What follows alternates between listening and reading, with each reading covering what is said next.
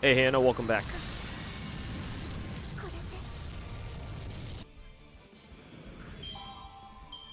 First as usual.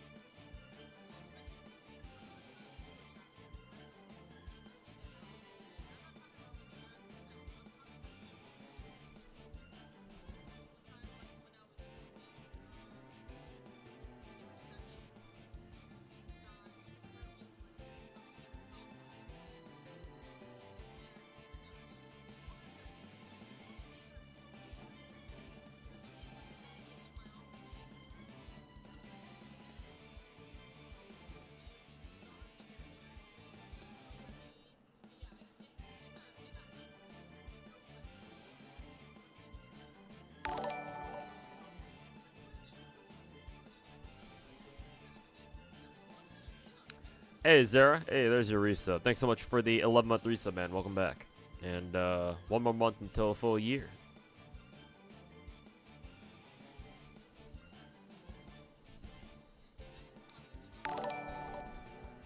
Oh, there's another resub. Hey, Li Huayan, welcome back. Thanks so much for the 18-month resub. Thank you, both of you. Hopefully y'all are enjoying your weekend so far. And of course, the usual farming.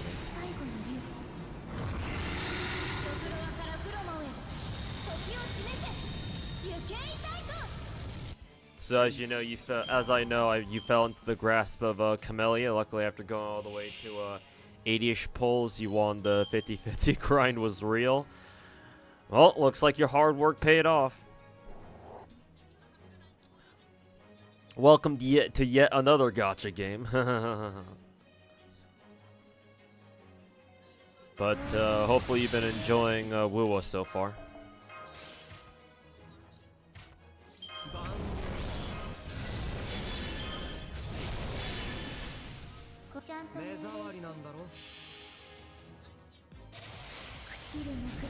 Hey Ivan, over on YouTube chat, how's it going?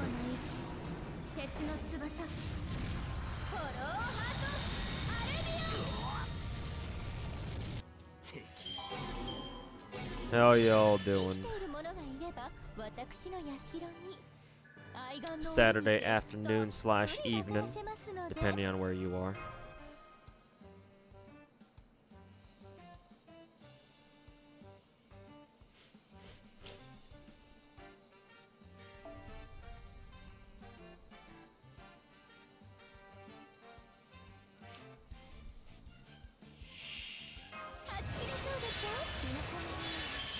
Hey DS, welcome back, man. How you doing? I'm doing alright. You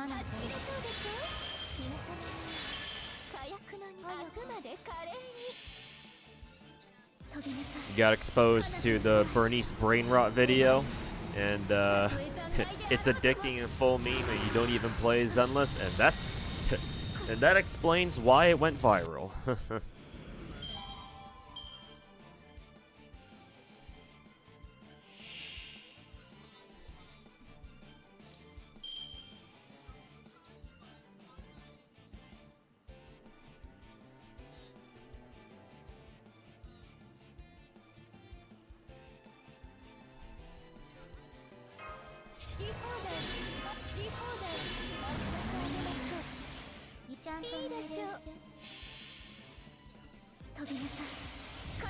Doing good, just getting some more farming done over on your end. Genshin, you almost got all the stars in Abyss. Just the arrow, the Aeon Blight Drake boss is so annoying to hit. You gotta bring archers against him. Bring archers. I would recommend using. I would actually recommend bringing an aggravate team or a spread team against him. Mainly because you also have to fight the water boss. I forget his name. It starts with a T. like the Tulpa boss or whatever. But yeah. I would have suggested Hyper Bloom, but again, Hydro, it's not a great idea to bring Hydro against that Hydro boss, so not really much you're going to do against him there with your own Hydro units. So I would suggest, if you have the team to be able to handle it, or if you have the characters to make this team, I would suggest aggravate/spread teams. So bring your Nahida if you have one, or if you have her, for second half floor 12. But yeah, specifically against the Aeon Blight Drake boss, I would highly recommend bringing a main DPS archer, or on-field DPS archer. Because in case you don't know, like, the trick to bringing him down, what you gotta do is when you first start the fight, right? The Drake boss takes a few seconds to, like, you know, get all up and going, right? Like to activate or whatever, and then you can start dealing full damage to him. The first thing he does is he flies up in the air, obviously, so that means melee units can't do anything to him, at least not most of them. So what you have to do is you have to pull out your archer, whoever's got your, you know, whoever uses a bow, can be anyone, literally, doesn't matter who, and you got to aim at the wings, like you gotta aim at the wings, but at the circle parts. If you know what I'm talking about. If you hit it properly, then if you hit one of them, if you hit either of them properly, the Drake boss will like kind of reel, right? He'll kind of flinch, and that'll give you time to aim at the other side and do it again just for his other wing, and he'll reel again, and then he'll fall back down to the ground and get stunned, and you stun him like that for like about 5-6 seconds. And then you can just wail on him or however much you want. And then the best part is that he doesn't go back up to the air again until after like a full like minute or two.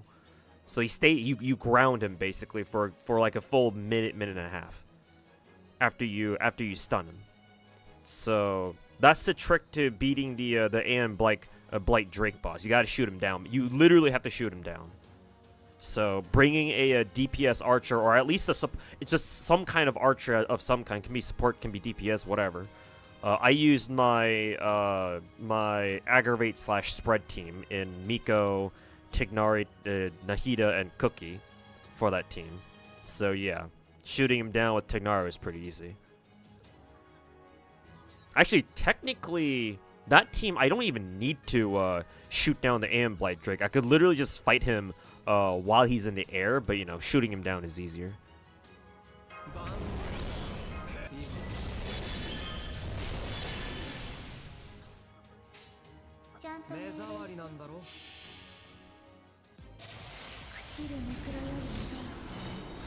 Didn't know that. You'll try that later. Yep, that boss has like a hard counter, and his hard counter is archers. So yeah, just next time you try floor 12, like I said, make a team that has an archer in it.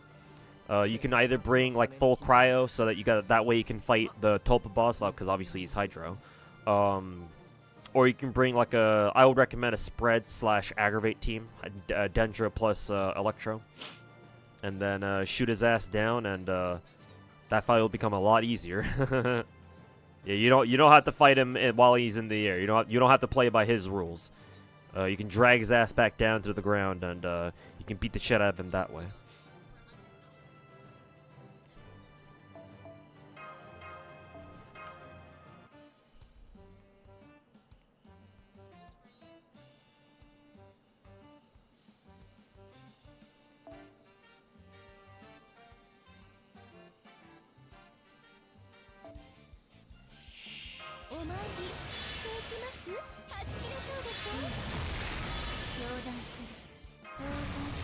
One of your friends on another Discord server who doesn't play Zenless discovered the Bernie song. They and a few other of your friends didn't like it.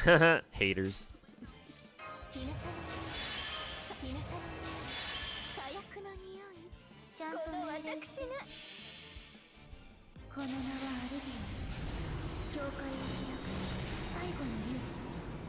No offense to them, Hannah, but they sound like the kind of people who don't like something just because it's mainstream.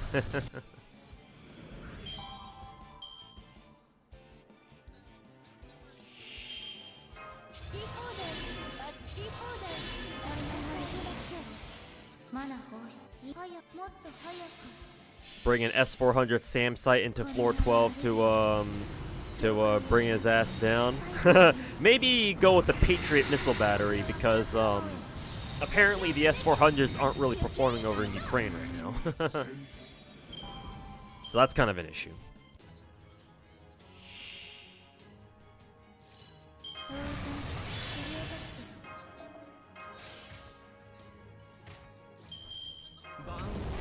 They didn't like the brain rot? Yeah, so, you know, point proven.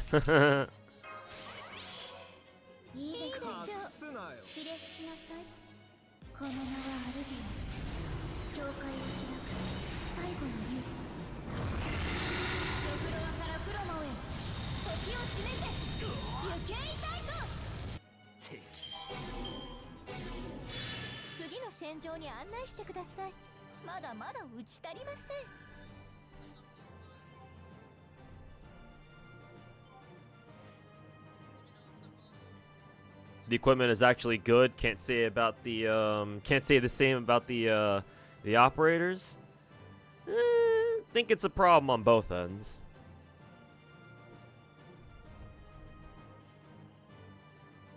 Not saying that Russian military equipment is completely trash, but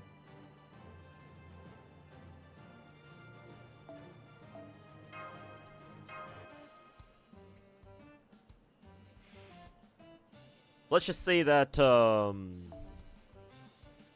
it's becoming more and more evident that there's a chance, there's a pretty good chance that whatever the Russians are fielding, they're probably, you know, a generation or two behind. But you know, let's not get ahead of ourselves here, right?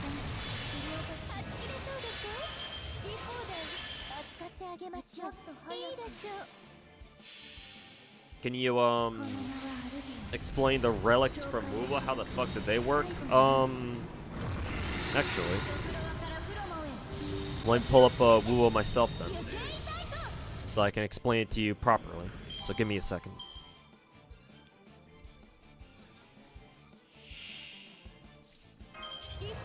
But I will explain the echoes to you. They're called echoes in Wuwa.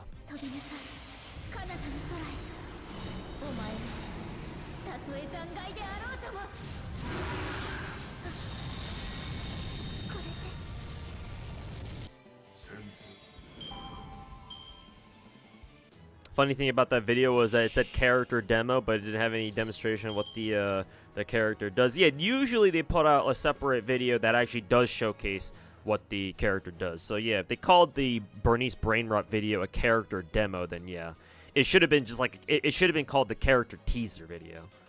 I think that's what they meant to call it, because they usually, for every new character in both across Genshin, Star Rail, and Zenless, they usually release two different characters for new units.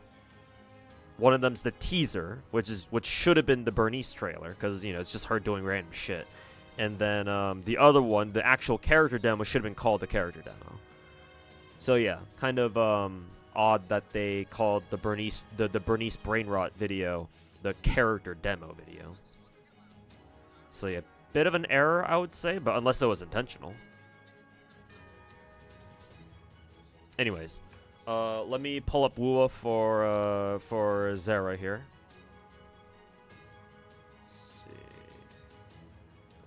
Oh, right, I gotta do this. Pull up Wuwa all the way up to... God, where's my emulators? Okay, it's all the way up here. God damn it. Okay, so... just explaining, Echoes and Wuwa real quick to Zera. Most recent demos in Zenless don't even show in-game stuff, just fun little trailer. Oh, okay. I guess if it's consistent then. Anyways, so these are your artifact slash relic slash disk drives in Wuwa, Zera. They're called Echoes in this game. Similar concept. They're your character's gear slash equipment that give them extra stats, and they also have substats and all that, blah blah blah. However, they are quite different in a couple of ways. First things first, the echoes themselves are actually interactable in and of themselves. Across the MiHoYo games, right, with whether it's artifacts or relics or disk drives, you can't actually interact with the gear itself, right? They're just gear that your character holds, and you roll them, you level them up, you get their sub-stat rolls, and that's that, right? As long as they hold on to them, they get their stats that they have, end of story. In Wuwa, it's different, because these individual echoes, they're actually, they're actual interactable things. Specifically, what I mean is, whichever echo is in your first slot or your top slot up here, right, on the very top, this echo gives your character access to another attack. Or to another move. It doesn't always have to be attack. Some echoes have more defensive utilities, like this big ass turtle guy. But this echo, whose name is Inferno Rider, he's one of the elite bosses that you can fight for more ascension materials and whatnot in this game. Whichever echo you have equipped on that first slot, when you press Q, it does that move. It does that move from that echo. So since my Chun-Li has the Inferno Rider echo equipped as her main echo, if I press Q, it does this. Yeah. So the actual echo itself comes out to fight for you. Not for long. They just come out and do one move, or in some cases, if you keep pressing the Q button, they can attack multiple times. But that's the biggest difference between echoes in Wuwa and MiHoYo equipment. The echoes in Wuwa are actually interactable. So that adds a little bit more of a layer. It adds another layer of gameplay. It adds another gameplay layer to deciding which echoes you want to give to your characters. Now, to be fair, most characters have an optimal echo that they want to have, and for the most part, if you want to set up echoes optimally, eventually you want to go for what's called a 4-3-3-1-1 setup, because the numbers indicate how expensive the echoes cost. I guess that's another difference between this Wuwa and MiHoYo games, right? Because in MiHoYo games, there's not necessarily an equipment cost, right? It's just, how many echoes, how many pieces of gear can you fit onto a character? What kind of echo, what kind of gear set can you give them? And in Genshin, I guess, is what's your off piece, right? And then in Zenless is the most modular system by far, where it's okay, you get 6 disk drives, and as long as you have enough pieces to form either a triple 2-piece or 1 2-piece and 1 4-piece set, you're good to go, right? And you get those bonus sets. In this game, you have every character can have up to 12 cost, and you have to decide how to arrange your what kind of echoes to give them. The optimal, in most cases, as far as I'm aware, the optimal setup is the 4-3-3-1-1, where you have a 4 echo, which is your most expensive echo, and that's typically your strongest. Your 4 echoes you typically farm from the elite bosses of Wuwa. So, for example, from bosses like the Inferno Rider, any boss on the map that has a square emblem around them, right? So the Inferno Rider, the Phalian, I just call him the monkey boss. This dude, the Mech Abomination, the Morning Aches. This guy's a weekly boss. You can tell because his emblem is more of I guess it's still a square. Technically, it's not a square, but it looks like one. But its edges are flattened out. What is that? Is that an octagon? Yeah, I guess it would be technically an octagon. So that's not an elite boss in Genshin terms. That would be a weekly boss. So Scar is also another weekly boss. The Bellborn, the big turtle guy is also a weekly boss. But Crownless is an elite boss. Tempest is an elite boss. Mephis is also an elite boss. Yada yada yada. So those guys you can actually farm the 4 echoes from, and when you do, when you do, get a copy of them, yeah, normally they would go in the first slot. However, Wuwa does not put any arbitrary restrictions onto how you want to set up your echoes. If you don't for whatever reason, if you don't want to use a 4 echo in the main slot, you don't have to. Matter of fact, you can put any cost echo into the first slot, and they will still work as intended by the game mechanics, right? Every echo in the game has their own move that you can do. if they are equipped onto your main echo slot, and when you press Q with them with it equipped in the overworld or wherever. But ideally, so like since you're in early game right now, Zer, you don't really need to be so anal about it. You could just run whatever echoes, just see what see what all the echoes do, I guess. But if you do want to prepare for endgame, ideally you want to farm some elite bosses later on, and then have them equipped onto your main echo slot.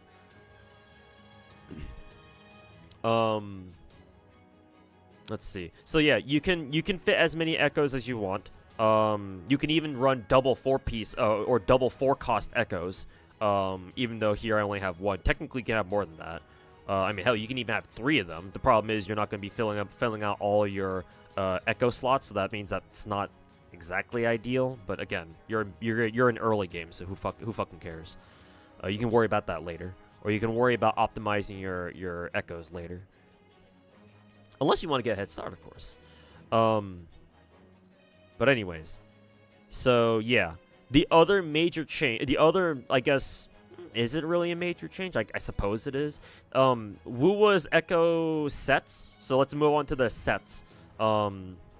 It's kind of like a Star Rail, where you have to there's no off piece. I guess technically Zenless there's no off piece either, but in Star Rail gear is harder to get because obviously you have to run, for most characters you have to run a 4-piece set and you have to run a 2-piece ornament set ideally, right? There's no such thing as an off piece, and so that means there's not really much room for error in your character's gear. Wu was kind of like that, where there's no off piece. It's kind of like Genshin, yet another sign that it's a Genshin clone. That there's only 5 slots for echoes, but unlike Genshin, where artifact sets can only need 4 pieces, and you have the 4-piece bonus, and you can afford to run 1 off piece, so that makes getting your character's gear a little bit easier. At least you have at least some flexibility. In Wuwa, you don't have that. The echo sets, you have to have all 5 echoes in the same set in order to get the 5-piece set bonus, as you can see down here. So 2 out of 2, and then 5 out of 5. I guess technically, if you want to run double 2-piece, that's fine too. I don't know of any character who really wants double 2-piece though. Usually, most characters want a full 5-piece set if you want to build them optimally. I'm sure there could be characters out there who can work pretty well with a double 2-piece set. But so far I haven't heard of any character in this game who like legitimately wants a double 2-piece set because that's their bis or something. But maybe I just haven't heard them yet. Unfortunately, I don't pay too much attention to the Wuwa meta at the moment. Maybe I will eventually, but today is not that day. What else? Is there anything I'm forgetting about? Oh yeah, one last thing. The subsets themselves. So, acquiring subsets is also different for each echo, or in Wuwa than it is in the MiHoYo games.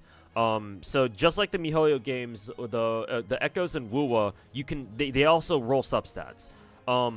The differences, however, because there's more than one, the differences is how you acquire them in this game.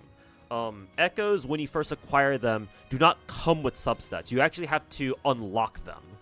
How do I fucking explain this?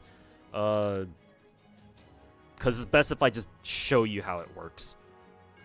Let's see. I don't know.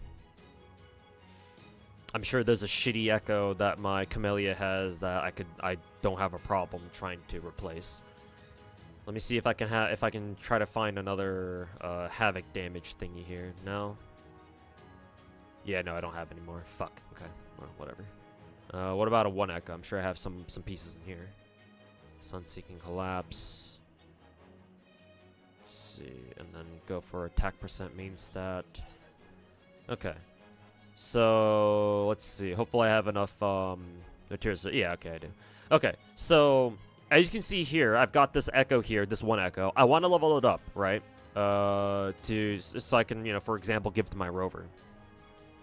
But as you can see here, the echo doesn't have any substats, right? It's a blank echo. It doesn't come with any substats. All you know is that, oh, its main stat is attack percent. Because one cost echoes in Wuwa, they can only roll one of 3 different stats, and that's HP percent, defense percent, or attack percent. Very similar to, MiHoYo games. But in this case, in Wuwa's case, for the one echoes, those are the only 3 stats that they can roll to make things a little simpler. But they don't come with any substats. So what you have to do is you have to first level them up with Echo XP. So these canister items, or if you have other echoes that you previously leveled up, you can use them as XP fodder to feed into another echo if you didn't like how the echo that you already leveled up, you didn't like how that one, you didn't like the stats that one got. Key note here, unlike the MiHoYo games, and I guess it's kind of like Zenless, kind of, before this patch anyway, you cannot use other echoes, like on other non-leveled echoes. So you can't use other +0 echoes as experience fodder for other echoes that you want to level up. And that's very annoying. I don't know why Wuwa doesn't let you do that, but, that's on them. However, they at least will let you level up, use echoes that you've already leveled up as experience fodder for other echoes you want to level up. So just keep that in mind. Otherwise, if you don't have any echoes leveled up already, in your case, I don't expect you to have any level echoes at the moment, then you have to use these advanced sealing tubes, or the Echo sealed tubes. These ones are Echo XP items. Try not to confuse these with the other XP canister items, because the character XP, the weapon XP, and the Echo XP items, they all look very similar. So make sure you keep track of which ones are which. I mean, once you get to this menu, obviously you don't have to worry about confusing them. But for example, like if you want to try to farm for more, Echo XP or whatever, make sure not to. Actually, can you even? No, you can't even farm Echo XP from the simulation battles. Actually, you can only farm them from the tacit field. So I guess you don't have to worry about that. Anyways, so yeah, if you want to unlock the substats on an Echo, what you have to do first, you have to feed it first, get up to max level. So since this is a gold rarity, the highest rarity echo that you can get, they go all the way to +25. That means that they can have up to 5 different subsets, which is also a little bit different from MiHoYo games, because in MiHoYo games you can only have up to 4, right? 4 substats, your gear in MiHoYo games, that is. But in Wuwa you can have up to 5. So let's upgrade this now. Okay, it's now +25. So once you get to this point, you'll notice it still doesn't have any substats. However, what's changed is that now you have these slots that say to be tuned. These are your substats. These are your substat slots, right? You have to tune them, or in other words, unlock them. So even if you get an Echo to +25, you still haven't unlocked the actual substats yet. You don't know what they are yet. You have to tune them using these premium tuner items. I believe specifically you have to use the gold ones, the gold tier ones for gold echoes, purple ones for purple echoes, and blue ones for blue echoes and below, blue, green, and like gray or whatever. And that's when you know. That's when you'll find out what your substats are like. So you can either go one at a time, or you can just do all 5 at once. Usually I like to do all 5 at once. So I'll tune all 5 of the substats at once. Let's see what we get. Okay, it's okay. We got HP percent, flat defense, skill bonus. That doesn't really matter on Camellia though. Crit rate, that's nice. Heavy attack bonus, that might be useful on Camellia. Not sure. We low rolled crit rate though, so you don't like to see that though. But that's how echoes work. Like actually leveling them up and like unlocking their substats.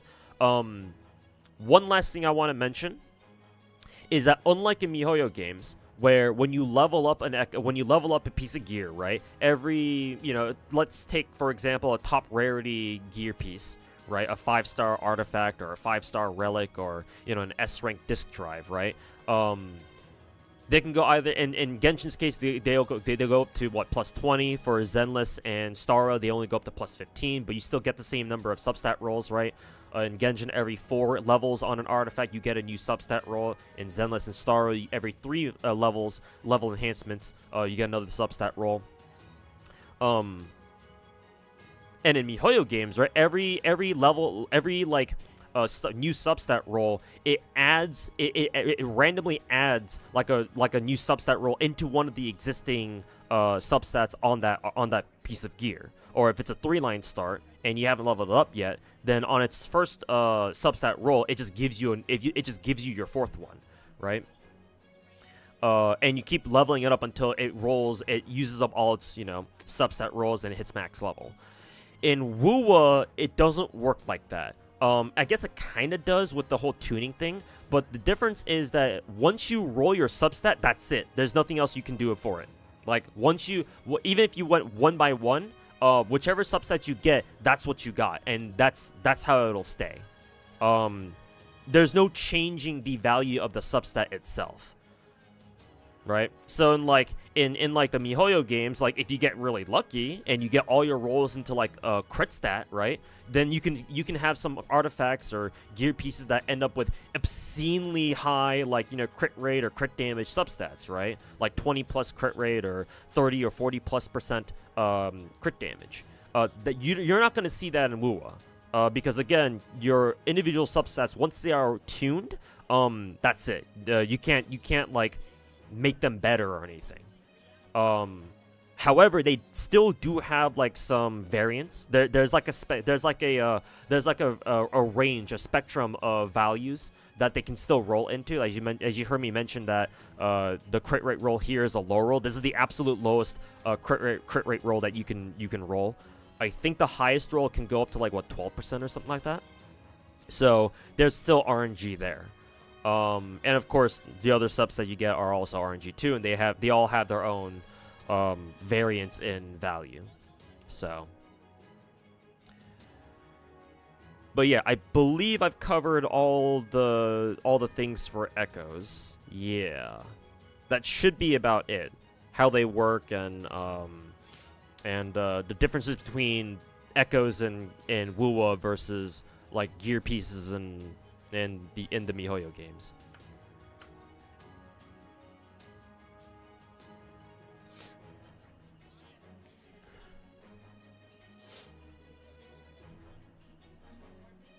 Are they always the best for their element? Usually, yeah. I haven't heard of a character who's a certain element, but they want a different set.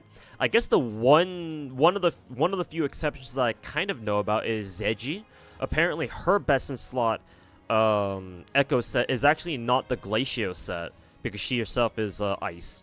She's an ice element, but instead it's actually which one is it? The Moonlit Clouds one, because this is an ER set. And the 5-piece set, it increases. She increases, or whoever uses the 5-piece set of this thing, increases the attack of whoever you switch to by 22.5% for 15 seconds. And this one is very nice on Zeji because Zeji is meant to be an off-field damage character because of how her ultimate works. So if you have Zeji, then ideally you want to use Moonlit Clouds on her. I don't because, one, I didn't realize that was her best in slot, and two, I've already worked, it's already too late for me. I've already worked on getting her a really good Glacio set, so now every single one of her echoes is not only in set, but also has double crit rate. Or actually, well, not this one, but not that one, but this one does. But these two echoes still don't have double crit, but hey, I mean, my Zeji's crit stats are looking pretty good, so I don't really know how I feel about switching her entire set over to fucking Moonlit, the Moonlit Cloud set at this point. But with exceptions like her, yeah, as far as I'm aware, Wuwa characters usually want the set that their element matches, usually.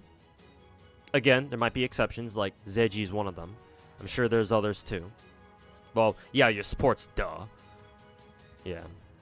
Like, Verena obviously being a healer slash support, she wants, I put, Rejuvenating Glow on her. And obviously I'm not going to put the fucking Spectro Echo set on her, even though she is Spectro. So yeah, obviously the support characters in Wuwa don't necessarily want their matching, element set or element Echo set. You did it. You're at 65K Lauda tickets. Hey, congrats, Jalter. Good work.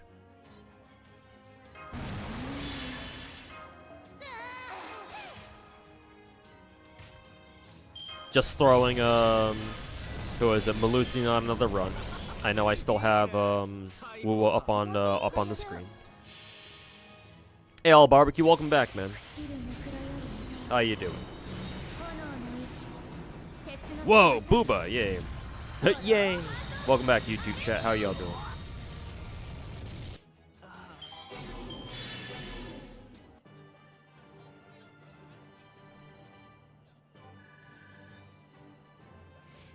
You just hit the recommended button for each character and it's fine. That's one way to do it.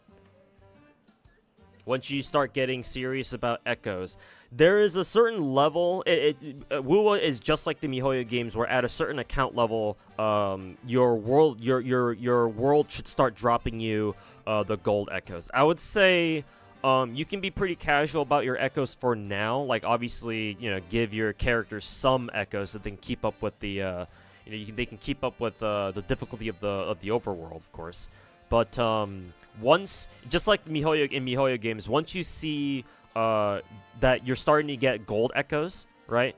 That's when you should start thinking about, okay, maybe I should start working on gearing out my characters more seriously now with like gold echoes. However, I will say early or like even now I still have trouble. I can still have trouble leveling up echoes and like gearing characters out.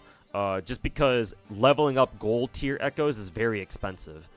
And remember that for some reason Wuwa will not allow you to use fodder +0 echoes as like experience, right? So you're already missing out on a shit ton of potential experience right there. So leveling gold echoes is going to be very difficult. So honestly, I would say for Wuwa specifically, start off by giving your main teams preliminary purple tier echoes, because I believe those are the second highest tier. They go up to +20. So they shouldn't be as hard to level up. So they don't take as much investment. And then those will do you fine until you feel more comfortable switching your characters over to a top rarity gold tier echo set. And not to mention, leveling characters in Wuwa is very expensive. It takes a pretty damn long time leveling characters in this game. At least so far for me, as basically a bona fide free-to-play player. So. Just keep that in mind. Just compare. Just think of Zenless. Actually, Wuthering's Wuwa's leveling experience is actually very similar to Zenless, where you feel like you're gonna be broke like a lot of the time. At least that's how I feel.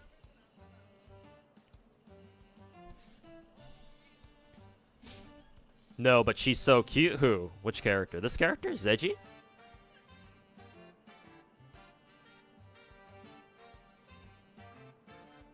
We have specific types of damage percent. You mean for the echoes?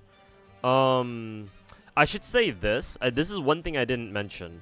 4 echoes are the only echoes in the game that allow you to roll, or that can roll crit stats. They can roll crit rate main stat or crit damage main stats. Oh, also another major difference.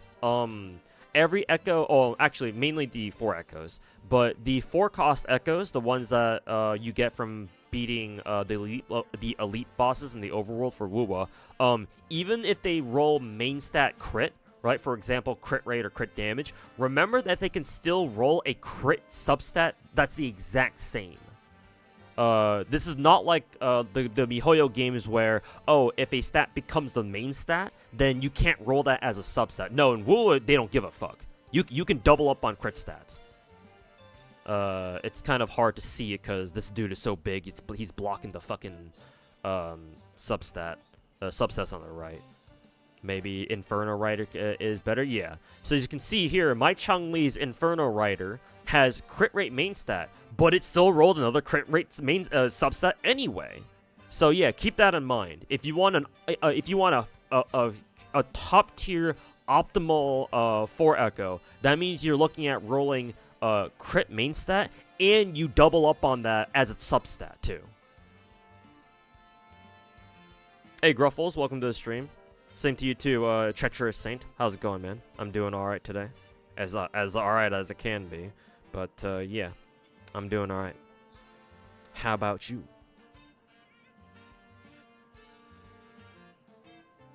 Camellia requires breeding bonus %. I mean, if you try hard enough, I suppose.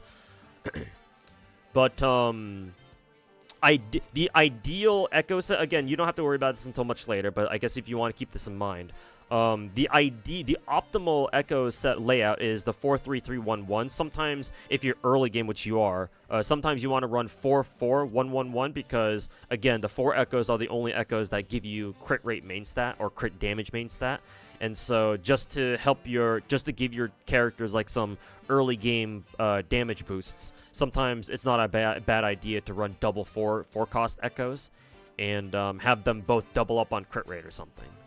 So that way your characters have a lot of crit rate. Just to begin with. But the ideal setup is the 4-3-3-1-1. And then your 4 Echo obviously has a crit rate or a crit damage main some kind of crit stat. Usually it's going to be crit rate, but sometimes you want your characters to have crit damage.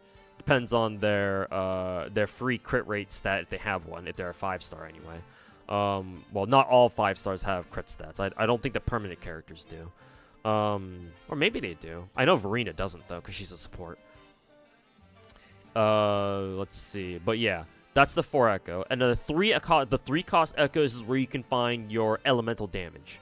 So, you know, for example, Camellia's Havoc damage, right? So if you see a 3 cost Echo, check to see if it's Havoc damage bonus % main stat. And then check to see if it's also in set as well. If it is, then it's a perfect Echo for your Camellia, and you know, pray that it rolls some good substats, I guess. And like I said earlier, the 1 Echoes, the 1 cost Echoes only have attack %, defense %, or what was it again? HP %, and that's it.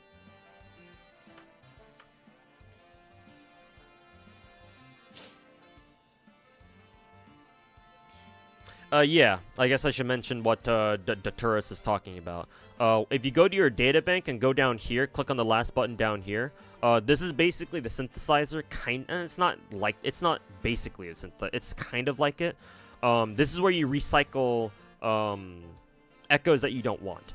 And it'll recycle them and spit you out a new completely random Echo. It's completely random, I'm pretty sure. You don't really have any control over it, I'm pretty sure. Like, what kind of Echo they are, what set they're a part of, it's all completely fucking random. But you can at the very least recycle your Echoes if you have too much of them, or honestly your Echo inventory should be big enough where you don't have to worry about overcapping it or capping it out for like a good few months. Like, it took me, like, I only started hitting my inventory, my Echo inventory cap like a couple weeks ago. Or like, hell, it hasn't even been a couple weeks. It's probably been like only a week or two. But you can recycle Echoes here. So even though you can't use them as fodder, you can at least recycle them. However, they are very... it's rather unreliable, obviously, because it's completely fucking random. So yeah, just keep that in mind. Is she too rare? She is a limited character, so yeah, she's not part of a rate up right now. And her rate up was only about like 2 months ago, I think, at this point. So it'll be a while before she comes back. Like, they only just started doing reruns like last patch, with Jian first, and Yinlin is up next, I'm pretty sure. And then Zeji, assuming that they're gonna do reruns in order, which so far it seems like they are. After Yinlin, we'd have to go do another Changli raid up or rerun. We'd have to do a Changli rerun. We would have to also rerun Jinchi. Yeah, Jinchi first, because Jinchi came out first, and then Changli, and then Zeji, I think. Yeah, in that order specifically. So it'll probably be, assuming that we go in that order, and assuming they don't accelerate their speed of reruns. You're looking at probably another at least 4 months before Zeji comes back, something like that. So yeah, I don't know when you can expect her to come back.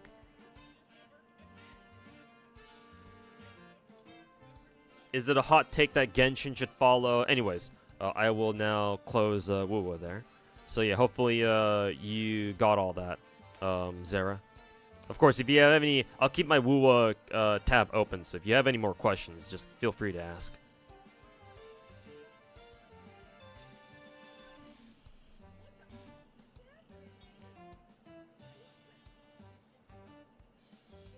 Is it a hot take to say that Genshin should follow Star Rail's release of 5 stars with its power creep but more generosity? Also have them increase the security and life insurance? That's a weird way to put it. If character mains get power creep, I don't know about the whole, like, what do you mean by give characters quote unquote life insurance? The fuck does that mean exactly? Like, unfortunately, that's just a part of playing gacha games. Eventually, depending on the gacha game, obviously some gachas are better with this than others, but like sooner or later, power creep will rear its ugly head at some point. There's not much you can do about that as a player. Obviously, the developers can have the power to keep power creep in check, but that's ultimately on them.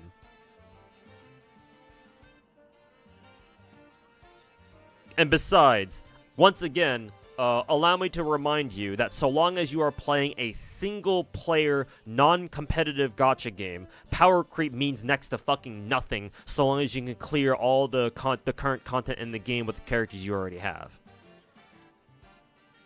And so far, with the one exception of maybe Star Rail, because Star Rail is the turn-based game, and character gameplay it's all there is to a character, right? Because in Star Rail, there's no human input for the most part. You can't rely on your own skill to do better or worse in Star Rail. Ultimately, it's just up to the characters themselves and what kind of gear they have, or what kind of gear you manage to farm for them that, ends up winning out or not. So that's the one exception, maybe. But, yeah, so long as you are playing a MiHoYo game for the most part, power creep this, power creep that, yeah, whatever, bro. Personally, I don't think you should worry about it. So for the sake of this argument, or for the sake of this conversation, I'm just gonna toss that shit out the window.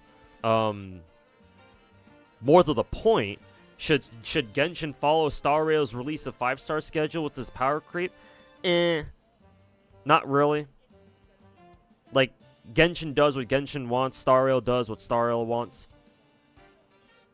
I would actually say I actually prefer Genshin's method of or Genshin's schedule of releasing characters, personally.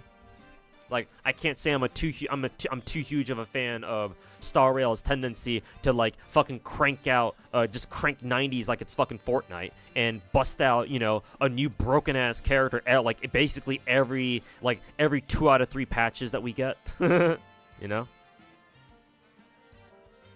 Obviously there are some exceptions, like for example Rappa, but it's like, it seems like in Star, it's like, oh, every other patch is like, oh my god, we're gonna get another meta-defining character. Oh boy, here we go again.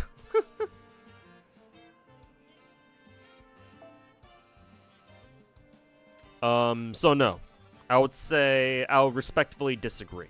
I would rather not see Genshin go down that path. Having Star Rail do it is good enough, I think.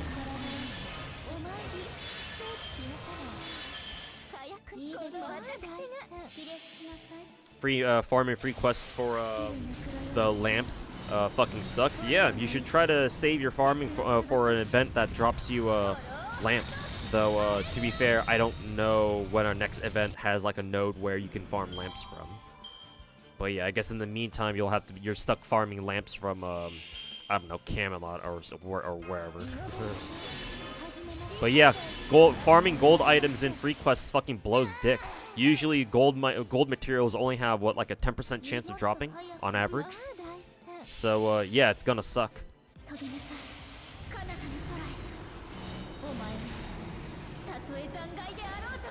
Genshin has a similar thing with pretty much every Archon being meta-defining, but that doesn't show the full picture though. Yes, Archons after, at least the Archons we got after is Zhongli, of course. But I mean, Zhongli and Venti were both, beginner banner or like start of the game Archons, so what did you expect? But every Archon after them being like the fucking meta, like that's to be expected at this point. And not to mention, they're the fucking Archons, so, it would be kind of weird if, outside of Zhongli and Venti, because again, they were the first the first two Archons in part of the game because it came out at the very beginning. With the exception of those two, like, it would be weird for Genshin players for us to think that, oh yeah, we have a new Archon, but they're not that good? So it's like, yeah, I would hope that they are fucking good just for the sake of lore. Because we all know MiHoYo takes their own lore way too fucking seriously. So it'd be kind of weird if an Archon wasn't meta-defining. So, like, they're exceptions. They're, like, acceptable power creep because, like, oh yeah, like, given who they are, it's like, yeah, okay. Like, we're down for that, for the most part, as a player base. Because we get it, we understand. But that being said, like, not every Genshin character has been fucking meta-breaking, right? The biggest example that I can give to you was during Inazuma, with the main exception of obviously Raiden Shogun. A lot of the Inazuma characters we got weren't really meta, so to say. Like, they were more specialty characters, or like they were more niche characters, right? Ayaka has huge burst damage with her ultimate, sure, and she can shred through bosses that just kind of stand there.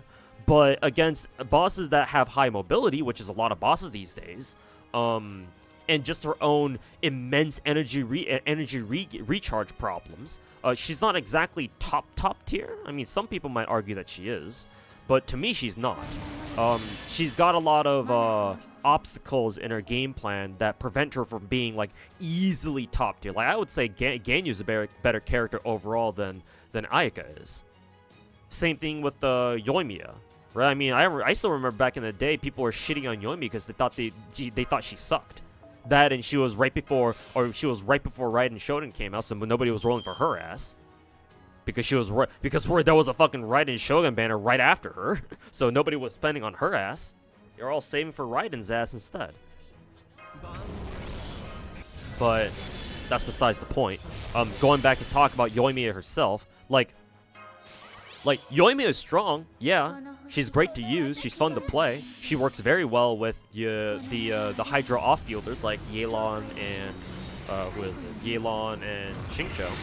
But like she has a very specific play style that takes a little bit of work to get going, right? So she definitely wasn't meta. Still isn't, according to most people.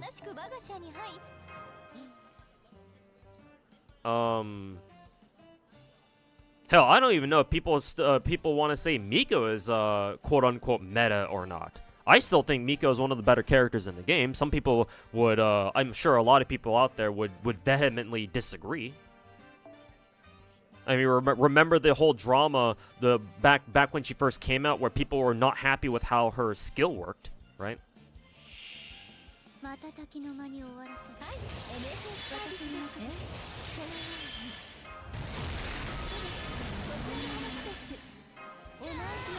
Like, I'll be honest, Fontaine has been the one exception, regionally speaking. It's been the one exception where the characters that MiHoYo released during Fontaine, like non-Archon characters, were like, oh my god, what the fuck are they doing, right? With Arlecchino power creeping Hu Tao technically, and who is it? Novalet just come out of nowhere and be like, oh yeah, haha, I spin to win, and I spin to win literally. And just, blah, I do fucking 3 million damage during and I can solo Abyss because I'm Novalet. Fuck you.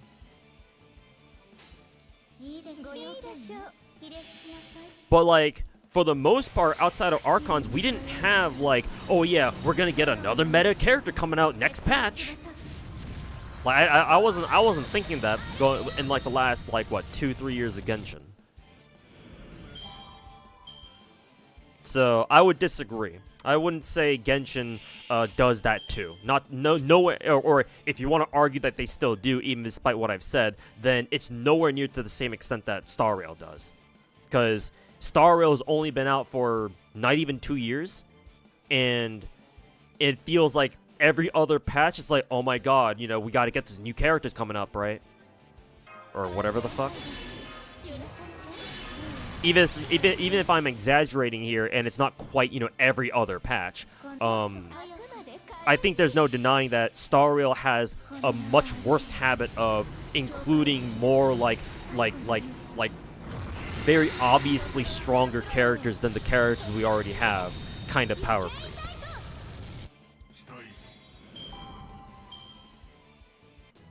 Dumb question, but what MP do I have Melusine? 5. You can tell because whenever I use Melusine's MP, it'll say down at the bottom when it first starts.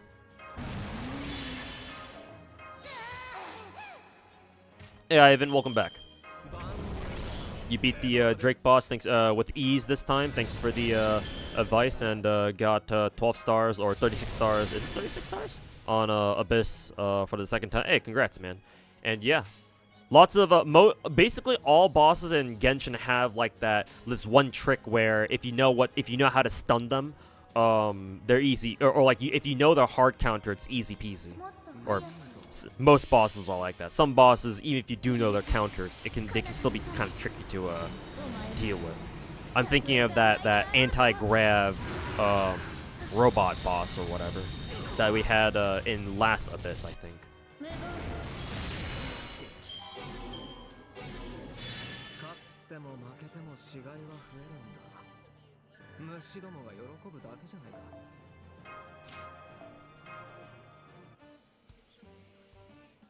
Yoimiya is awesome. Yeah, I think so too.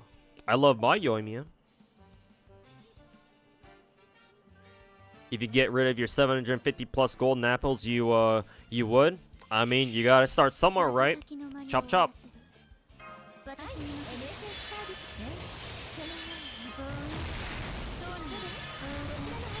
Not the biggest fan of Ganyu, you don't like charge attack gameplay? Well then, you're in luck, because with Ganyu, you don't have to use your charge attack.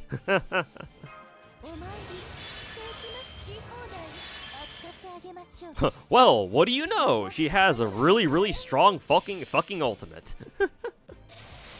What's that? You don't want to use her charge attack? That's A-okay. Just get out there and just fucking spam her ultimate and just freeze everybody under the fucking sun.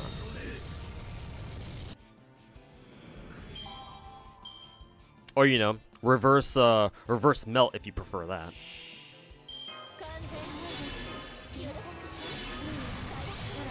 Am I playing HBR? Nope. I don't really have much interest. So, I am good. I'm Gucci.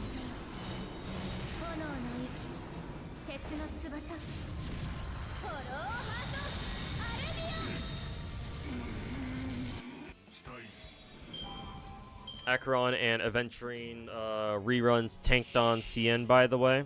I mean, their banners have only been out for, what? Excuse me. They've only been out for a couple days, but then again, most people spend the moment on the first day that a new banner goes live, so if they haven't spent much so far, then, you know, highly doubt that they're going to spend any more. But, yeah, kind of surprising. But at the same time, me knowing the socio-political / economic situation going on in China, mainland China right now, it's also not there. It's also not very surprising at the same time. Yeah.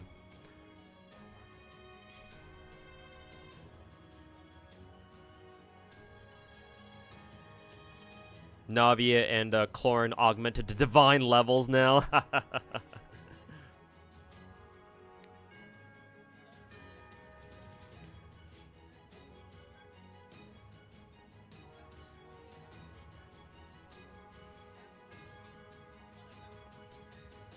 All the top tiers in Genshin be like, I'm like an Adeptus or like I'm an Archon or some shit. Navia just shows up to the table, be like, yeah, I have a shotgun. Is that good enough? And for her, it absolutely is. I have a shotgun.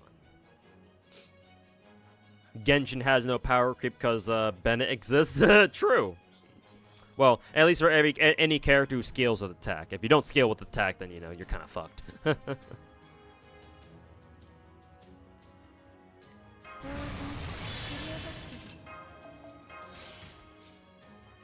As someone who plays Z3, every new character is the meta. In Zenless, it's a little bit easy.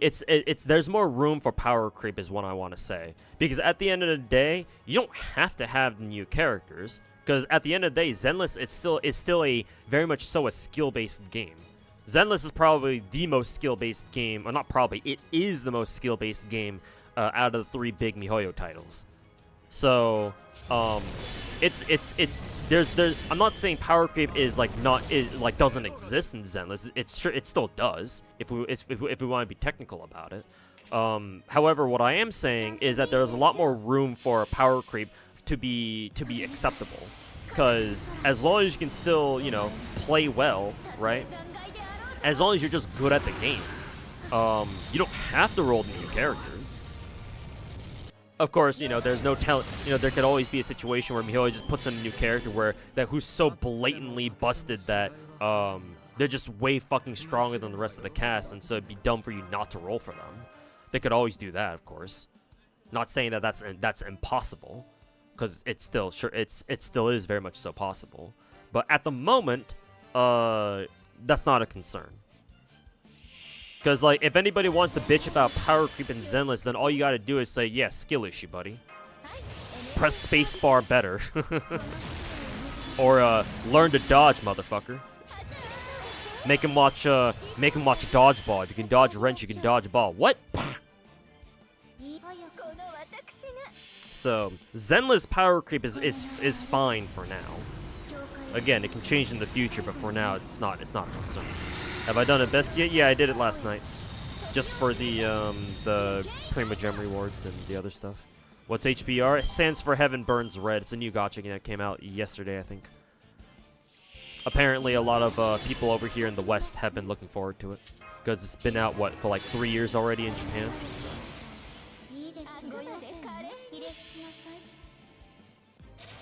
Most people, yeah, that's also true, Zara. Most people who would have already rolled for Akron already did so the first time around.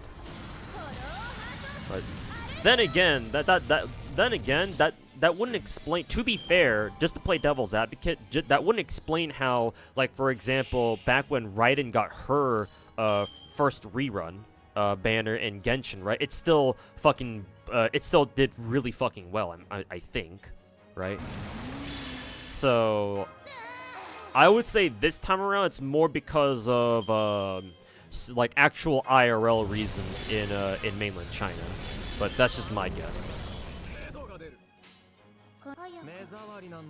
Hey Linkart, welcome back, man.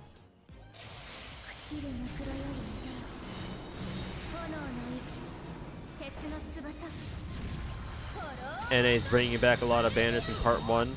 Your copium is that you get the banner for the target CE.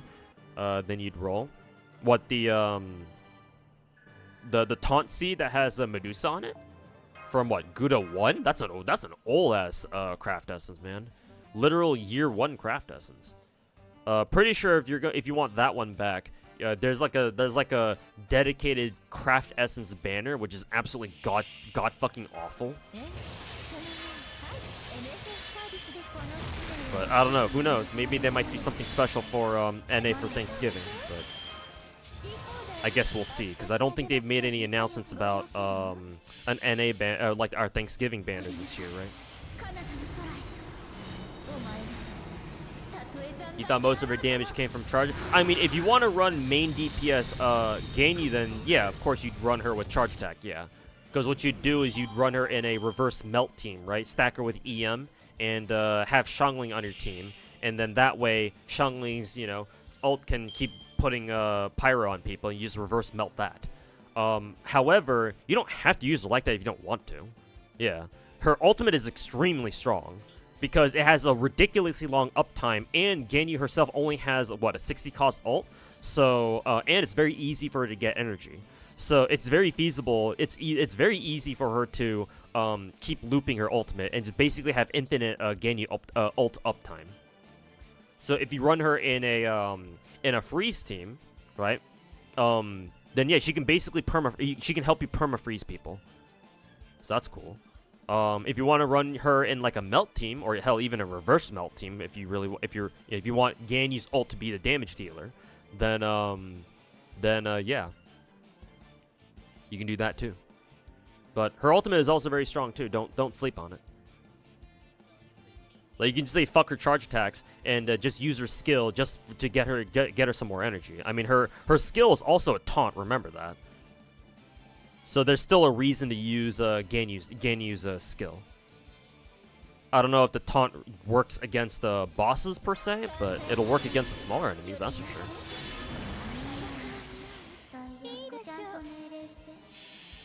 You got 40 apples left after farming boxes. Should you keep going and save some apples for later? I'm not aware of any farming events that we have in the near future after this, so I would suggest you just use your apples now. But we might get another farming event later. I don't know. I'm pretty sure we don't though. But chat can correct me on that if in case we do actually have another farming event coming up.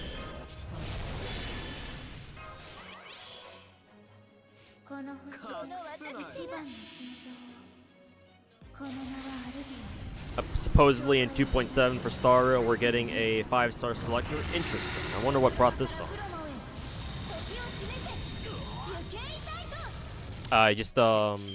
You just get a free 5-star, a free perma 5-star. I guess because Genshin did it, I guess Star Rail's doing it too. I figured they would save that for 3.0.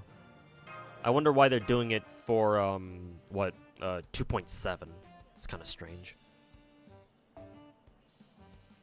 Yeah, the good old Morgana team, yeah. That Ganny's a part of.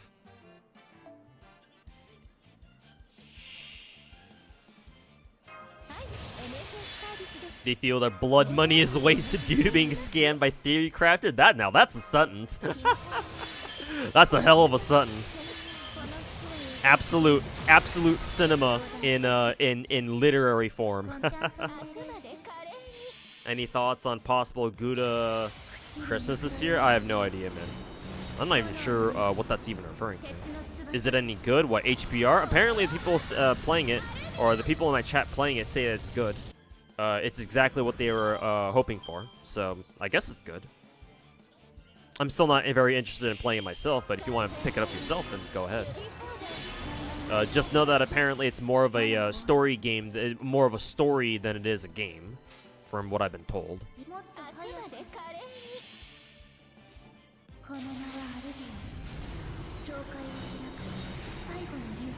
Like how Genshin just gives you the rewards for Abyss if you've already cleared floor 12. It just gives you the rewards straight up for floors 9 and 10, so you don't have to do it. Yeah, they took it from Star Rail. Because Star Rail did that first, starting earlier this year, where they changed MOC, where if you already cleared MOC up until like a certain point, then you don't have to do like the first like 9 floors or something. So they got that idea from Star Rail for sure. So it's nice that Genshin has that too.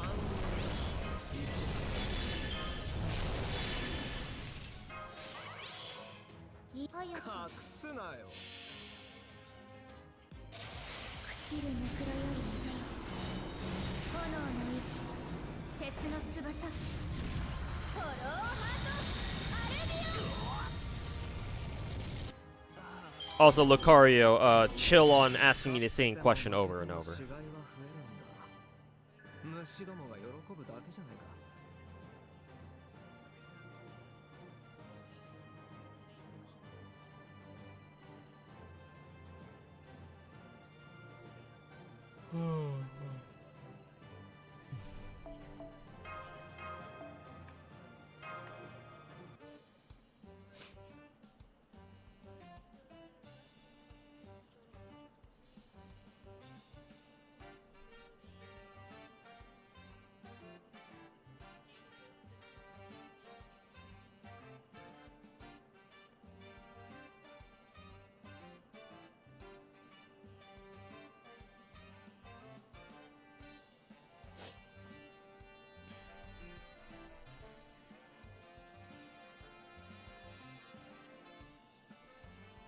Oh, oops. I think I pressed my macro button. Gotta go reset my keyboard now.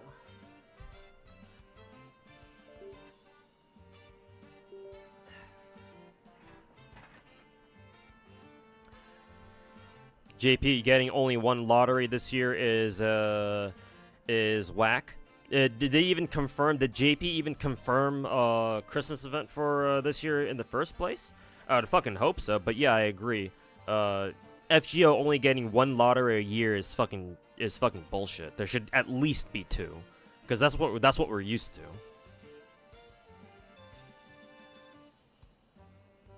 But yes, I would agree.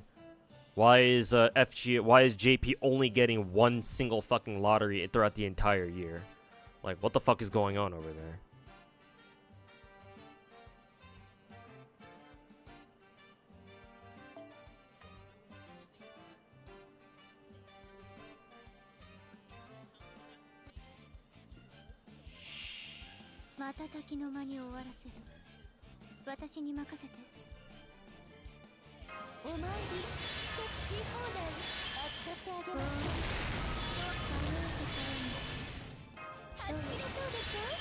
Dawei cried for the selector. Well, what does he have to cry about? He's the fucking CEO, isn't he? And it's not like MiHoYo is the fucking publicly traded company. You can't be if you're in China.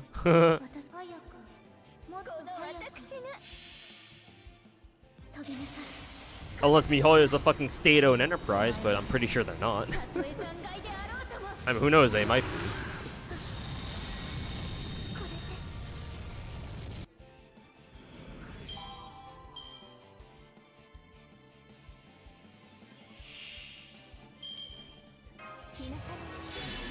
They should have given Tuesday for free. Yeah, maybe that'll calm down all the angry ass Chinese players over in the mainland.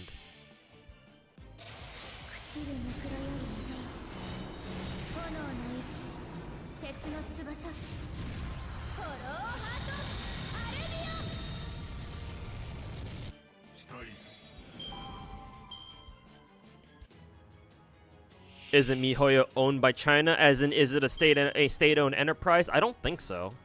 But I mean, it's easy to think that it could be. But no, as far as I'm aware, China doesn't have any fucking state-owned enterprises that focus on making video games.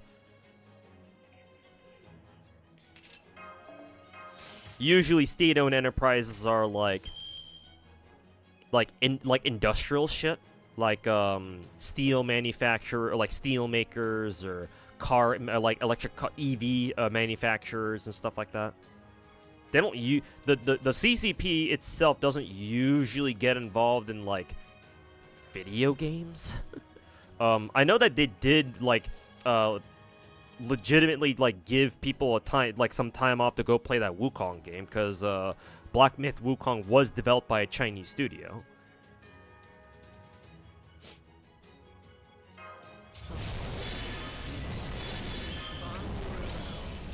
Or something like that. But I'm pretty sure the CCP doesn't have a direct hand in like MiHoYo. MiHoYo is a privately owned company, I'm pretty sure.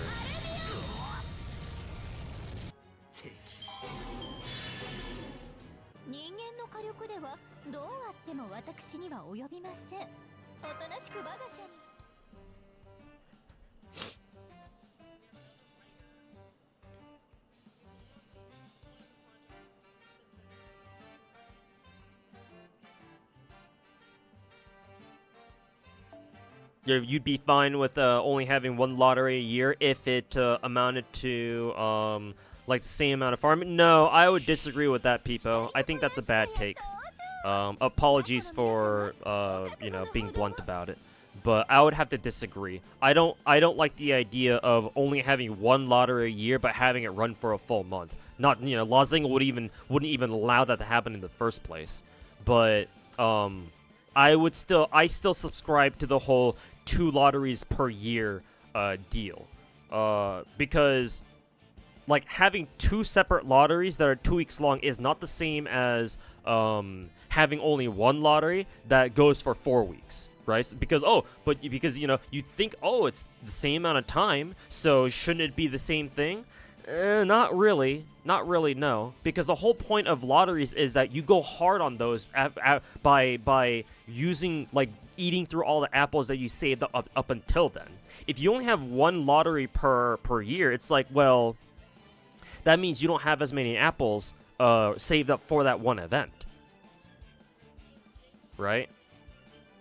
Whereas with 2, you probably still do.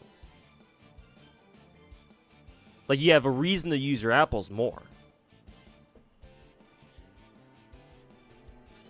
And not to mention, most people don't have that many apples unless you're, you know, unless you happen to be sitting on literal hundreds of apples at once. But hey, if you're the type of person, if you're the type of player to be sitting on literal hundreds of golden apples, then you weren't the type of player to even begin to use them in the first place. You probably kept them either because you were lazy or because you want to flex how many apples you had, and then you realize, oh, wait a minute, you have way too many. You should probably spend some of them, but you're too lazy to spend them to begin with, so, you know, you just kind of sit there doing nothing. So not as many people not a lot of people have just tons of apples lying around, and so when a lottery event shows up, they'll all run out of apples like halfway through the event, and then they're just gonna be using their natural AP to farm the rest of the event for the next 2 weeks after, or for the rest of the 2 weeks, or I should say the latter half of the event. Whereas with if we have 2 lotteries a year, that means that, oh, people can use up all their apples during one lottery, and once that lottery ends, right, you can spend however many months do we have until the next lottery to save up your apples again, build up your blue apple stash, your golden apple stash, whatever, and then go do it all over again for the second lottery. I think that's a much healthier system than just only having one lottery a year. Because again, most people aren't going to have that many apples to begin with, and so they're going to blow through all their apples during like the first week or 2 of the event, and then once they're out of apples, they're like, oh, okay, well, whatever. I guess I'll just farm using natural AP then, I guess. And at that point, how would that be any different from a regular event, right? So no, I would prefer 2 lotteries a year. Not only that, but again, most people can't process all of the XP that they're going to get from all the boxes that they're going to use, and so you just waste all that XP. Whereas again, if you have 2 lotteries a year, that means that, oh, hey, we have 2 different like XP farming points throughout the year. So that means, oh, we do 1 lottery and we get the XP, or we use the XP from that first lottery to level up the storms we currently have, and then 6 months later, or 6, 7, 8 months later, once we get a couple more storms that we got to level up, then we can farm the second lottery again, or we can farm the second lottery, and there we go, we got another XP farming point. So no, I don't agree with the whole 1 lottery per year thing. I think there should be 2 lotteries a year, like how it used to be. So no. 1 lottery a year that runs for 4 weeks long is not the same as 2 lotteries a year for 2 weeks each. And also, I think I used KOL's battery when I wasn't supposed to.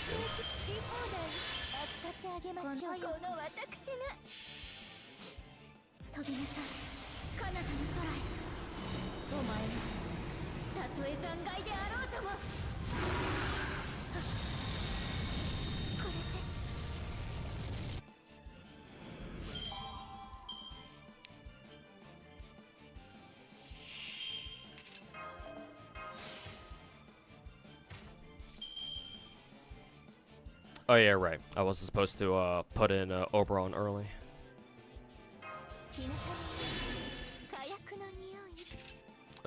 Command code or command spell. Ugh.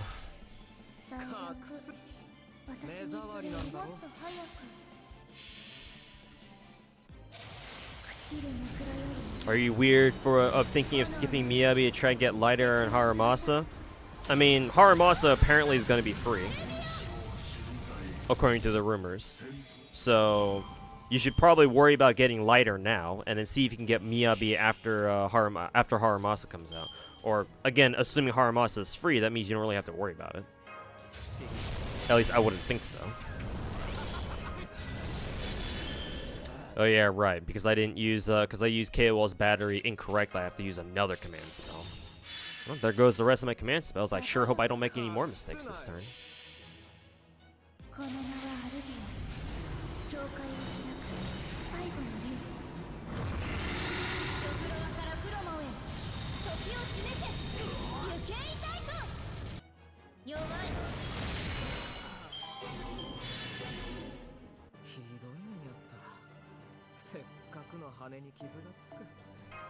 The leaks are that Haramasa is free, but the catch is that he only performs like a 4-star until you roll him, until you get him to M1. Oof, low blow.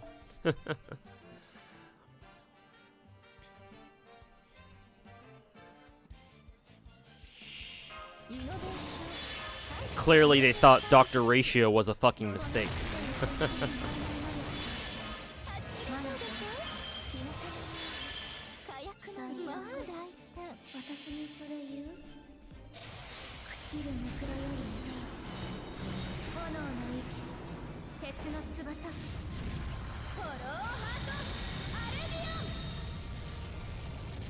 Does this game have PvP? FGO? No, it does not. It does have potential, a little bit of potential for PvP, because it has a game mode where I can easily see it being modified for PvP, but likely this game will never have PvP.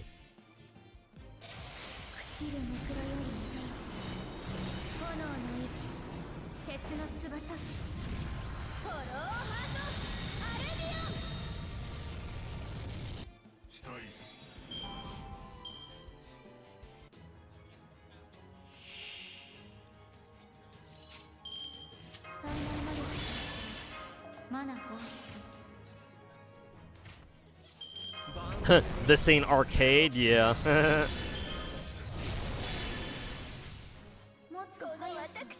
FGO 2 will have PvP, maybe, assuming FGO 2 is even gonna happen.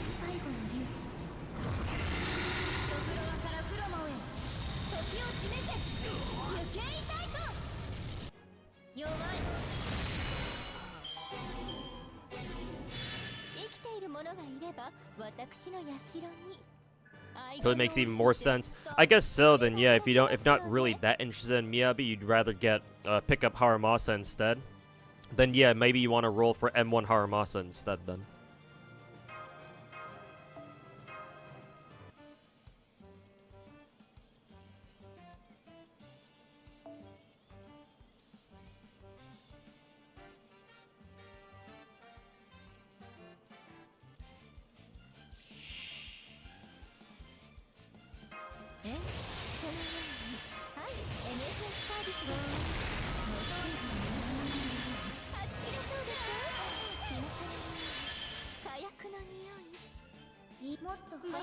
FGO looks like a game. It looks like a gacha that could have PvP. The issue is that FGO PvP on its own, or without that one game mode that I mentioned earlier, that could be that I said could be modified to like maybe being a PvP thing. The issue is that the core gameplay of FGO, you the player always start first. Or you the player always makes the first move. I mean, some boss fights, yeah, they might pop like a skill or two, or there might be some sort of like special battlefield effect or whatever that takes place first, but you always make the first move. So from a PvP standpoint, if you were to have two FGO players go face off against each other, like, how would the game determine who goes first, right? Is it gonna be I would assume they would have to do like an Epic 7 style of like, oh, just flip a coin and see who wins, right? Oh, your heads, your tails. Whoever gets heads or tails goes first, right? But yeah, there's no system like that in the game. Like we just don't know. I mean, I guess you could say the same about Epic 7 too, because before Epic 7 PvP, or without Epic 7 PvP, right, single player. So how would you know who goes first? But the thing is that Epic 7's always had PvP, I'm pretty sure. Like, PvP has always been a part of the game ever since it came out. Whereas FGO, it's never had PvP. And this game on the JP server is like 9 years old now. So, like, how do you add PvP to a gacha game that's already that's been out for like 9 years already, almost going on a decade, and not piss off your entire player base doing so? I would say that game mode that I mentioned, being adapted for PvP, could be one way. And just make it like a fun little side mode that people can just play without any penalties or any drawbacks.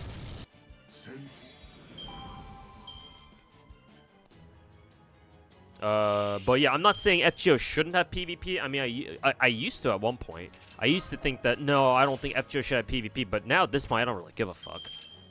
I guess whatever Lazingle can do to make FGO more interesting at the very least. And if that involves adding PvP to the game, shit, man, I'm there for it. But I highly doubt the developers of this game are ever going to do that.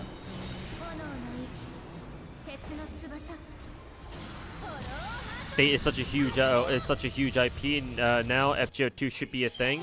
Now? Fate used to be a lot bigger in the past, bro. Like think 2017, like 2016, 2017, in the wake of Unlimited Blade Works. Unlimited Blade Works was like the last major Fate anime, I'm pretty sure. Well, I guess you can count Case Files, I guess. When did Fate Zero come out, actually? Was Fate Zero before Unlimited Blade Works or before UBW?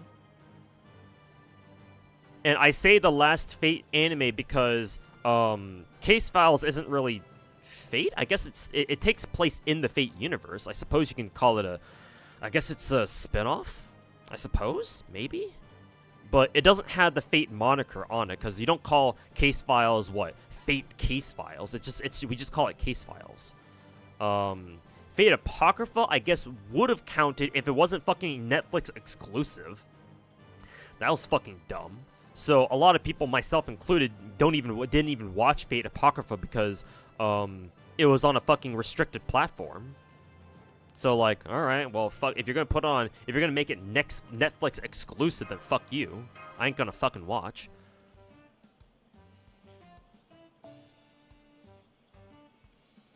Yeah, and then the Heaven's Feel movies came out, but then those are movies, and like you had to wait. There was like at least like a year or two in between every single movie, because the Heaven's Feel movie was split up into 3 parts, right? And then what is it? And each movie was like what, an hour and a half or something like that, maybe 2 hours long. And that's not quite the same as an anime. Like no other weeb platform or like medium is more accessible than just having an anime, right? Because with animes, people can just sit down and just either watch it every week, or they can just binge watch it all in one go, right? If the entire season is out already. So anime is the most accessible medium as far as like weebs are concerned, right? Movies don't really do it, in my opinion. Obviously, fucking, platform exclusive animes don't do it either, because only some weebs will be able to have access to it, right? It's nowhere near as accessible as, say, if, like, Crunchyroll had it, right? And you could watch for free, maybe just with a week delay. Or, like, other, not so legitimate websites. Not saying Crunchyroll is any more legitimate than those other ones.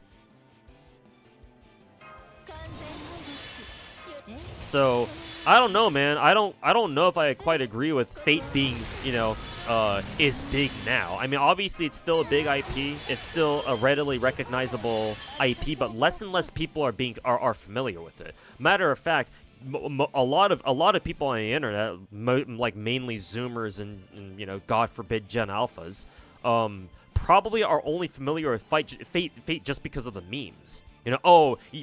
For example, did you fucking see the UBW collab tweet that Star Rail made like earlier this year? Like, how many fucking people made reply tweets to that tweet saying how they're so excited to roll Astolfo in the UBW collab? Excuse me? I don't think Astolfo showed up in UBW, my good sir.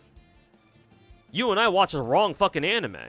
Or maybe you watched that that weird APOC anime that aired only on Netflix or some shit. Or hell, my guess is that they never even watch any of the Fate animes at all. They just think cute Astolfo femboy memes are funny. Because that's what it is. It's a meme. So I don't know, man. I'm not too sure if the Fate IP is any bigger than it was before. Matter of fact, I would argue it was bigger in the past, but now it's kind of tapered off because we haven't really had another major Fate work. Like another major Fate anime out in quite a while. And again, I don't count Heaven's Feel, I don't count APOC, I don't count Case Files or all that. Has has Fate Pro a prototype or whatever no, not prototype, Strange Fate come out yet, or is that shit still in development?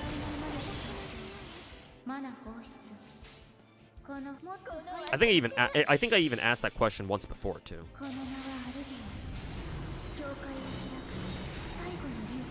In the West, I agree, but in Japan, it's a bit different. Well, yeah, obviously.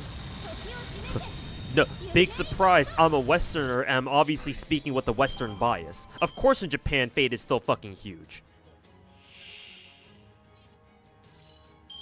That's why I say I don't worry about the future of JPFGO, but I do worry for the fate of NAFGO.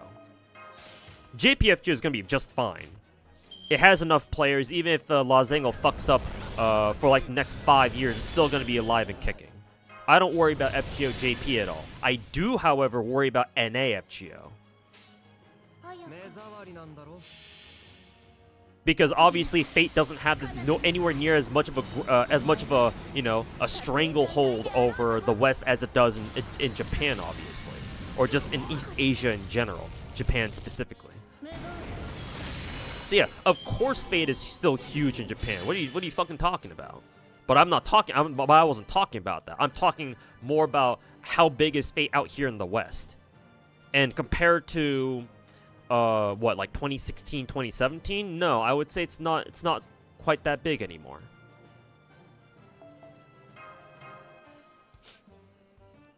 Yeah, I was talking about Strange Fate. Yeah, still in development. Really? It's still in development? Didn't we get an announcement for that like fucking 2 anime expos ago? The fuck?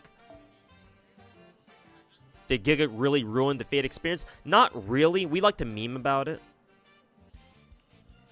Because, you know, big content, big YouTuber makes a video about one topic that they have next to no idea about. You know, classic. A theory as a fucking concept as old as the fucking internet itself. But, memes aside, no. Giga didn't really ruin the Fate experience for the West. It was more funny. It was more meant to be funny than anything, I'm pretty sure. I still give him shit for it, though. Don't get me wrong. But to say that he ruined the experience for it, you know, it's a bit unfair, despite what 4chan might say. However, it certainly didn't help. But even with that video, even with this video on Fate, like, Type Moon can still remedy that by putting out another good Fate anime, right? Preferably that one that runs for 24 weeks, not just 12. But, you know, anime industry these days want to pump out as many fucking 12 episode shitty ass fucking 12 episode anime seasons these days, or 12 episode anime shows these days. But all it really takes is just getting one good Fate anime out again to put Fate back on the map, right? Because if you can put out one good Fate anime that everyone can watch, right? Not one that's exclusive to Netflix or some shit, right? Put it everywhere. You know, YouTube, Crunchyroll, whatever. I don't give a fuck. Just make it easy for people to watch, wherever they want to. Yeah, all it takes is one good anime, and it'll bring people right back again. Because Fate already has its pedigree out here in the West. It's just been falling off, is what I'm trying to say. But one good Fate anime can turn it all around. Because if people watch one good Fate anime, then you'd be like, oh, this Fate franchise thing seems pretty cool. And I hear that it has other shows too. What are those all about? And they'll go watch the older ones too. It's not that hard. Well, at least not on paper. Again, all it takes is another good Fate anime to bring people right back. But it has to be good. Excellent, even. Has to be good enough where people are actually talking about it, right? Well, maybe it doesn't have to be good for people to talk about it, you know? Jujutsu Kaisen and Chainsaw Man and those other popular shows exist after that. So, it's got to capture the internet somehow. I mean, the best way to do that is just by being a good anime, but, you know. I guess these days you don't have to be good in order to be popular. Hey, describes 99% of gacha content creators, am I right?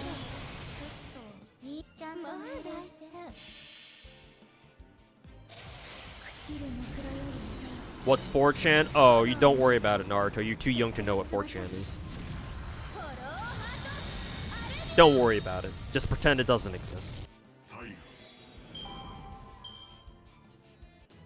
Main promotion through N hentai. Well, I mean, that's more for gacha games.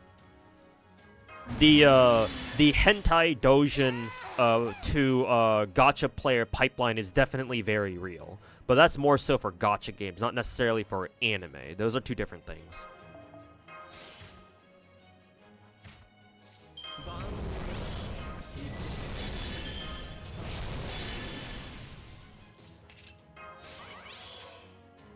Yeah, Strange Fake is getting a full adaptation, but yeah, no idea when it'll release. Like, they've done like teaser trailers for over the past like 2 years or so, but we still no mention of when it's gonna fully release. So maybe Strange Fate can be that anime, that next big Fate anime that'll bring the West back into the fold, but we don't know. We won't know until it comes out, I suppose.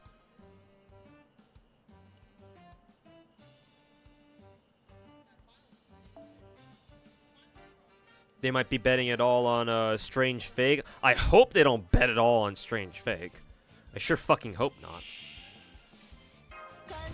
Like, if Ufotable was producing Strange Fake, then sure, yeah. But it's not, I'm pretty sure. So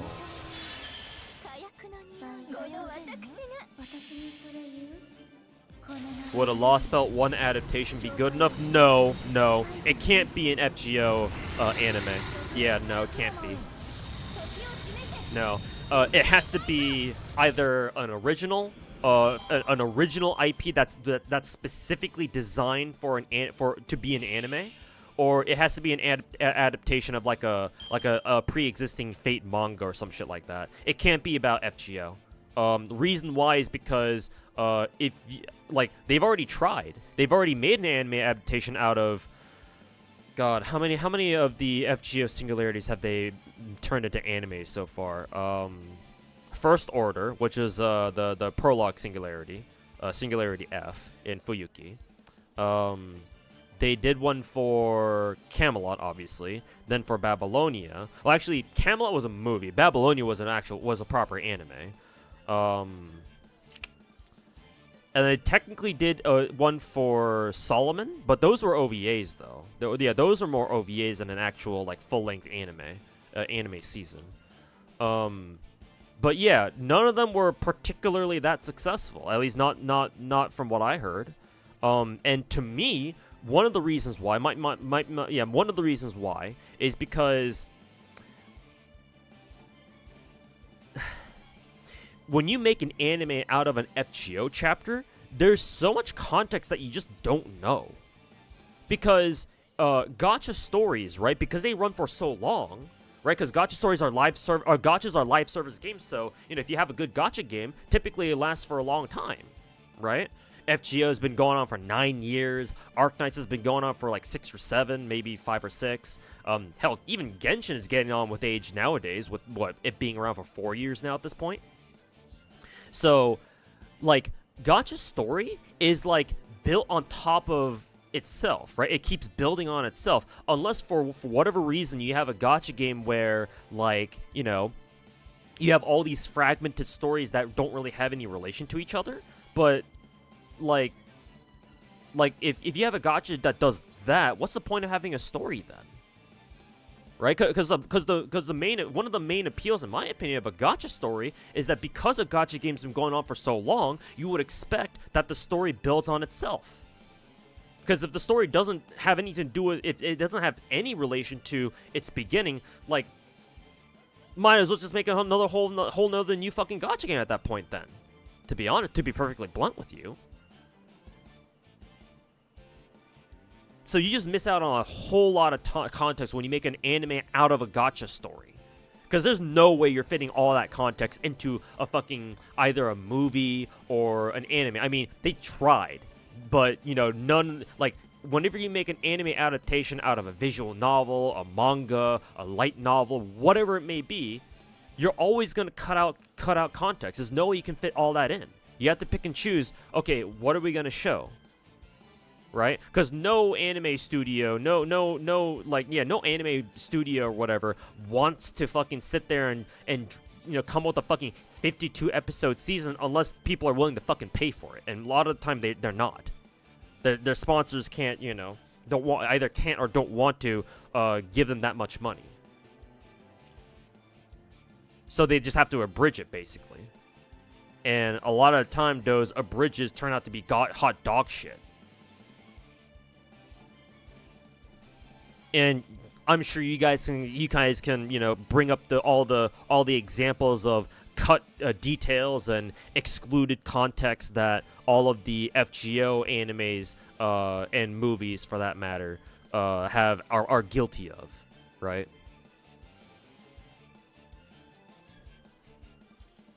So no, it can't be I personally would not want it to be another FGO anime. We've already done those a couple times. Nah. Like, personally, if we're going for like sheer story quality, then no, it can't be an FGO anime. It has to be something else.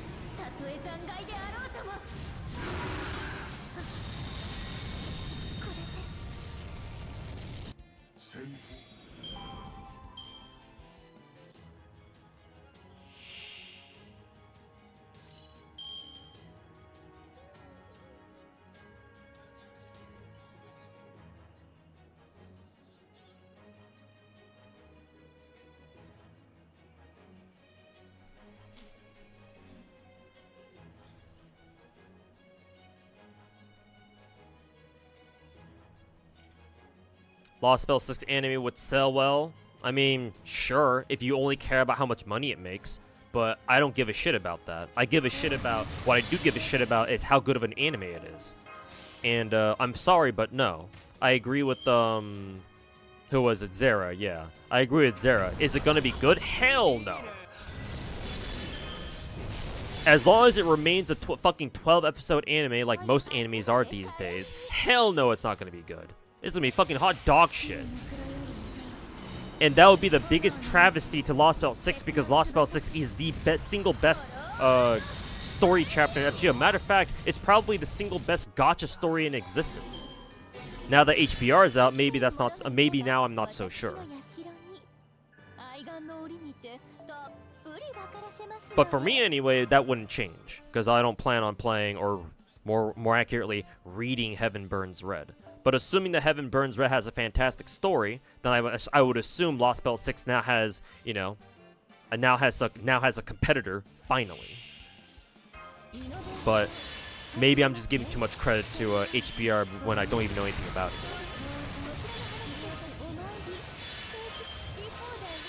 And so I would prefer Lost Spell 6 not having anime at all than having a really shitty one and having it tarnish its reputation. Because, yeah, ain't no fucking way you're gonna make a good anime out of Lost Spell 6 in just 12 episodes. Ain't no fucking way.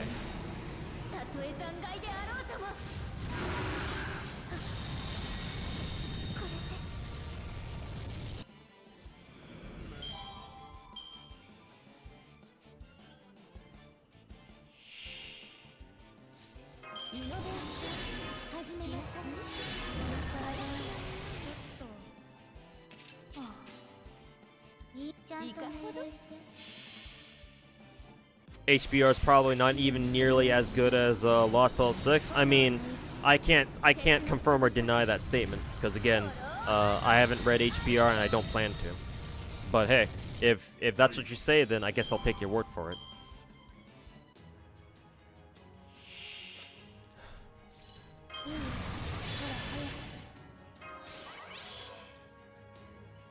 Hey, right, I gotta plug in Oberon real quick.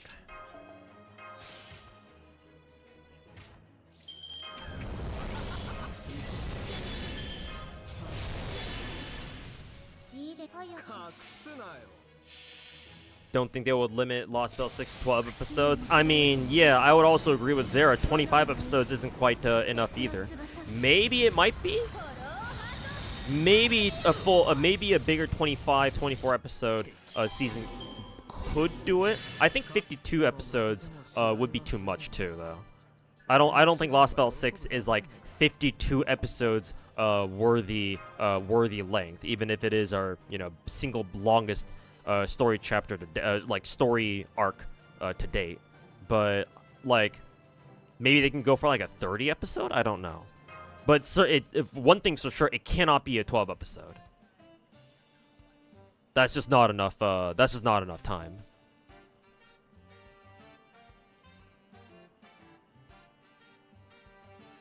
You think Limbus is actually as good as Lost Spell 6? I've heard great things about Limbus' story. Yeah. Which is why I'm interested in picking it up.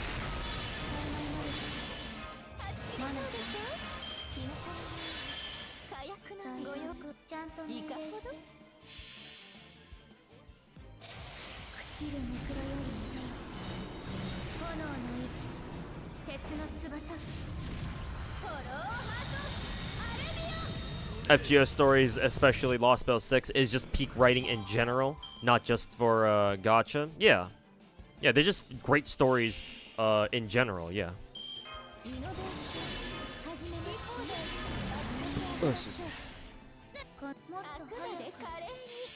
Hey Slayer, if that's how I say your name, thanks for hanging out, man. And yeah, thanks for the kind words. I got more YouTube content lined up for next week, hopefully. So hopefully I'll be able to work on them and get them out over the course of next week. But yeah, thanks for watching the videos, man, and watching his streams, of course.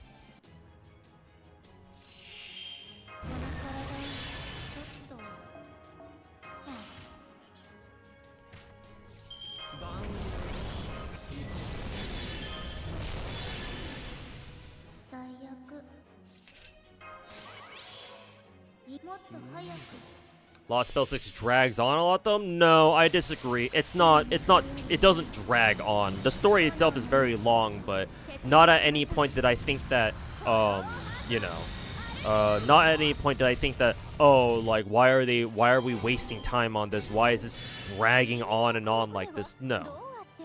Like, obviously it took a long time for me to read through it on stream. But, did I ever feel like it was dragging on? No. I think if you think that Lost Spell 6 was dragging on at all, at some point, you probably lost interest in the story.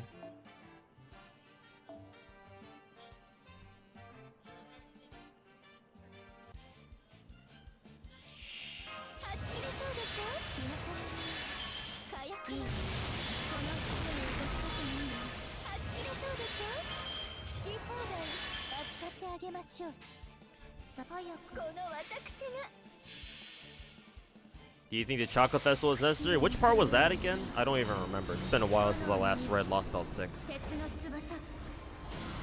I think it's vaguely familiar. Chocolate Festival. I think that's the... Sounds like a part where we have to deal with Maeve for the first time.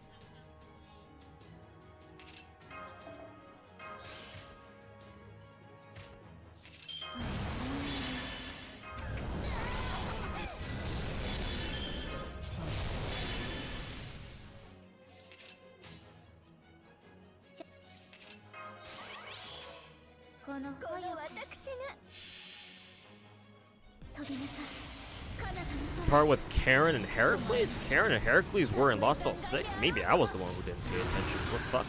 When did those two show up?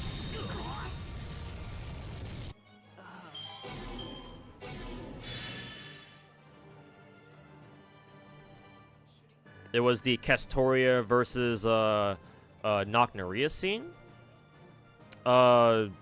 If I recall correctly, the whole Castoria versus Nocnaria thing was kind of an important kind of an important moment in Lost Spell 6. So by definition, no, no, it wasn't useless. If that's what you're talking about.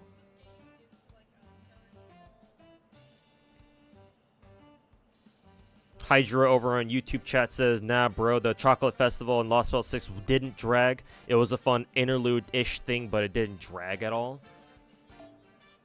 Yeah, I don't remember I don't quite remember the Chocolate Festival part, for whatever reason. Like, it feels vaguely familiar to me, but I'd have to read it over again to remember what it was about.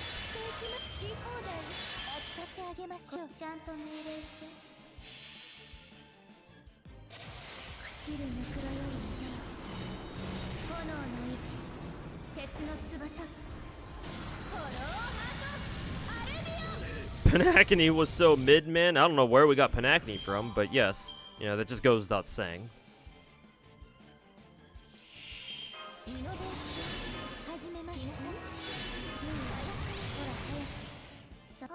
You don't understand the glaze that it gets?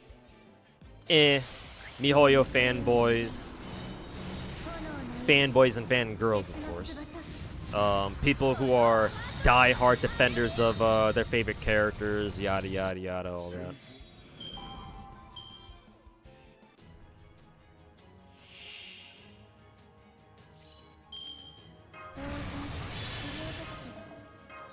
To be honest, if you don't remember that part, then it proves it didn't drag on, right? I mean, not necessarily. Maybe it did drag on, but precisely because of that, my brain has chosen to forget all about it. And it's chosen instead to remember the better parts about the story. So I wouldn't say that. I wouldn't, say that necessarily.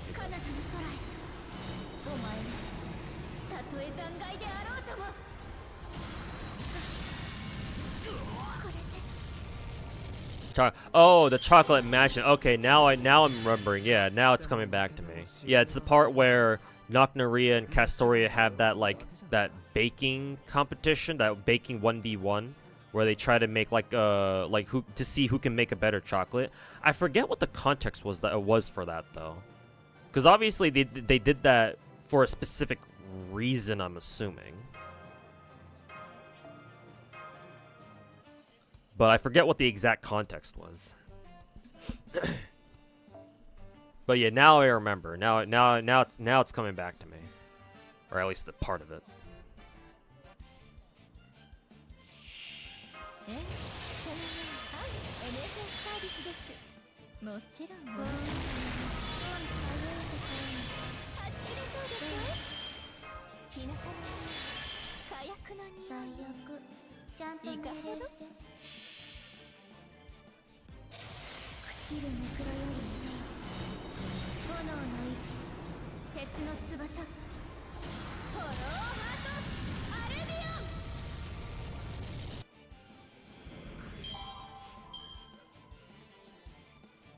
Weren't they fighting for our Kaka?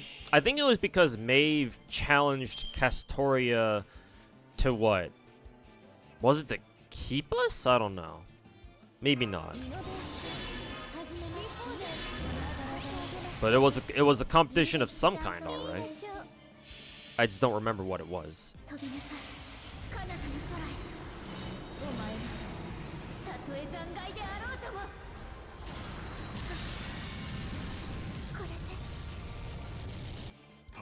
But more to the point, just to answer Lucario's question, yeah, sure, we can keep that as part of the story. Hey, I'm not a big fan of anime adaptations cutting out anything. Like, it's called, like if you're gonna make an anime out of a visual novel or whatever, or a light novel, or literally anything, I would expect you to keep as many details in there as possible. And yes, even the whole chocolate, the chocolate 1v1 thing that Castoria and Nocnaria had. Because I'm pretty sure that leads into, like, as a direct result of that, it leads into, like, the next major event or something. Was it because of the chocolate 1v1 that Nocnaria and Castoria had, where, no, it wasn't because of that. I think it was with the Nocnaria's coronation, specifically, where she gets assassinated and we have to leave northern England or whatever the fuck. So it can't have been the chocolate festival or the chocolate 1v1. It wasn't even a festival.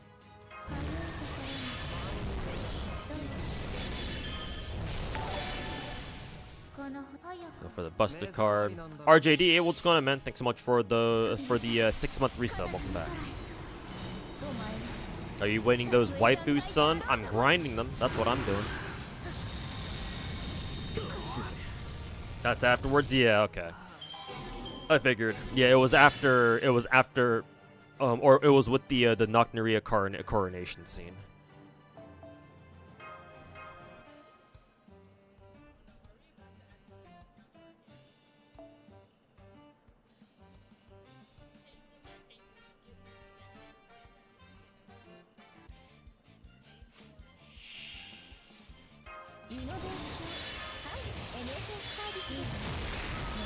She wanted to keep us, the master, and Castoria was fighting to get her cooperation instead or whatever.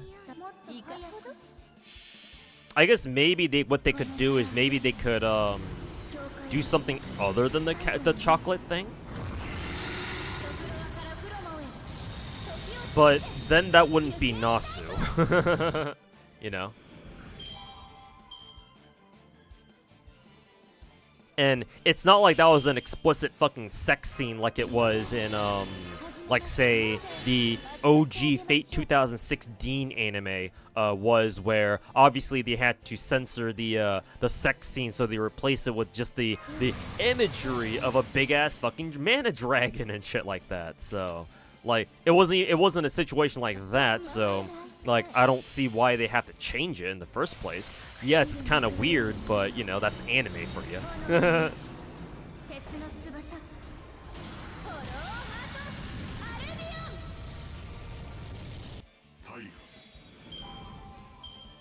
You prayed for Castoria's downfall. You wanted Nocneria to win. Hey, fine by me. More Castoria for me, then.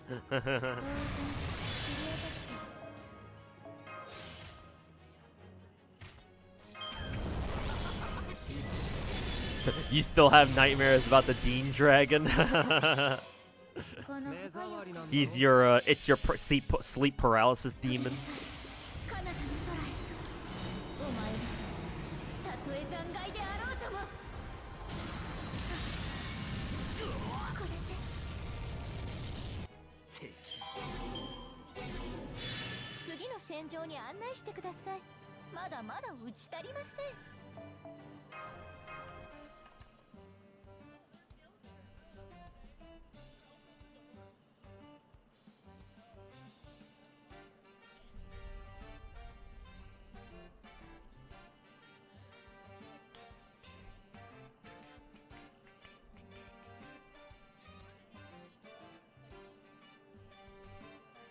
Rolled for Ku and got Ozzy.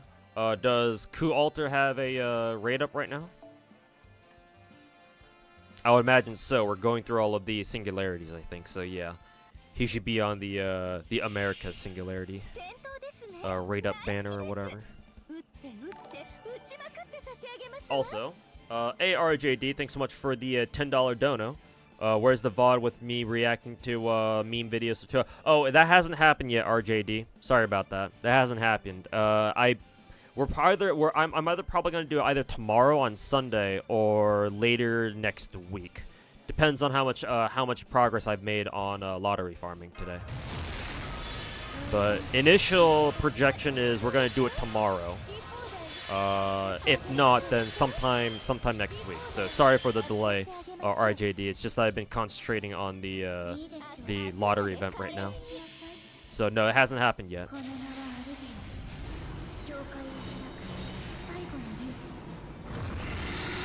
What are Tacit Fields? Tacit Fields are the place where you farm echoes, Zera. Or they're like a specific area where you are guaranteed to farm echoes of a particular set. From two possible set pools. They also give you some more Echo XP as well.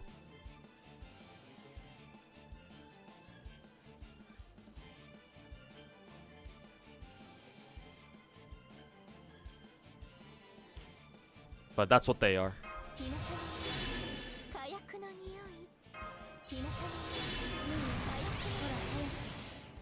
What the lottery event? The event I'm doing right now in this game that you see here, it's called a lottery event. What a lottery event is it's the best farming event in this game because it gives you a shit ton of it gives you a shit ton of rewards. So the more you farm, the better.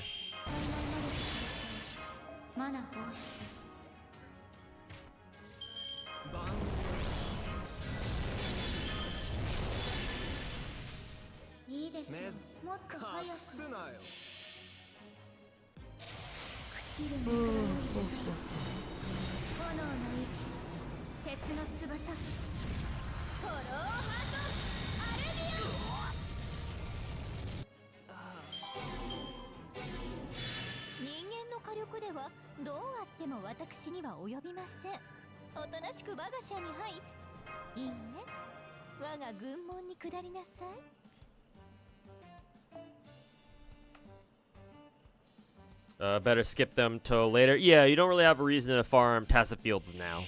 You can hold those. You can hold off on those until later.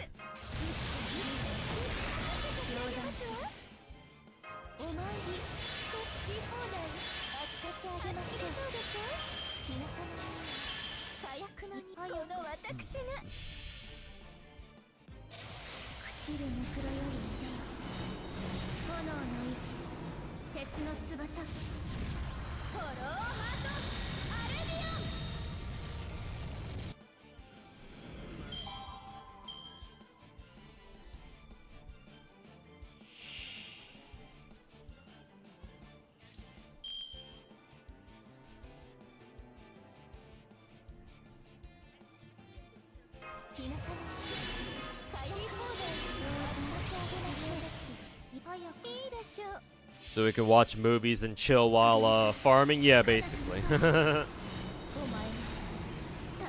More or less.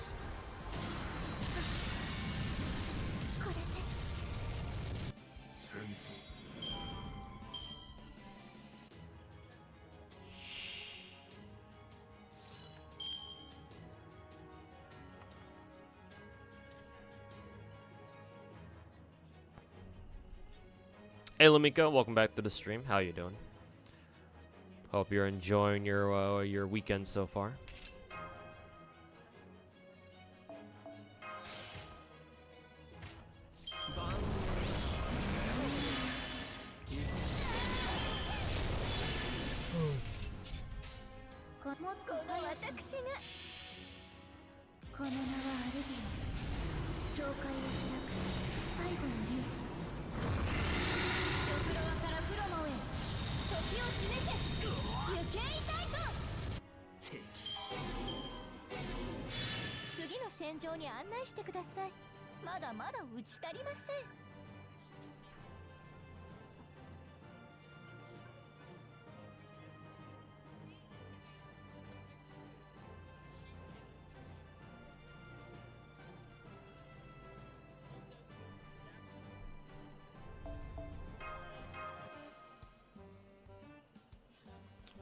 What's my ideal pink hair waifu color?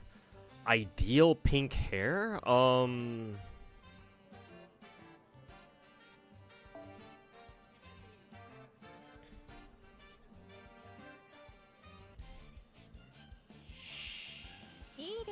I want to say whatever shade of pink Bremerton has from Azure Lane. Let me try to pull up a picture of Bremerton here.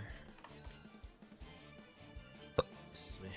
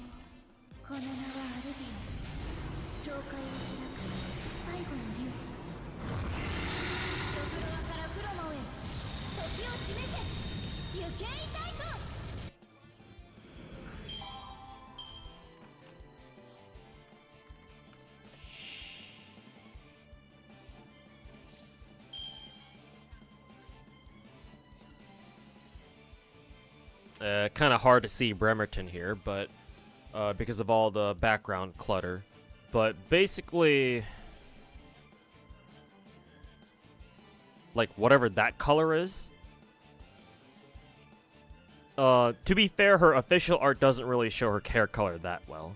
Then again, Then again, I actually prefer whatever brighter shade of pink this would be. Now that I think about it, it's not so much the shade of pink. It just depends on the character, honestly. I don't really care that much about what shade of pink it is. As long as it looks vaguely pink, I'm okay with it. I care more about the character who has it, really. But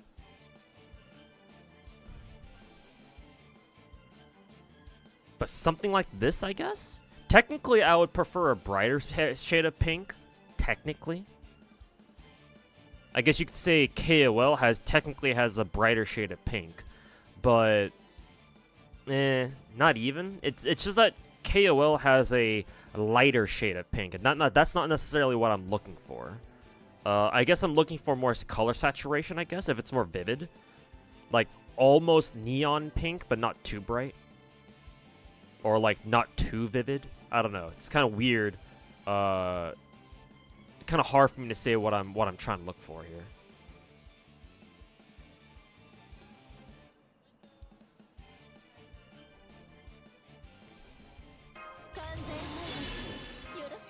I was gonna say Tama.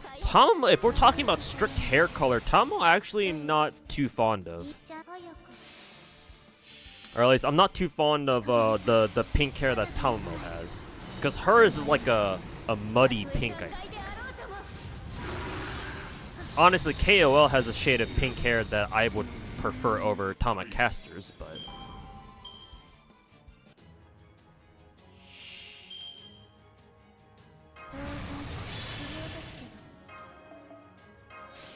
But yeah, it's not necessarily the shade of hair, the shade of pink hair though. Like, I care more about the character in question first and foremost.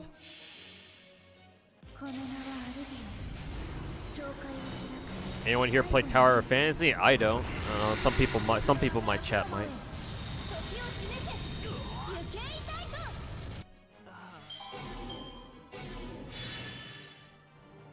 So like hot pink like Nicole's? Yeah, let's put it that way then. Because yeah, I do really like Nicole as well. Belly kinda hot? Yeah, Bremerton's my favorite character in Azure Lane, so, you know, checks out.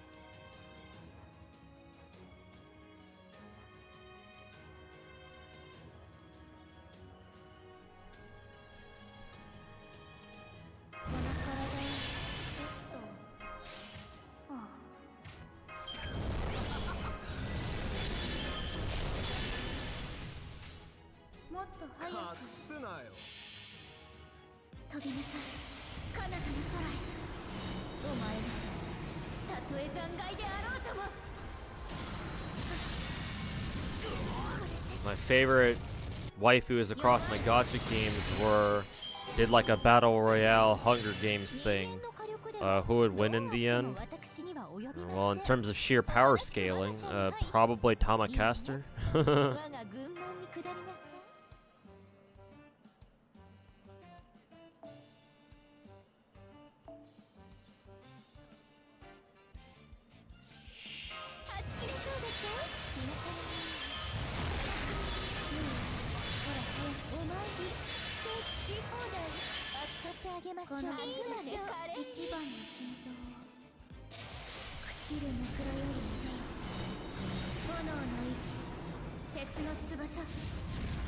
Yeah, it would probably be Tamakaster, because not sure who else would even stand up to her in terms of raw power, because Tamakaster is literally a fucking god. Even if she's just an avatar of one.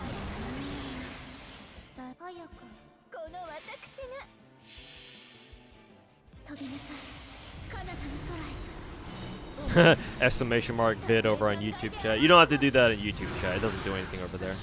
You can just look up since you're already watching me on YouTube, you can just check my last commentary video, not my whales logs or dolphins logs or whatever.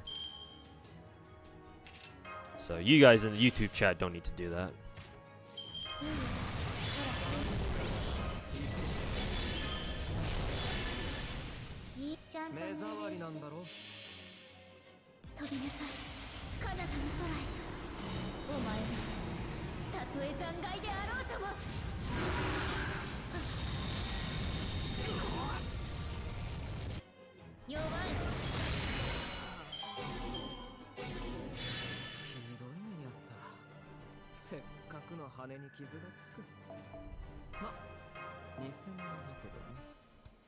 Hey KDMCA, welcome back.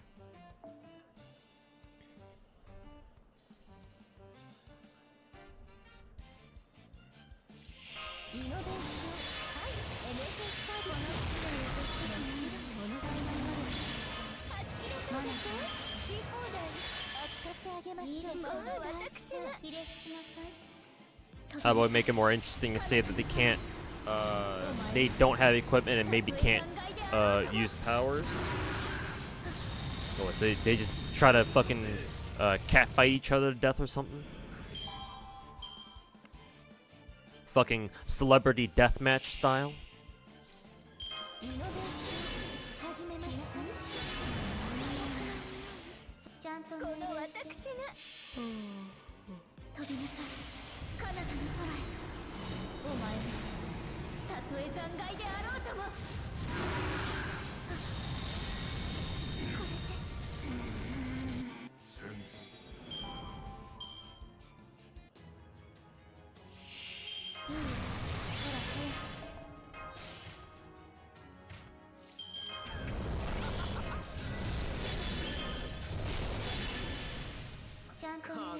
Besides Herc, is there a 4-star Bond C worth getting? Not that I know of, no.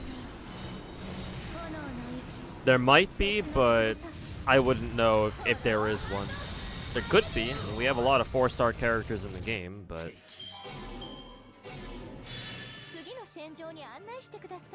personally, I can't recall. I can't seem to think of anybody who would actually have a good 4-star craft essence. Or a good 4-star Bond C, specifically. So, you got me there.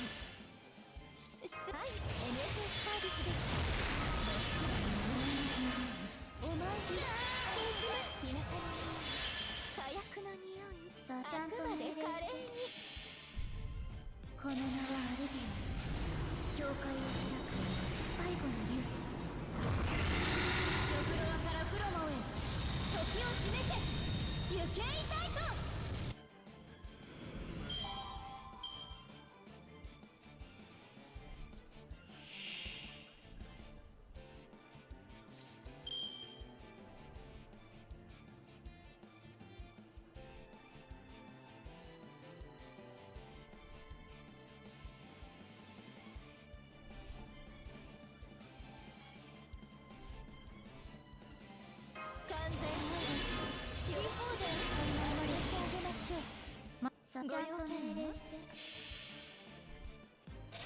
朽ちるぬくろより炎の息鉄の翼フォローハートアレビオン戦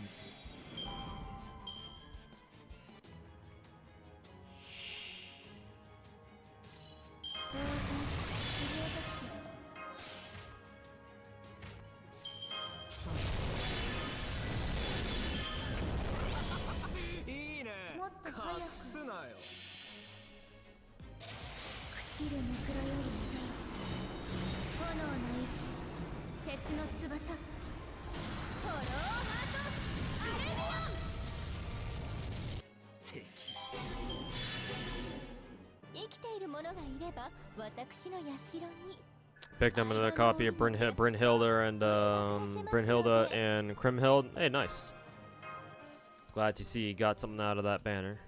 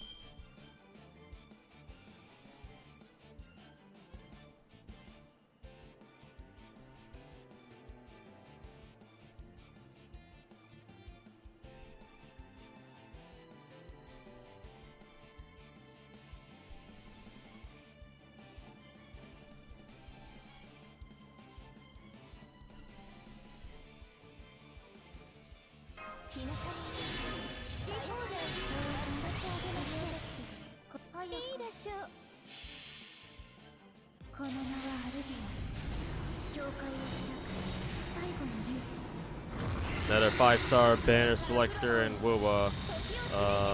Who should you go for? You already picked your 5-star for the cute and funny fire unit for Encore. Oh, you're saying you have another one. You already picked Encore as your perma character. Who else should you work on, or who else should you get now? Well, you already have Verena. You also already have you just picked Encore. Then I guess if you're interested in picking up more new characters, which as a beginner player, you know, that's never bad.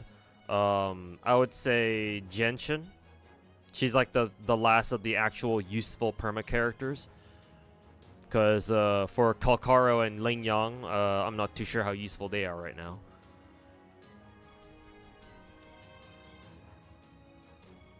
So you can either pick up Genshin, or if you're fine with the characters you already have, then you can either go for another copy on Verena, or for, who is it? For Encore. I would probably recommend Verena, because apparently her S2, or basically her C2, is apparently really fucking good. So if you want another copy of Verena just to, you know, get closer to that, then you absolutely can. Otherwise, if you want a new character, you can pick up a Genshin.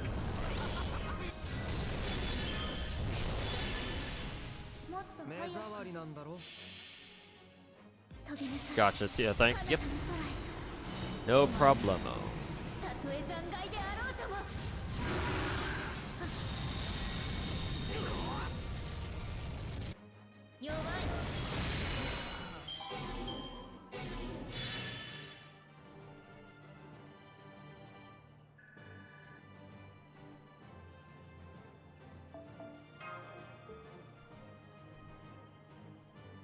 Yeah, KDMCA. Somebody in Twitch chat brought it up earlier about the rumored free perma 5-star selector thingy, whatever.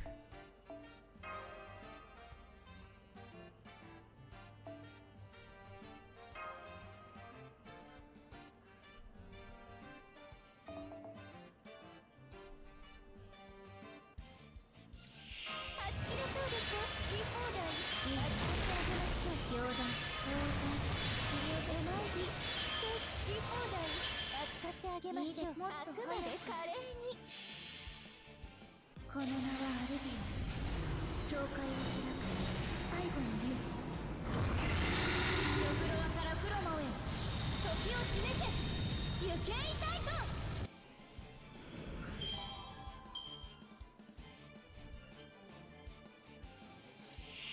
ひなかひなかこの私が We got ratio back for 1.6, and now here we're with 2.7. We're getting a selector. For the free doctor ratio was because of Honkai winning, or Star Rail winning mobile game of the year last year at the VGA. So that makes sense. Not sure why they're giving us another selector, or giving us a whole ass selector here, to be perfectly blunt. Honestly, it would have made more sense if they reserved that for like 3.0 as like a, hey, we're launching a new client update, or we're launching a whole new client version. So, you know, here, as celebration, here you go. Everybody gets a free perma selector. Have fun. Like, that would have made more sense. So I don't know why they're giving that to us now. But, you know, I guess better earlier than later.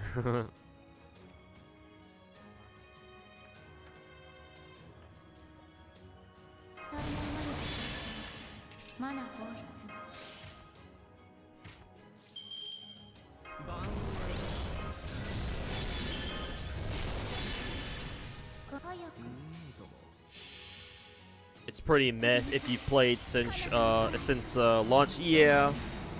I mean, who knows? Maybe some people might appreciate more Eidolons than, like, you know, Clara. Like, I'll probably spend mine on Bronya or something, because my Bronya is still only E1. It'd be cool if I could get it to E2.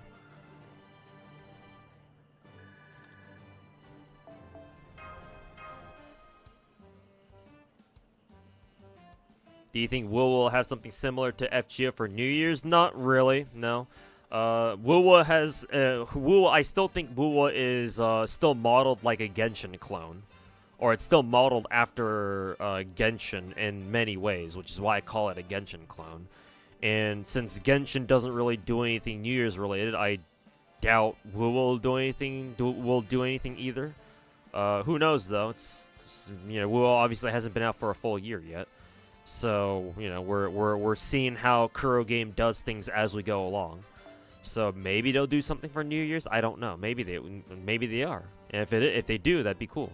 But obviously we have to see it first to believe it.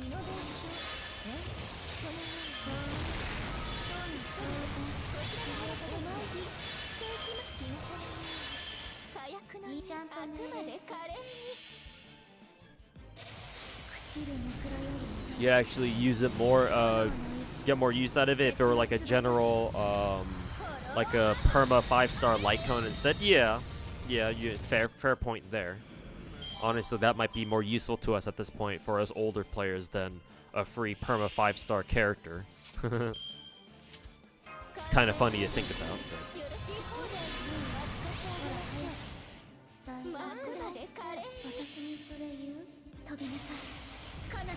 You'll just use it to get another copy of Bronny, even though you have her at E6, just for extra golden tickets.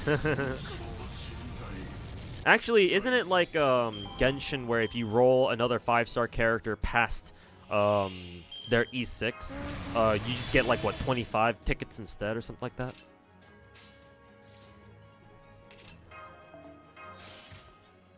Which, for the record, by the way, is a horrible fucking deal. It should give you like 100 tickets or something.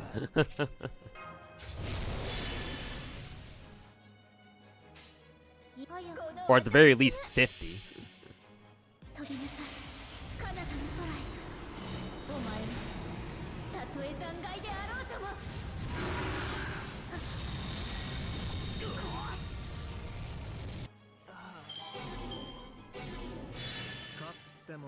Don't think the ticket will give extra points. You mean like extra star glitter or whatever? I think it should, because like that means that the absolute whales who already have every character at E6 are gonna get screwed.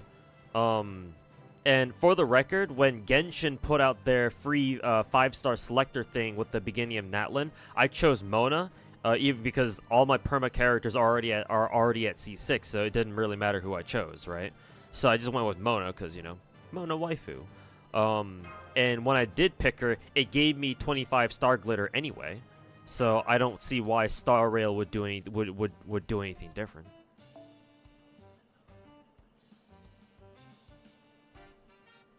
Maybe you're just too FGO brain. Yeah, I think in that case, maybe you're thinking of FGO too much.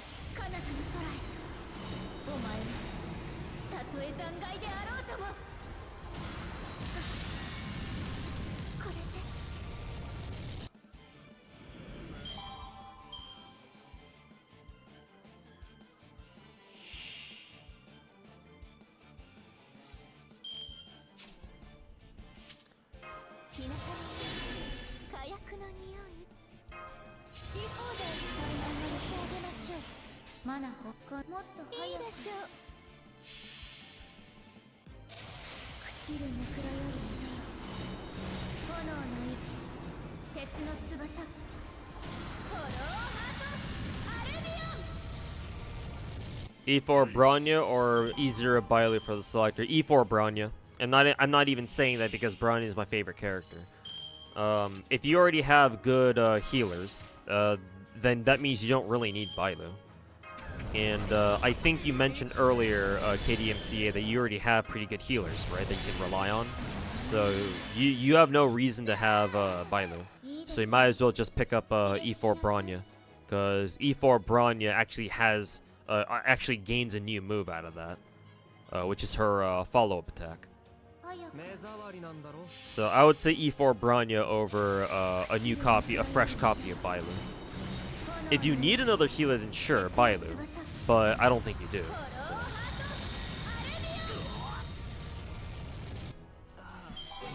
What's your opinion on Automata? What, FGA? Use it if you want to. I don't care. Just don't be a fucking retard and brag about how many boxes you farmed with FGA on either the subreddit itself or the subreddit Discord. If you do, you're an actual fucking twat. But if you need to use FGA because, literally for any reason, like, oh, you're too busy, but you don't want to lose out on farming any lottery, then sure, yeah, use FGA. It can just even be as trivial and petty as, like, oh, you don't feel like farming FGO, so you just set that shit on FGA and just have it farm by itself. Sure, fine, whatever. Whatever your reason is, go for it. Just don't brag about it. Because imagine bragging about something that you didn't even put any effort into. I'm sorry, I didn't know your name was Jake fucking Paul.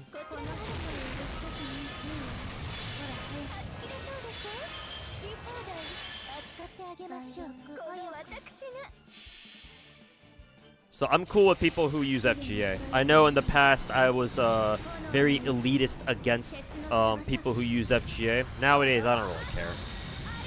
I've mellowed out quite a bit. If you want to use FGA to farm FGO, lotteries, or whatever, man, go for it. All power to you. I just don't use it myself for legacy reasons, but if you want to use it, if you want to use it, then sure, go right on ahead. Does E4 Bronya replace Topaz and Feixiao teams? No, I don't think so. No.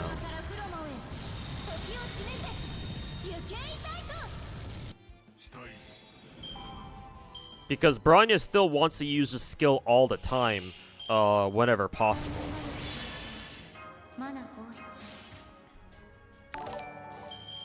Honestly, I guess you would only have, like, maybe once she hits E6, maybe, but even then, not really, no. So no, I would say Bronya doesn't replace Topaz of all people in a Feixiao team. That's a bit silly. Would have preferred to get a standard banner light cone. Yeah, exactly. I think more people, like Star Rail veterans, would much prefer a perma banner light cone instead of a character. Yeah, honestly.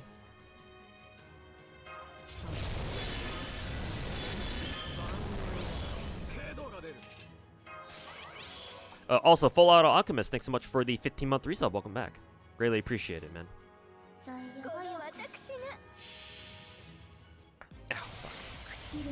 Bond 12 2 who has mellowed out. I know, right? You could say that again.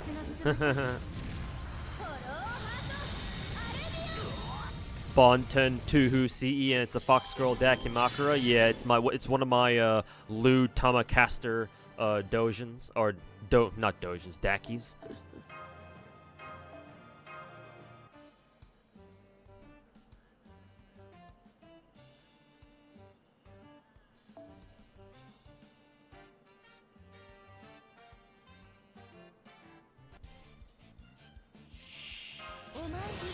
You were just wondering because you've been watching me farm manually for a couple days straight. Was thinking about what my reason was for staying manual. Like I said, legacy reasons. I have never used FGA because I played this game for the past 7.5 years. I am a day 3, day 4 NAFGO player, and I've been playing every day since then. Every single lottery we've ever had, every single raid we've ever had, I have farmed by hand. All organic, all natural. No artificial ingredients required. If you check my ingredients list.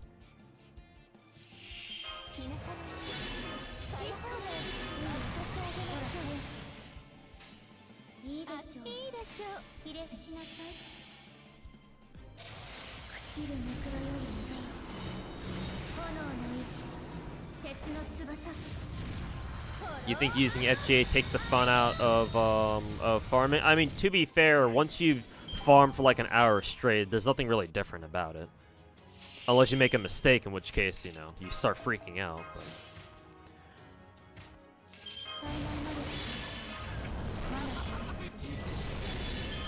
There's nothing really fun about farming, though, is the problem. So, like, I'm not too sure how much I agree with, like, FGA taking the fun out of farming, because, again, past the first couple of times, and you already get bored of farming. At least I figure that's how most people feel.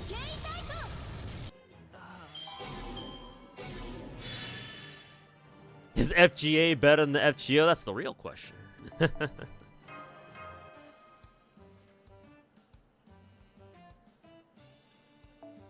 That is indeed the real question.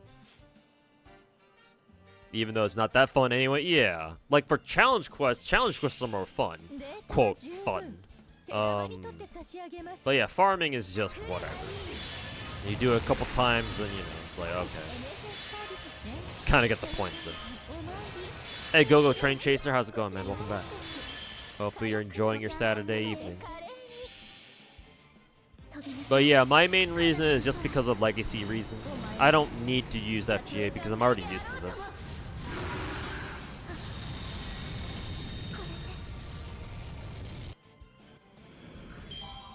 Like, you should have seen me, what, 2 years ago during the last lottery event that I went really hard on, and I farmed 2,000 boxes all manually. Almost used the battery on somebody I wasn't supposed to.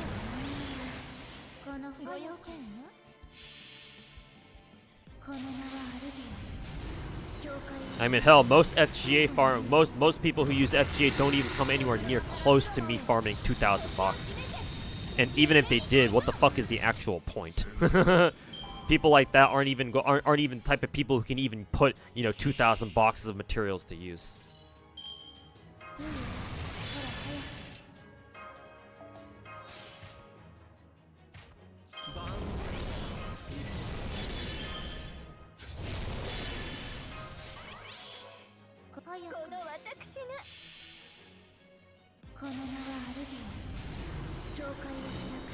What's the normal amount of boxes you should vote for? You're almost at 300. 300 is a good amount.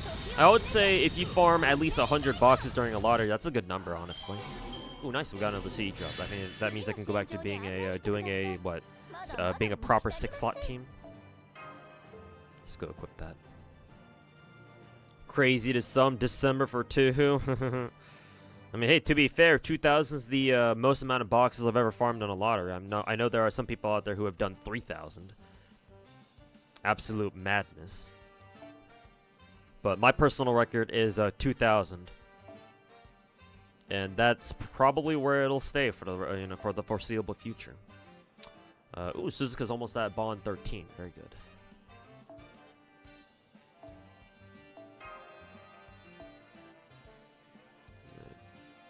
Now we throw Mary Anning back into the ring, and we go again.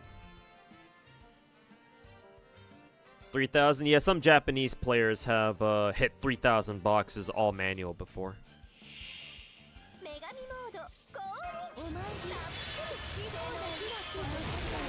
But mind you, I had a full 9-to-5 job back then, and I still managed to farm 2,000 boxes back then. You're a tourist when it comes to FGO. Is there like a resin system like it is in Genshin, or can you farm infinite? No, there's a stamina system. The difference between FGO and Genshin is that in FGO they give you a lot more stamina items. We call them apples basically, because they kind of look like apples. They're a lot more generous on stamina items. But it's a trade-off because you have to farm, on average, you have to farm a shit ton more in FGO than you ever have to in Genshin. That's why in Genshin they don't really give you a lot of like condensed resin, because you don't really quote need them. I mean, having more is always nice, that's for sure, but it's not as much of a necessity as it is here in FGO. But yes, FGO also has a stamina system, just like in Genshin. Actually, as a result of Genshin, because Genshin exists, and because of Genshin's whole condensed resin thing, where you can, transform, 40 resin into, like, this condensed resin item, by combining it with a crystal fly, or whatever. Because of that system, FGO also implemented something like that of its own, where we call it the blue apple system, where we get this this item called a blue sapling or whatever, and then we can turn it into a blue apple by using up 40 of our AP, or 40 points of stamina, and so that's kind of like a condensed resin. However, unlike in Genshin and FGO, you can actually keep as many blue apples as you want. Whereas in Genshin, you can only hold up to 5 condensed resin. In FGO, you can hold as many as you can make. And you're only limited by the number of those, like, blue sapling items. But those aren't infinite. Like, you can only get so many because I believe they're, like, a story clear reward or something like that. So, for the most part, it's really dependent on that. But I've never heard of any player running out of blue saplings, though, is the thing. Maybe some JP players have. Run out of blue saplings? I don't know. Like, I've literally never heard of any FGO player running out, like, not being able to make blue apples. But, I don't know. Maybe some people have.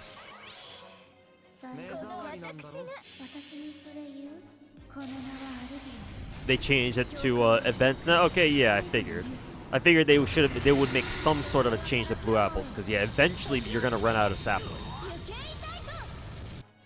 Because, we only get so many story expansions, throughout an entire year, so.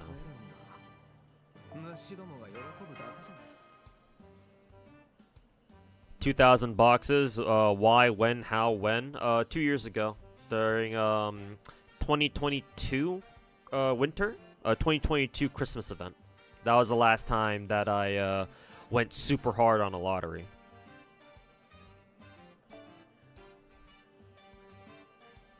As for why, just to see if I could do it. So basically, as a pure flex. I didn't need to do it. Honestly, I don't even ever have to farm another lottery ever again if I don't want to. It's not really that necessary. It still kind of is, actually, because of XP, QP refill, friend points, and all that. But, obviously, I don't have to go do another 1,000 boxes from a lottery event ever again. Like, those days are probably well behind me now at this point. But yeah, it was mainly for a flex, just to see if I could do it or not.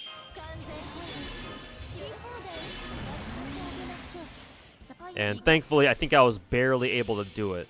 I think I was farming up until the last day, I'm pretty sure.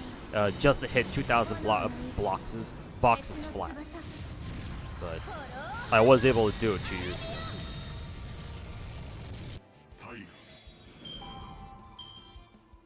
You're almost out of apples. I think I'm down to around 45. I'm gonna stop farming the lottery once I run out of gold apples. That's for sure. Or that's the plan anyway. Not that I had much to begin with, but these golden apples have been able to last me much longer than I thought they would.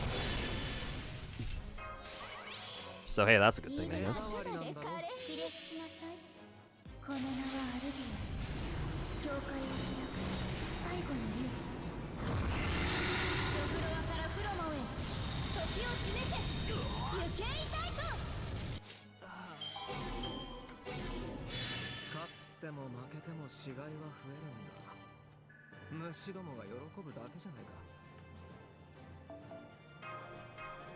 Yeah, we're down below 40 apples now. Let's see if I can hit 20 apples by the end of the stream today.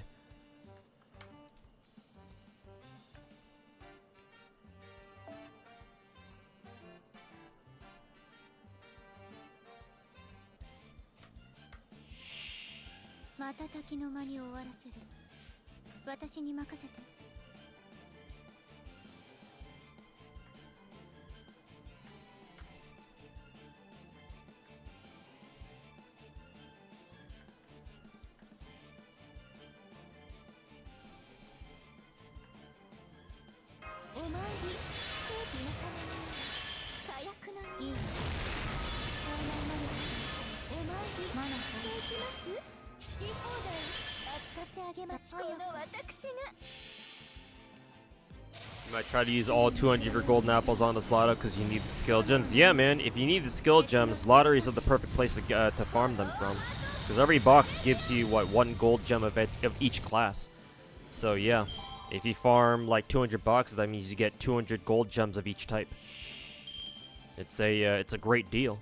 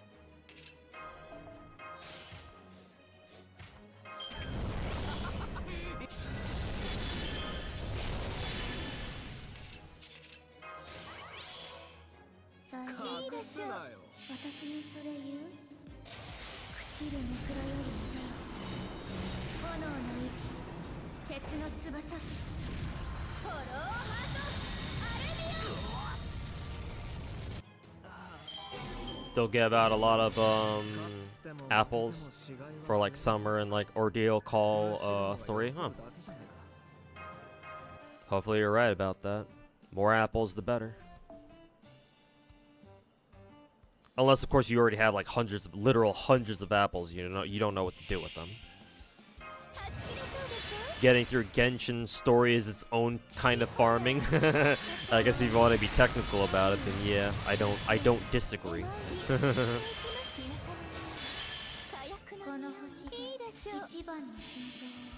Better than the days when I was relying on rainbow apples? Would I say that? No, not really.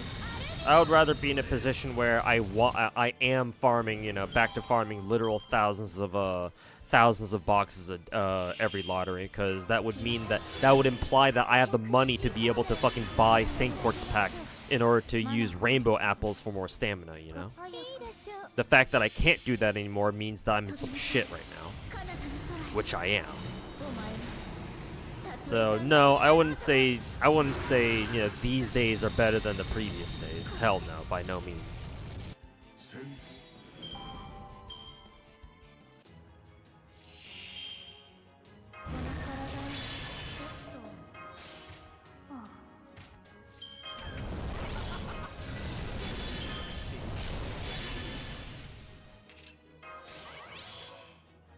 までカレー一番の心臓を飛びなさい彼方の空へお前はたとえ残骸であろうとも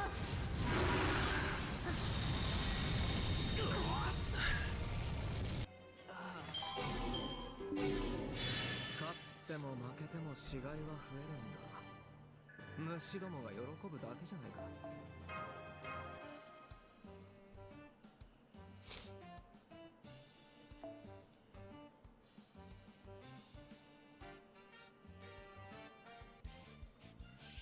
お参り好き放題扱ってあげましょう冗談お参りしていきます好き放題扱ってあげましょうあくまでカレー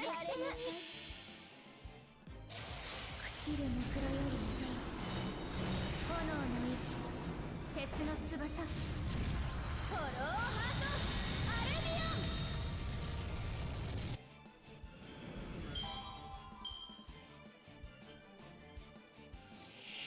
ひなかにひなかに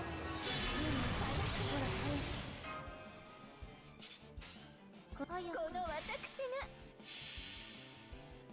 この名はアルビオン教会を開く最後の竜ジ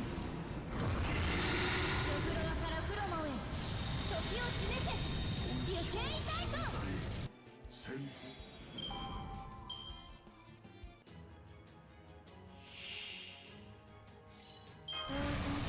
落とすけど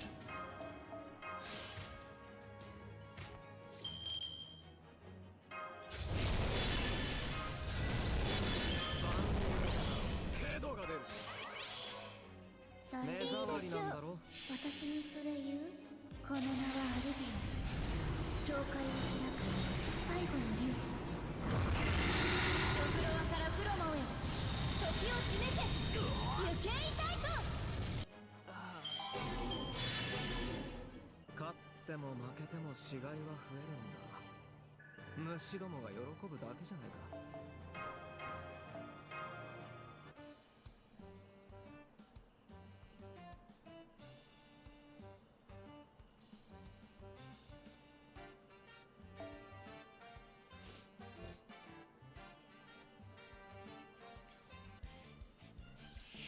はち切れそうでしょひなかに火薬当然知り落とすお参りしてひなかに火薬のもっといいでしょう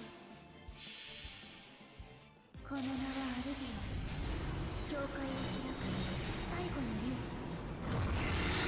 ョフロアからフロモへ時を締めて行けいたいと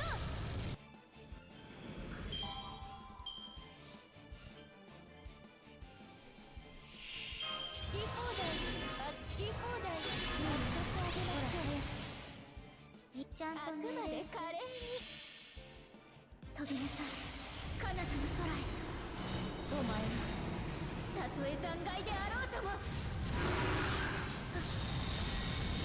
これで当然知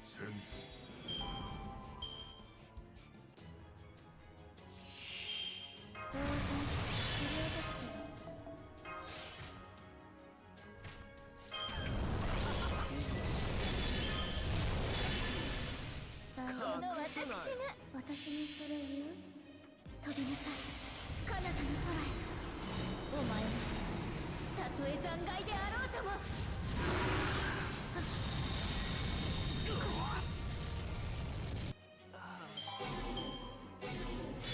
生きている者がいれば私の社に愛玩の檻にてたっぷりが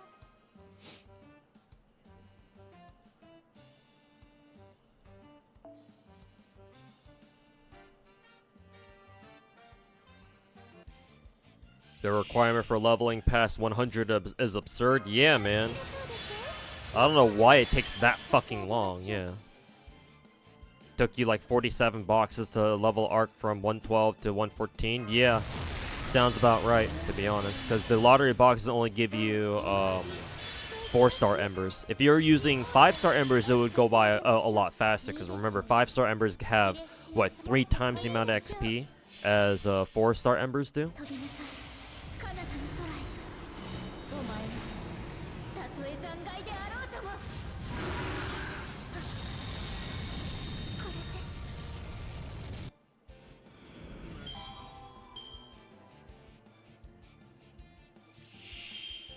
So yeah, sounds about right, man. And yeah, it takes a long ass fucking time if you're only using 4 and 3 star embers. It's not fun.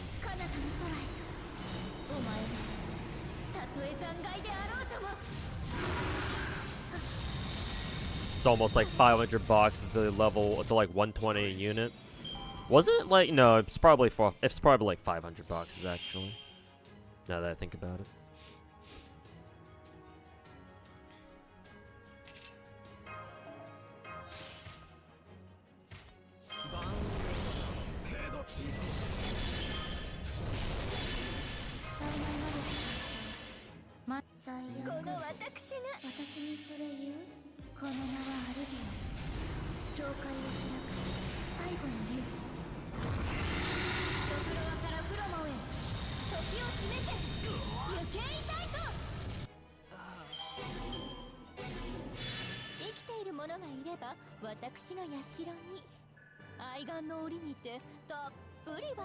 Hey, we got another CE drop. I think just either 2 or 3 more, and we can we'll go up to what, plus 12.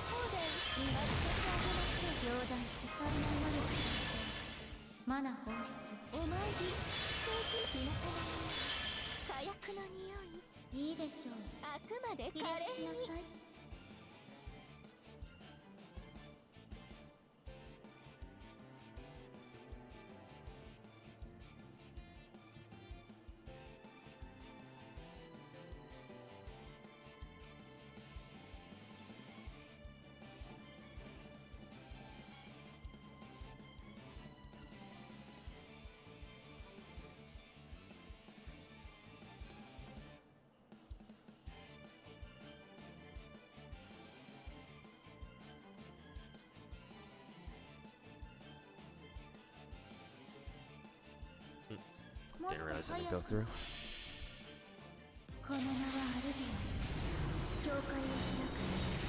And just been doing it 20 by 20 is agonizing as well. Yeah. Yeah.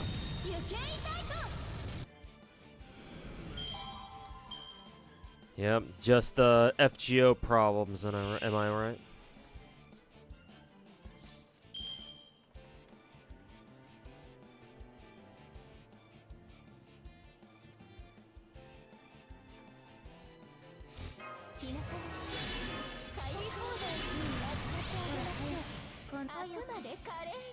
CE drop for you, which is useless at this point. Yeah, if you're already at plus 12.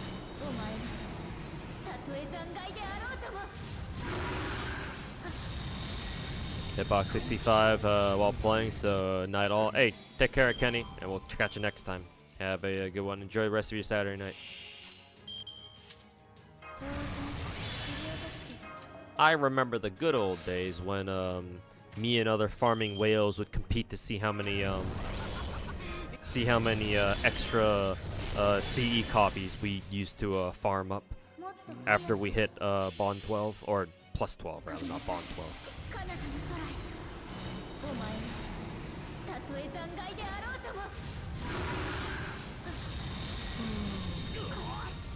I remember the good old days.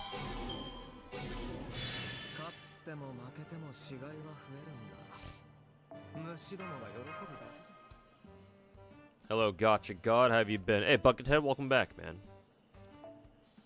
And I've been doing alright. Just trying to juggle IRL bullshit with me trying to make some more content for next week to put up on the YouTube channel. Streaming several gotcha games, several important events from various gotcha games. Trying to just keep up with everything, you know?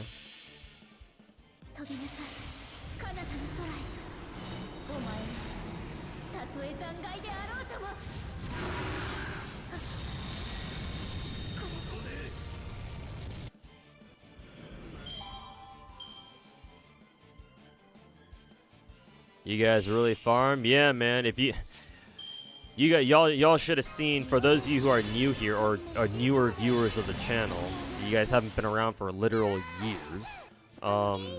Yeah, y'all should have seen how we used to do it back in the day.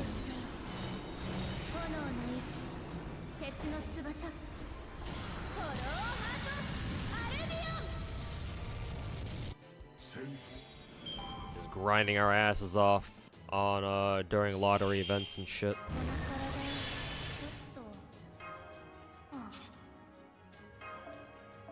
Hanging out with other farmers on Discord and raging at each other whenever we'd get lottery drop Cs.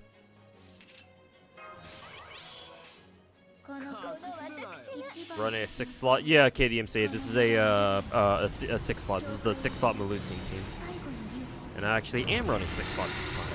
Just only plus 11 because I don't have enough CE drops for plus 12. I think I still need like what, 3 more CE drops in order to limit break for plus 12. So still a bit of a ways away.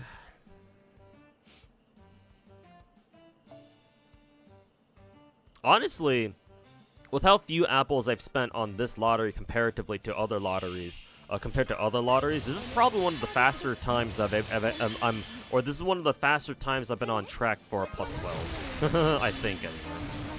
Certainly feels that way.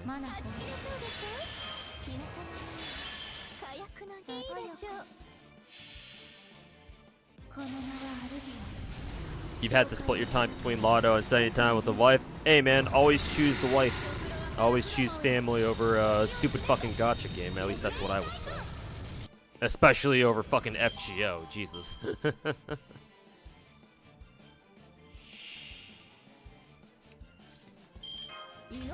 But whatever you have to get done for your FGO account, you know, as long as you make sure to balance it. What MP level does Melusine need to be to make this team work? At least MP2. Recommended MP3. Because at MP3, it's very easy to either for her to one-shot with this wave, or at least leave Kintoki with a little bit of HP remaining, where face carding him is easy. MP2 is where, like, you can still do it, but at that point you are reliant on card RNG. You need either one Melusine Buster card, because it'll be a crit, or you'll need a full Melusine Brave Chain of any kind. But if you're willing to deal with that RNG, then MP2 Melusine is good enough, or it's the minimum she can be to still make it work. But preferably she'll want to be MP3 for a much comfier clear. Mine is MP5, so generally speaking, for the most part, I don't really have to worry about this. Also, it also assumes you're bringing, what, at least level 4 Plug Suit 2, or the newest Plug Suit. Though, I think if you have a max level regular Plug Suit, or Plug Suit 1, I think that's still okay. Because not everyone's gonna have a max level fucking Arctic Mystic Code, or not Arctic Mystic Code, a max level Plug Suit 2.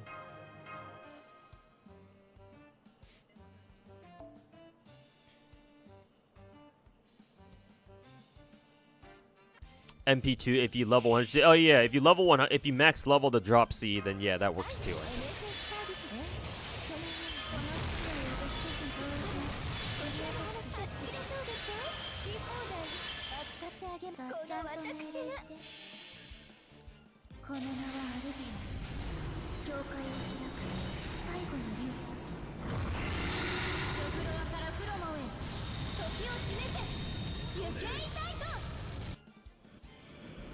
Back in my day, we all had 333 waves, and you had when you have Waver and K-Scope, you were all set. Back in my day. Wife over FGO for sure, yeah. I mean, hey, you're lucky. You're one of the luckier ones where, hey, you've got somebody to even call a wife.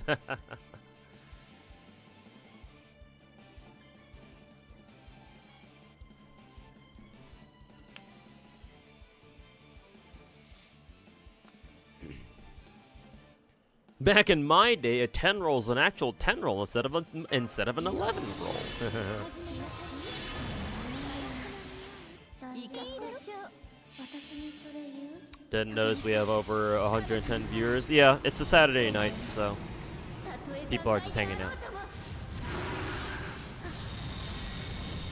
Heard that people are kind of pissed that Star Rail's power creep phase right now. I mean, I don't blame them, honestly. Yeah, like as much as I say power creep doesn't really matter in a game like Star Rail, like even I'm starting to kind of change my mind about like the direction Star Rail's taking. Is like, yeah, it's like it's kind of getting a little bit much now, you know. Like I hate to admit it, but you know. I'm starting to lean towards the whole, like, yeah, Star Rail's power creep is starting to get a little bit out of control. Like, maybe they should, like, tone down on the whole power creep shit. But, you know.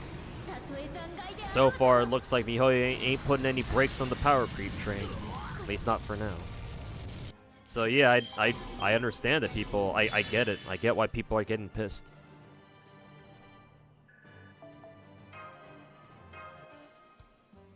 No, except for the Chinese players who are getting pissed off that, you know, E0S1 Sunday is quote unquote power creeping their fucking E6 sparkles, which I find fucking absolutely downright hilarious.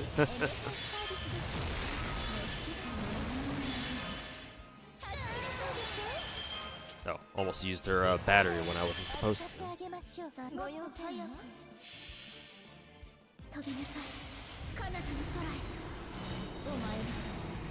Every 2 patches we like up the damage and we up the amount of HP enemies have and shit like that. Yeah. Yeah.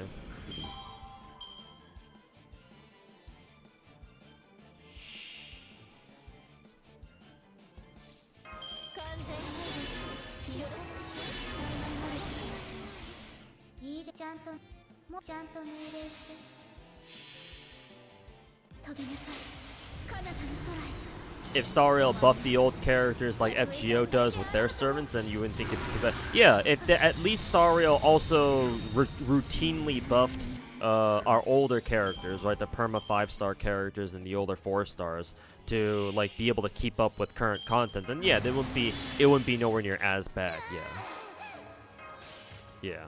But MiHoYo clearly doesn't want to do that, so.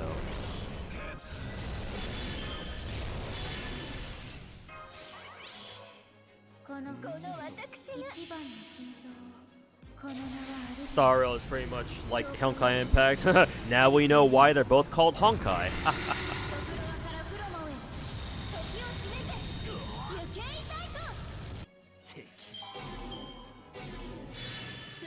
Didn't know Trailblazer has canon names. Yeah, male Trailblazer is called. His name is Kylus, and female Trailblazer is named Stell. Stelle. But yes, they have canon names. Both of them. Hope Z3 doesn't follow Star Rail's direction. You don't have to worry too much about Zenless going the way of Star Rail, at least not to the same extent, not anytime soon. Mainly because Zenless is actually skill-based. At least the direction of the current direction of Zenless's like power scaling in game is like not something to worry about for now. Maybe, you know, maybe a year out from now we'll see. But for now, don't really have anything to worry about for now. Yeah. I mean, hell, if the whole, like, if we have a situation on our hands where, with the release of Tower and Zenless, now our defensive characters like Caesar and Ben and Seth are actually a lot better now because of their defensive utilities, and that's probably a good sign. At least, again, for now. Things can always change.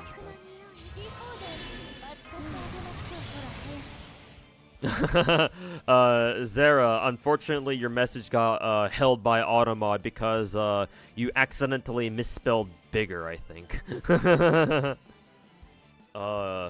Can you type that message again? Just make sure to not misspell bigger next time.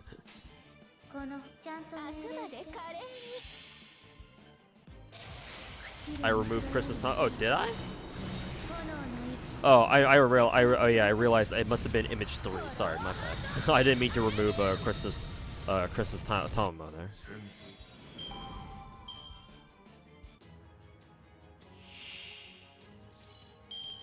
If a player misses a Mystic Code costume, is it gone from the account forever? No, not necessarily. They do bring back older Mystic Codes in FGO, but they put them in RP shop, which means that it's pretty hard to get them normally. Like, I don't know how often JP players get more rare prisms, though. If you get rare prisms as a JP player on a regular basis, then I guess it's not that bad. But right now on NA, it's rather difficult to get your hands on RP, on free rare prisms, if you're like a free-to-play or whatever. Because I believe you can only get them from like duplicate welfare copies, welfare servant copies or something like that. But strictly speaking, no. Even if you miss a time-limited Mystic Code, they're not gone forever. You just need to wait for them to come back in the rare prism shop. But that does mean that they're a bit tricky to get, is the issue.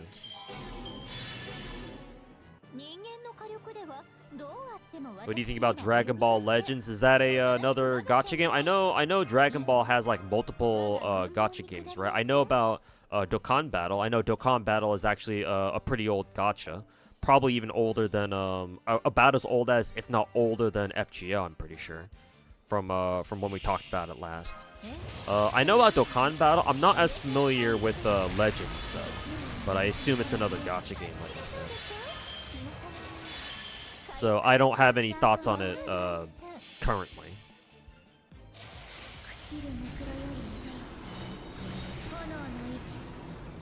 Imagine if Herta had a more reliable follow-up. I mean, it is reliable. It's just, it's tricky to use it during MOC and shit like that.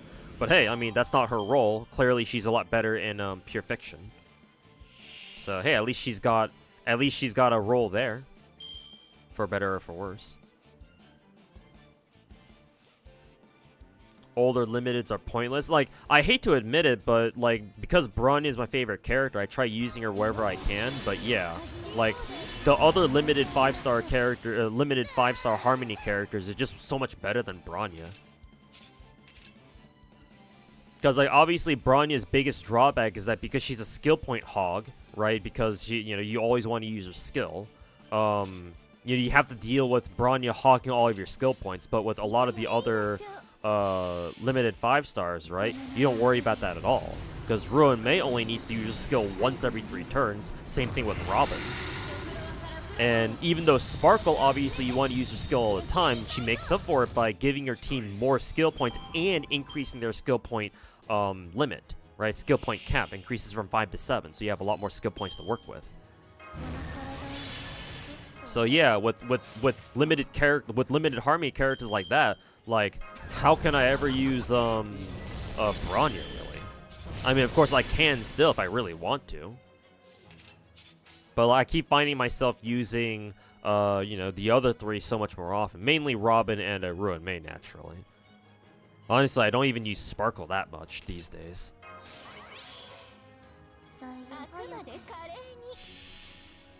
Will I try Heaven Burns Red? No, I'll pass on it. I hear that it's got a good story, but it's got to have more than just a good story for me to be interested in it. And unfortunately, I've heard that Heaven Burns Red's gameplay is not really all that, so. FGO is ruthless to new players. I mean, a lot of gacha games are, but yes, FGO is certainly quite ruthless. I mean, it's a lot easier. New people, like people playing FGO, like getting into FGO nowadays, it's a lot easier for them than it used to be, at least. Because hey, at least now the game lets you start with any permanent 5-star servant you want, and that includes waiver. But yeah, no, FGO, and you get what FGO gives you a free ascension or whatever. But yeah, even still, yeah, it's just FGO just has way too many old school gacha game tendencies where it's like, yeah, I don't really see like new age gacha game players really getting into FGO at all. Because like, why would they? It's games like these are just way too fucking convoluted and just way too grindy. It just takes too long to get anywhere. And most Zoomers or just gacha game players in general don't want to have to fucking deal with that. So why even bother?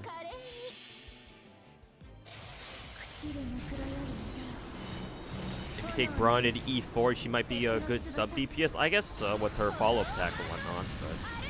But that's if you get her ass to E4.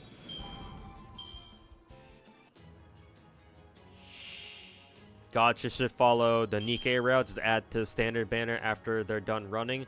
And that's not exactly like it's more like a band-aid solution though. It's not an actual fix. If you want to do that, then if you do that, right? Some gacha games do that. Like for example, Arknights does that, Blue Archive does that, Nikkei does that, right? Where most of the characters join permapool after their initial banners are done, are done debuting and whatnot. But the issue you get with that, and I've talked about this before, is that eventually your permapools will get so bloated that it becomes difficult to even roll any one particular character at all.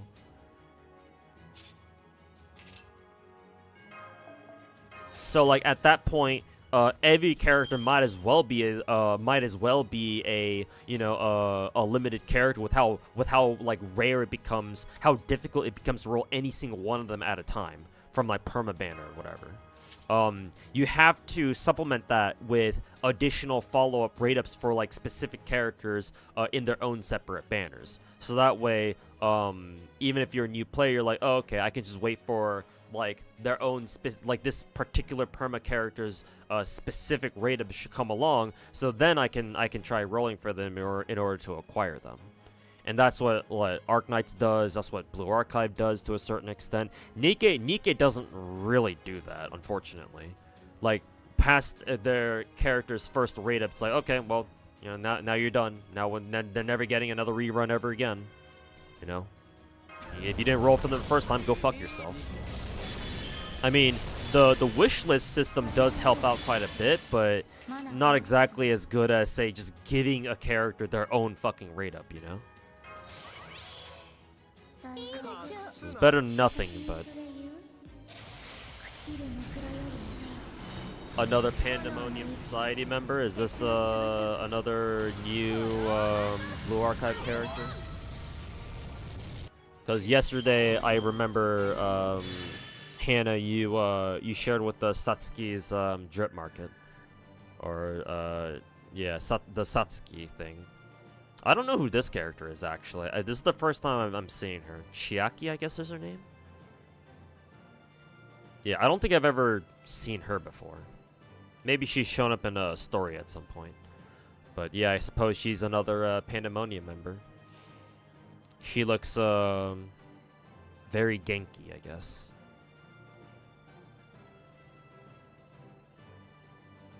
But yeah, it looks like she's shown up at several points throughout the story.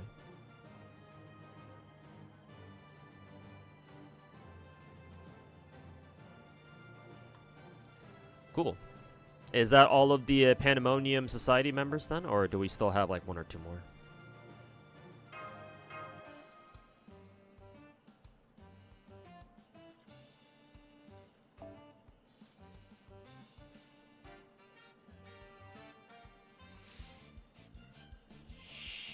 Got a question about my MTash video, specifically the part where I showed FGMPs. The reason why I chose the ones I did instead of showing the newer ones like Space Air. Yeah, because I was using Musashi and Heracles as specific examples. I'm not sure how you missed that, Peepo. Like, I explicitly said in that video that, hey, Godforge, I happen to notice that Godforge has their own versions of Miyamoto Musashi and Heracles, or Hercules, whichever version of his name you want to use, in their gameplay. So hey, I'm going to show you FGO's versions of Heracles and Miyamoto Musashi. So I don't know why you're asking me that, Peepo. If you watched the video, then you would have been able to figure that one out by yourself.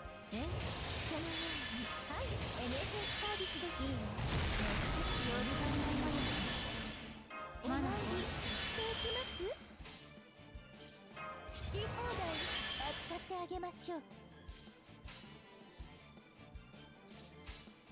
この星いいでしょう。朽ちるネクロより願い、炎の息、鉄の翼、フォローハートアレビオン。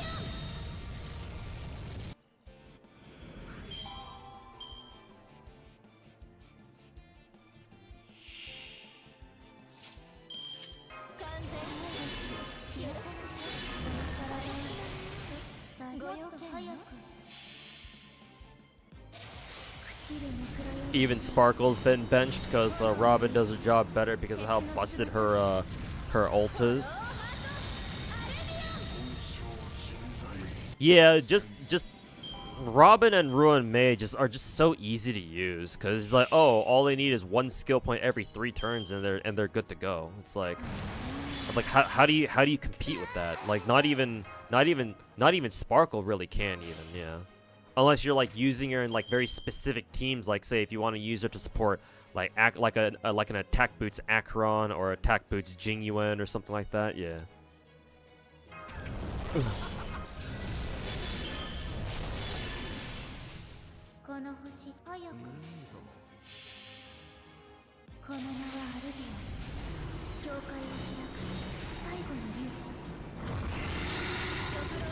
Looking forward to when Rio becomes playable. Hopefully sooner rather than later. But Rio for sure, I feel like is one of those like break glass in case of an emergency characters over at Nexon. I don't think they're gonna put out Rio anytime soon, just given how popular she is. Like, it took them, what, a full year or so for them to release Kisaki from NPC jail. And Kisaki was like prime Blue Archive Cunny for the Blue Archive artists.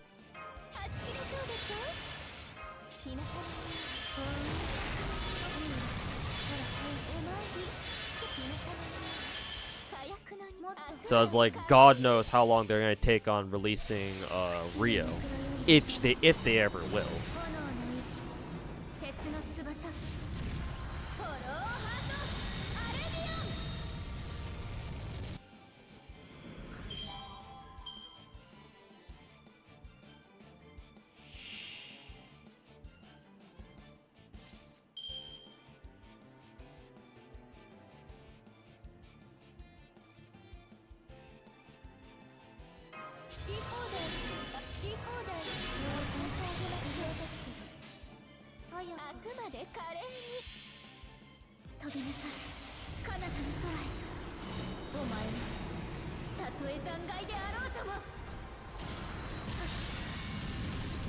You got Robin expecting her to be life-changing, barely made a difference on your account.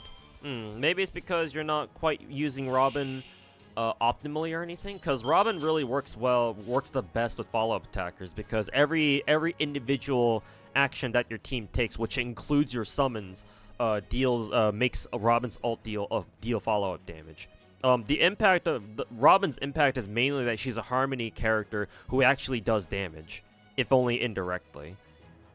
So, like, even though she's buffing your team, well, even though she's still your team's primary buffer, like, she also adds, like, damage output of her own, and the amount of damage that she can put out, assuming you've got the right team on her, working with her, is pretty, it adds up quickly over time. Like, on paper, she doesn't sound too busted, but in practice, she definitely can be. Because she's a Harmony character who actually does damage, and that's a class where you don't normally expect characters like that to do any damage.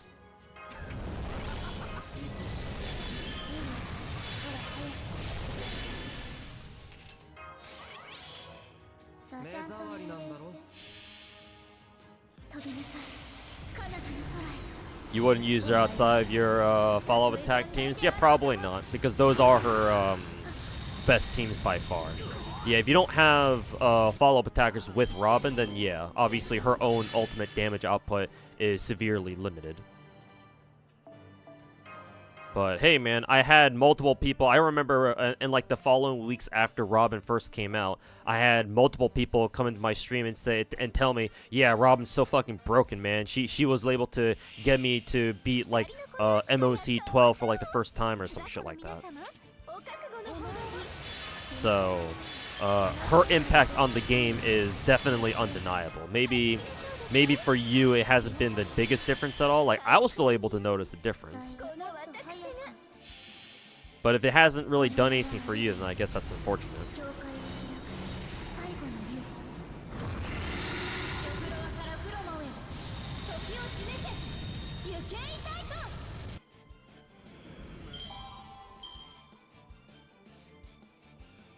She needs Gallagher as someone who lacks adventuring. If not, her energy regen is kind of garbage. Why would she need Gallagher to help her with her ER?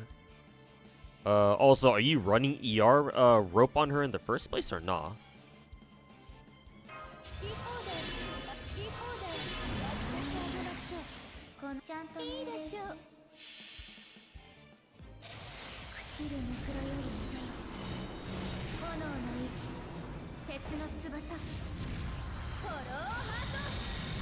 Because I don't have a problem with Robin's ER at all. Matter of fact, I more often than not I have a problem with with me not using Robin's ult as often as I should.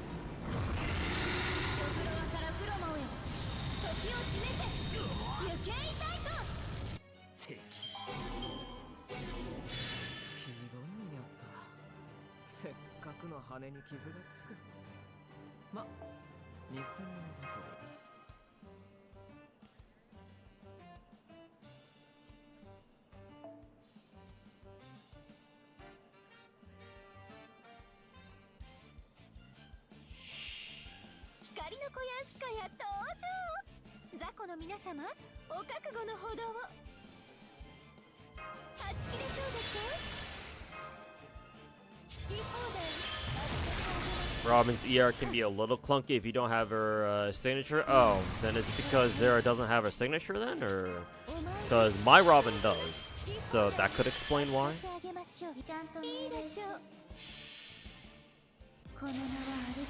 What C am I running with Relucing? I'm running a max level lottery drop C. So a level 100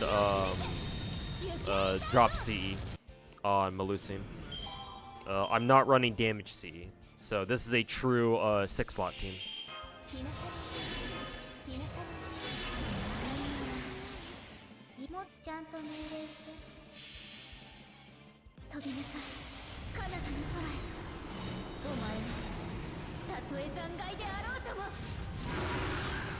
You don't have her say okay, then that may explain why then, yeah.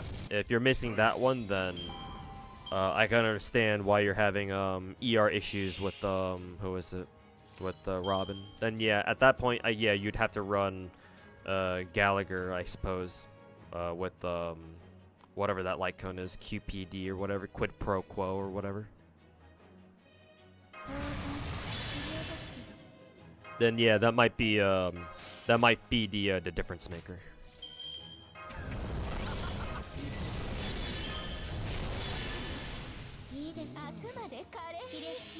Oh, I forgot to use Plexi buff on Melusine. Hopefully she one-shots here.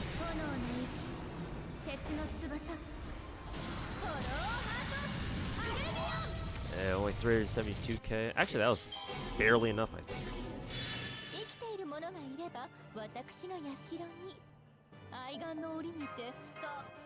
You're not putting more investment into a character you don't like? Eh, fair enough.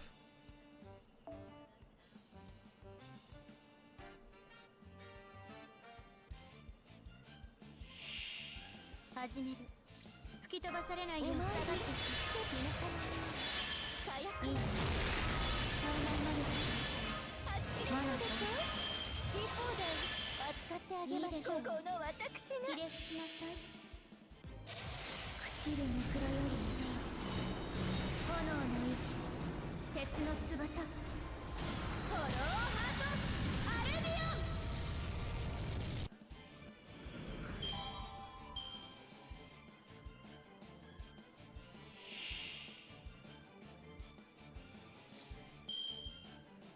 好き放題扱ってあげましょう。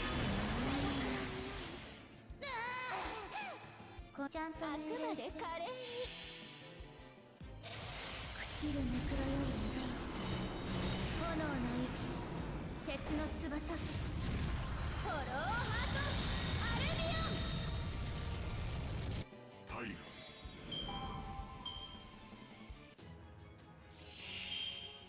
体内魔力マナ放出。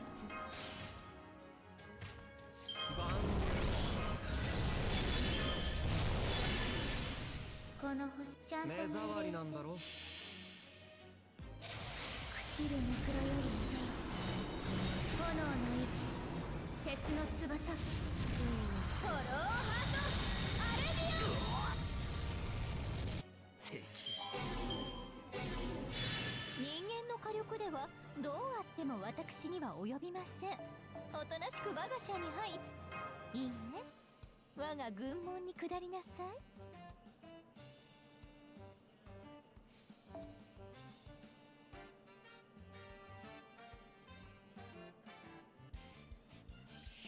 イノベーション、はい、NSS サービスです。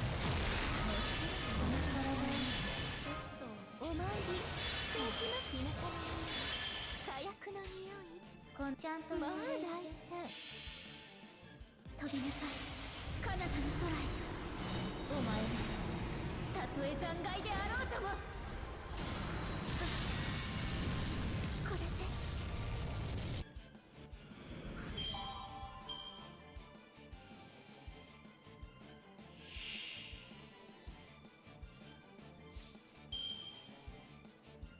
完全好き放題お詫び申し上げましょう。この私がこの名はアルビオン。教会を開く最後の竜。ジョフロワからフロモへ時を締めて行けいたいと。戦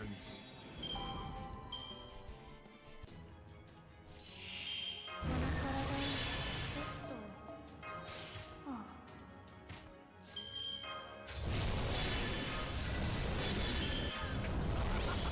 いいね、最高だ。もっと早く。隠すなよ。この名はアルビオン。教会を開く最後の竜。ジョフロワからフロモへ時を締めて行けいたいと。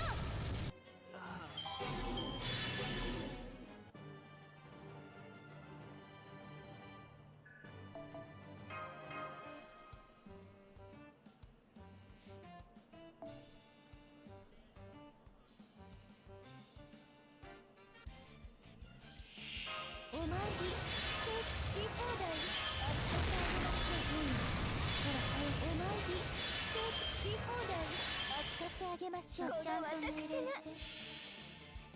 飛びなさい彼方の空へ。お前らたとえ残骸であろうともこれで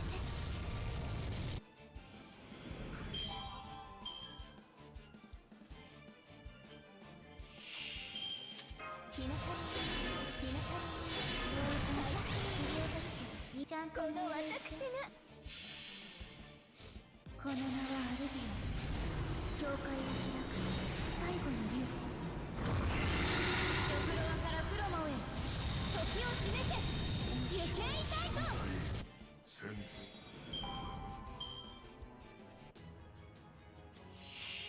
If you run Gallagher, she just dies. I don't think I've ever had a problem with Robin dying though. Cause shouldn't Robin be kind of tanky? Cause it's not like you need to give her like an attack percent like planar or anything, right? Do you? What does Robin scale with again? Or does she even technically scale with anything? こ早く隠すなよ。朽ちるムクロより見てよ炎の Attack percent? Okay. 翼 Actually, I'm kind of curious now. Let me open up my star rail and see what exactly I run my Robin with. Because I know my Robin is pretty fucking tanky. She's got like at least 5,000 HP. And if she scales with attack, and I'm just wondering to myself, how the fuck did I build my Robin where she has that much HP then?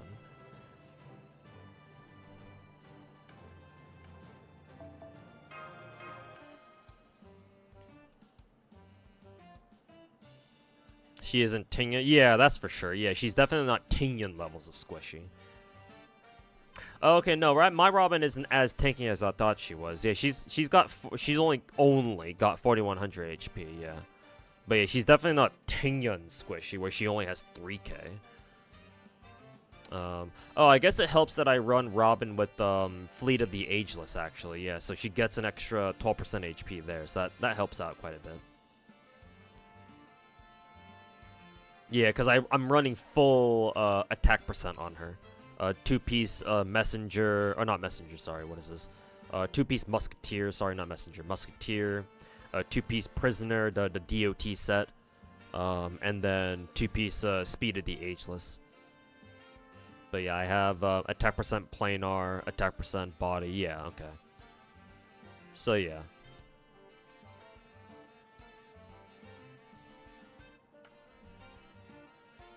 So she's not as tanky as I remember her being.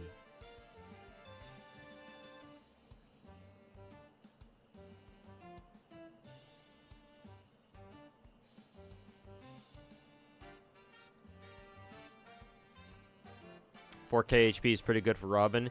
Yeah, at 4K HP, I don't really need to worry about Robin unless, of course, they decide to focus on Robin for whatever reason, which has happened before, but even then, usually Robin can still survive even with a little bit of HP, because yeah, 4K, that extra 1,000 HP she gets for being a support or whatever, that she usually has over DPSs, is, yeah, it helps out quite a bit. Like, usually I have to worry about my DPSs dying before Robin does.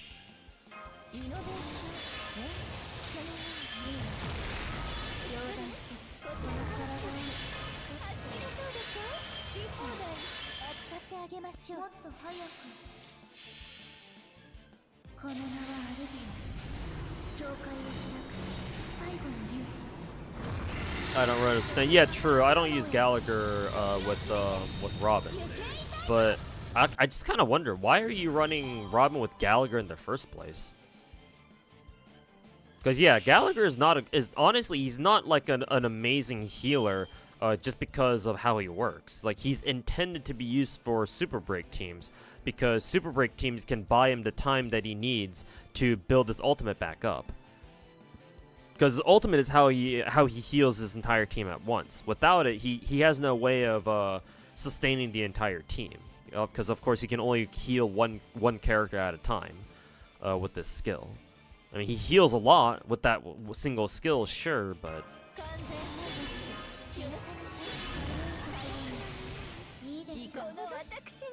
because yeah, I usually run Robin with like either Huohuo or like Luocha these days. Because yeah, I rely on those two as my main healers nowadays.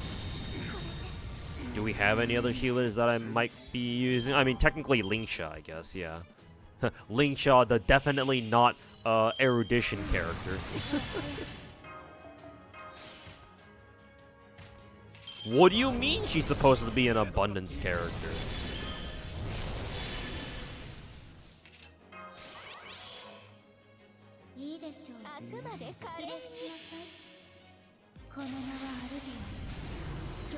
Robin doesn't need Gallagher. What? She doesn't die often at all. And if she does, she just use any sustain not named Gallagher. Yeah, that's what I'm wondering, man. Like, is there a reason? I'm assuming it's because you have no other better healer. But, like, yeah, even then, it's like, why are you using Gallagher? Why aren't you using, at the very least, Huohuo? Oh, not Huopo, sorry. What's her name? Lynx. Sorry.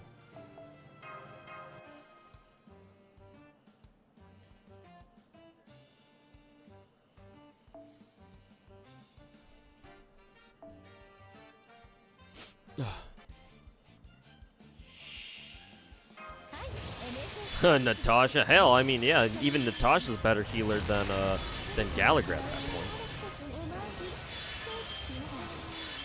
火薬の匂いいかほどこの名はアルビオン教会を開く最後の竜 Because he acts a lot of times, and GPG gives Robin the energy that she lacks. Well, clearly he's still not really that good at his job if you still have to worry about Robin dying a lot of the time. So I mean, hey man, just you know, giving you some food for thought. Maybe think about trying out the other healers and see how much better or how much worse they might perform. この私がこの名はアルビオン教会を When did he start playing? I think Zera is a more recent Star Rail player, if I'm not mistaken. So yeah, I'm not surprised he doesn't have our other premier healers. But to be fair, it's been a while since Huohuo and Luocha got reruns. Pretty sure it's been at least half a year for either of them.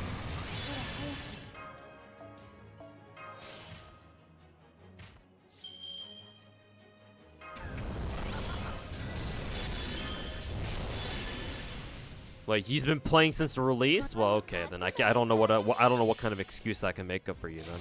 炎の息鉄の翼フォローハンドアルビオ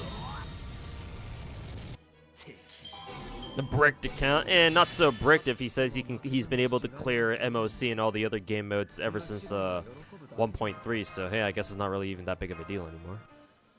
What do you want to say? But yeah, so if he doesn't, if he's comfortable, if Zera's comfortable with Robin and Gallagher, then I mean, hey, whatever works works, even if it's not, even, you know, if it's a little bit clunky. As long as it gets the job done eventually, you know. はち切れそうでしょ好き放題扱ってあげましょうはち切れそうでしょ好き放題扱ってあげましょう Then he's already clarified he doesn't even like Robin that much, so yeah, it's like he's probably not even gonna bother thinking about it too much anyway. 鉄の翼フォローハンドアルビオン But yeah, maybe you could consider rolling for Adventuring, but I don't know if you like Adventuring at all either. What do you say to somebody who wants to try FGO in 2024? I would tell them to not do it. I would tell them to not pick up FGO. And I don't tell people, I wouldn't tell them that just because I hate FGO or anything. It's just that genuinely, if I care about them as a fellow gacha player, I wouldn't tell them to go play FGO.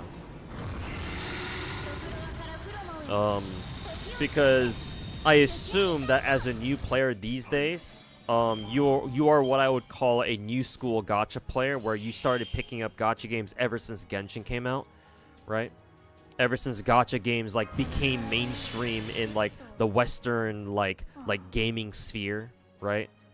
And like the Western gaming community, so to speak. So assuming you are like that, or assuming that those are your circumstances, I would assume that you've grown up on gacha games, or you've either played or are used to gacha games that are modeled after Genshin, or something like that. Like, you're used to whatever Genshin and other gacha games that have come after it offer to you as a gacha game player. FGO does not do that, because FGO is very old, and it's what I like to call an old school gacha. And so there's a lot of weird things about FGO that are just very foreign to new school gacha gamers. Lots of concepts that if you're used to Genshin or other MiHoYo games, or just hell, even newer gacha games that have come out in recent times, you're just not gonna know what to do. Or you're gonna look at them and you're gonna go like, what the fuck is this? Like, why is it like this?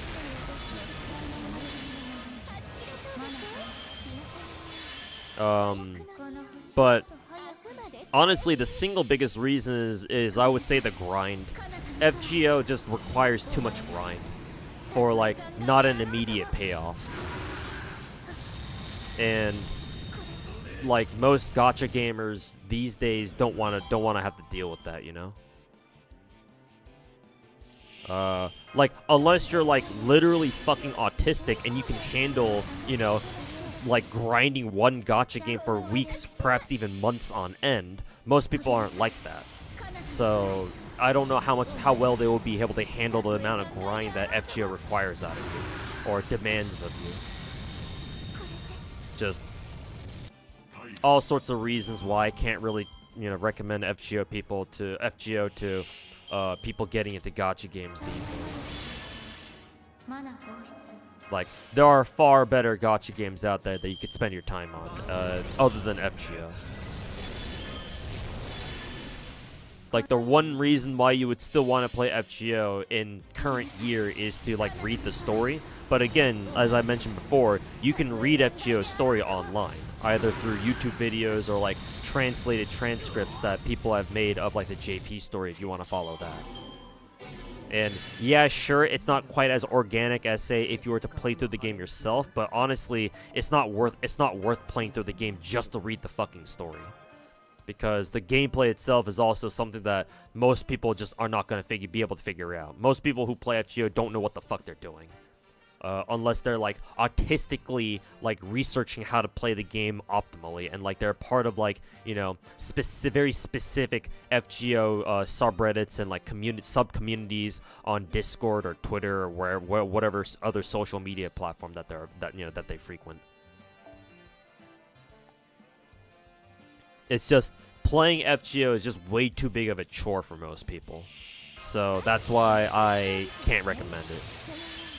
Like, if you still want to try FGO even then just know what you're getting yourself into, and it ain't fun. At least it's not going to be for, you know, the first maybe couple of months. I mean, hell, probably even longer than that. Maybe up to even the first year. It's not really gonna be fun. Maybe you're a Fate fan, a new Fate fan in current year. Well, I've heard more surprising things, but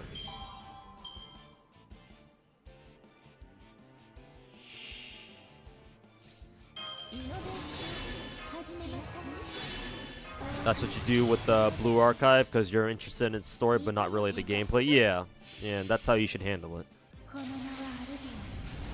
Do you think that's bad or not necessarily? The problem with grind in gacha games is that it's mandatory. Or at least for old school games, it's absolutely mandatory. In newer gacha games, it's not nearly as mandatory. That's the main difference. In older games like FGO, you don't have a choice. You better fucking grind. Because if you don't, you're gonna find yourself cock-blocked in like every which way. Oh, is there a farming team you want to use for a certain like farming lottery event, like, you know, certain farming event like a lottery or a raid? Well, too bad you can't use that team because you need perfect skills on all of your servants.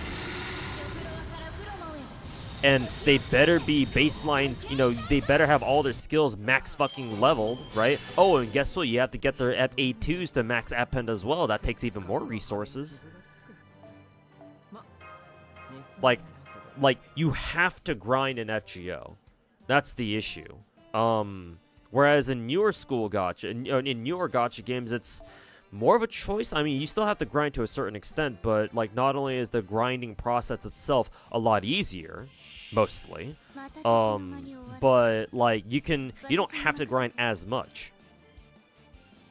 Like, it wasn't until recently that Genshin added its theater mode, right? So now people are starting to realize, oh, wait a minute, I just need more characters that I have invested into. But until then, right, the last 3.5 years before we got theater, it was just have 2 teams, just have 8 characters really high leveled up, and that's good. You're good. That's all you need to do. Not to mention, the grind itself in newer gacha games is a lot easier. Because these days, newer gacha games have guaranteed drops and shit like that. You know, you can sweep runs. You know, you can auto run however a gacha game wants handles like grinding and stuff like that. So just in every way that the grind experience is in gacha games, newer gacha games have it much easier compared to old school gacha games like FGO, where we're still kind of stuck in 2015, where we still have to do everything fucking manually by hand. That is, unless you're using FGA, but not everybody uses that because it's not official. ちゃんと命令してこの名はアルビオン I would say in gacha games, if you have a grindy gacha game, that's bad. I would say some other genres other than gacha games, like the grind in those games is more acceptable. Like say in an MMO or something. Like in an MMO, or like hell, if you're doing what I'm doing and you're like grinding for camos in like a Call of Duty game, right? Those aren't too bad. Those aren't that bad. Because, like, you don't have to go for those. Like, you don't, like, I want to go for camos in Black Ops 6, but I don't have to. Like, because they're just camos. They're just fancy-ass skins. But I want to do it anyway for a sense of achievement. And for the sake of the grind. And it gives me a reason to play Call of Duty.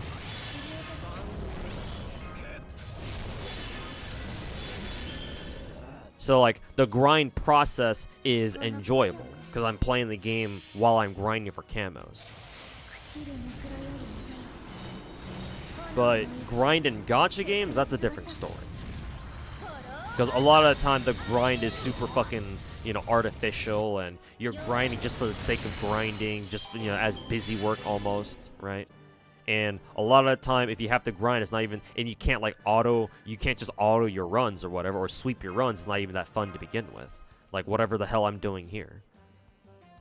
So, I would say the grind difference is bad in a gacha context. If we're talking about normal games, that's a different story.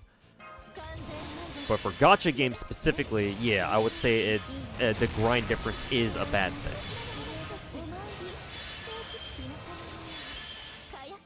もっと早く朽ちるぬくらより痛い炎の息鉄の翼 Also, it doesn't help that lots of people want things free, like easy rolls and like free characters and stuff. And yeah, like, can you blame them though? With how greedy a lot of gacha developers and studios are? Like, I don't blame people for like trying to get trying to get as much free shit as possible, man.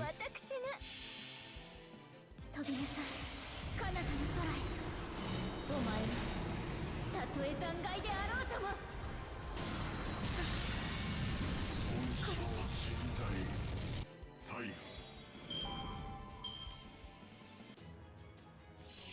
Optional grinds are ideal. Yeah, exactly.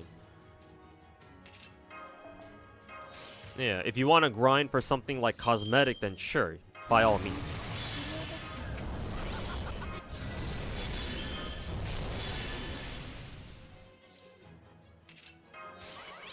Which is why I think the recent tower expansion in Zenless is a great idea, because it's just more endgame content. But since there's 1,000 fucking floors, but you only really need to go up to what, like floor 30 to like quote unquote like clear the most important stuff.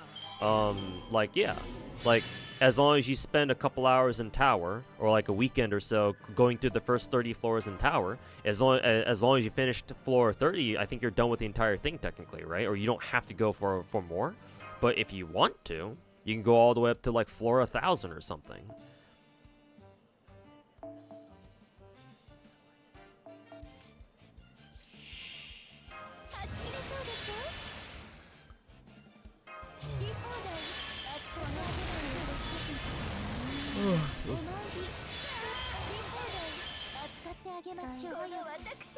Your issue is that more people expect too much in general and get pissy when it's not what they want. Yeah, sure. I mean, there's a degree of just general retardation, to put it bluntly.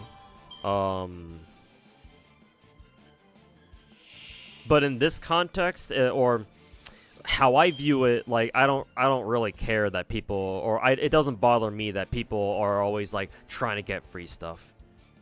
Because again, like, having played gacha games for seven and a half fucking years, like, I've seen and I know how you know, stingy gacha games can get. And so, yeah, people asking for more free stuff doesn't really bother me because I know where they're coming from.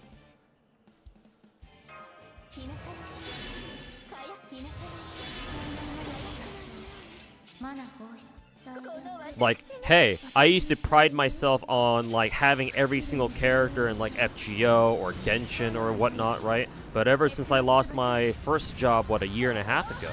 More than a year and a half ago at this point. Now I can't say that I have every single character in, like, FGO or Genshin anymore, and it sucks. Like, me being the collector EX guy that I am, it sucks not having every character in the game.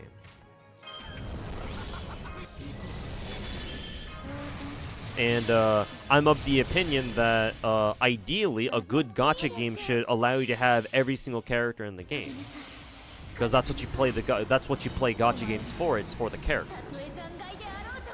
So as long as people have a way to guarantee themselves to get, you know, all the characters that they can get, or all the characters that they're interested in, then, you know, then everything else is just kind of like, you know, the cherry on top or whatever. I'm not even sure if I'm using that phrase correctly. But, you know, most gacha games aren't like that. Most gacha games, you are forced to pick and choose which characters you want, and even then, some of the time, you're not even guaranteed that.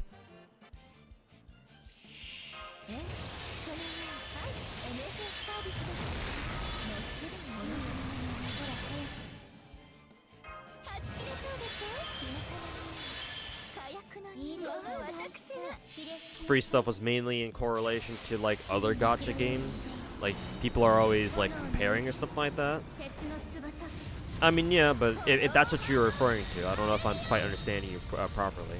But, if that's what you're referring to, then, I mean, you know, that people are going to complain all the time. Or people are always going to compare all the time. They're always going to compare, you know, what they don't have to, you know, other people who have what they want. And but they don't have at the moment. Or maybe I'm just rambling, but, you know.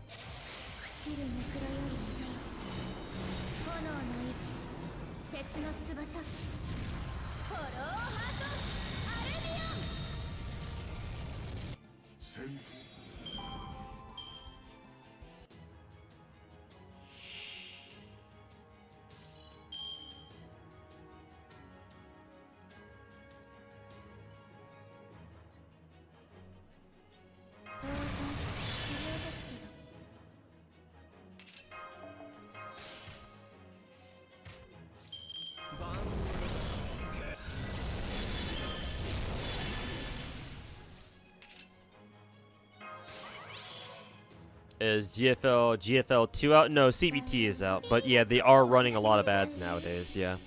Because GFL 2 will come out, will release fully, what, next month? So yeah, they're gearing up to release. So yeah, that's what Mika Team should be doing, which is running a lot of ads for, like, the month leading up to its release. And yeah, they've been sponsoring streamers to play the CBT and all that. So far, Mika Team's doing a good job of handling GFL 2's global release. Solid promotion, running ads, having one last CBT before final release or full game launch.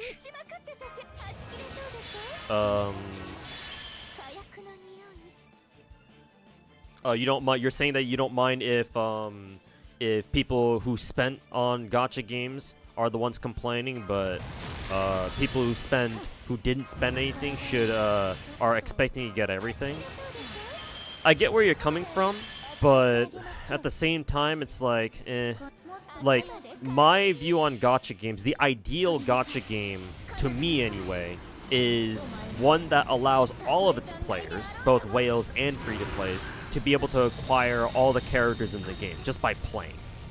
Right? If you play every day, you do all your dailies, you do all your weeklies or monthlies if you have those. Like, as long as you do all the events on time, you get all the rewards and stuff, I think that a gacha game should reward their players who play consistently like that, with, you know, the ability to acquire every single character in the game. So like, because of my desire to see gacha games go in that direction, that's one of the reasons why, even if it's like a warped sense of logic, I don't really mind people, even the plebs, like the free to play plebs, bitching to get stuff that, you know, bitching to get stuff for free, basically. Because like, out of that desire for gacha games to eventually get to a point where, like, yeah, as long as you play every day, you should be able to get every character in the game. Now, like, for like cosmetic stuff or like signature weapons, if your gacha game has those, like, okay, well, those you'd probably have to spend for, you know, have to get lucky for. But at least every character in the game, because again, that's what drives gacha games, the characters. So yeah. I don't know. I guess I just don't care too much about, you know, what the average gacha gamer says or wants. Most people don't even know what it is that they really want anyway, especially when it comes to gacha games, because don't expect a MiHoYo player to know what they really want out of a gacha game, right? They barely even know how to play a regular gacha game to begin with.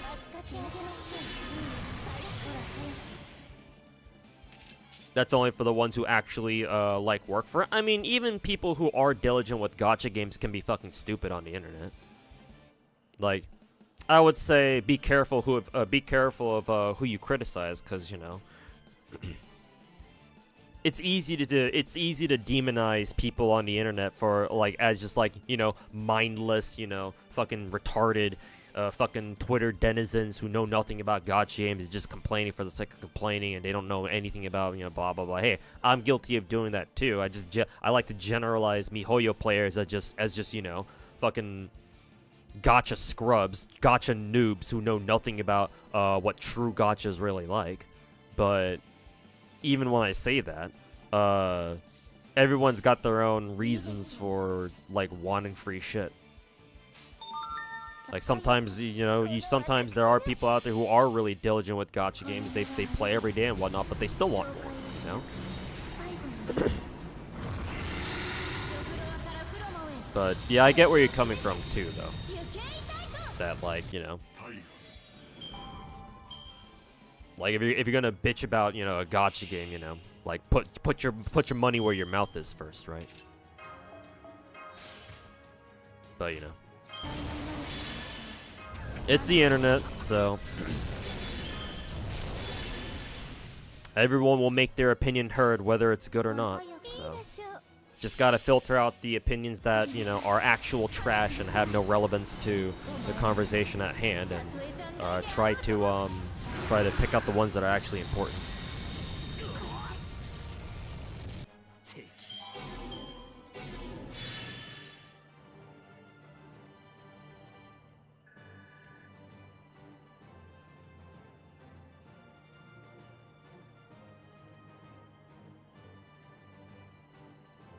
Let's see here. Maybe, well... Pulled up a stream.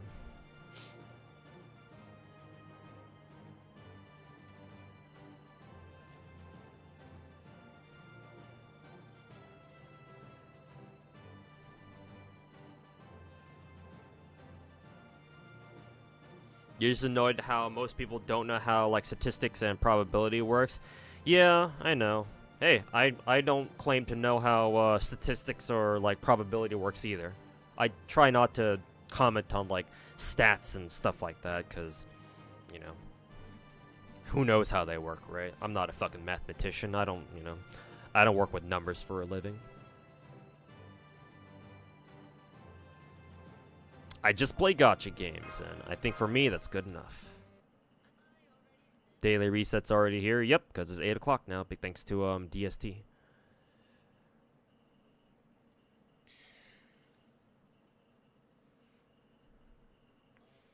But yeah, try not to get too annoyed by, you know, whatever it is that the MiHoYo crowd is saying about this or that, or, like, you know, how they think, you know, their gacha game should be managed, blah, blah, blah, because usually they don't really know how to, you know, fix the situation at hand themselves.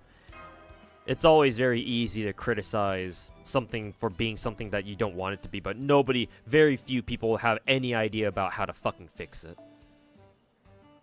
But hey, to be fair, the onus is on the developers to come up with a solution or to give their players like things that they didn't know they needed.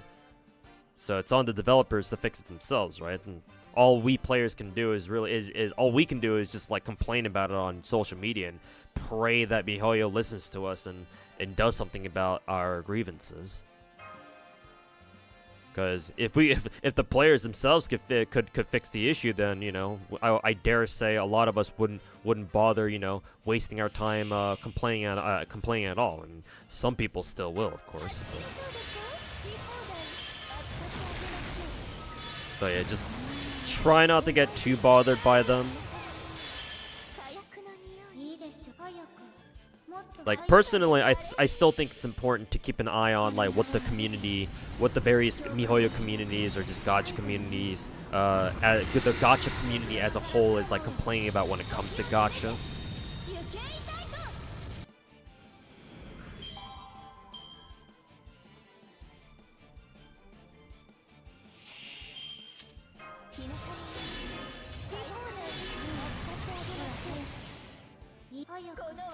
But yeah, sometimes it's hard to just completely like tune out whatever their dumb shit that they're saying.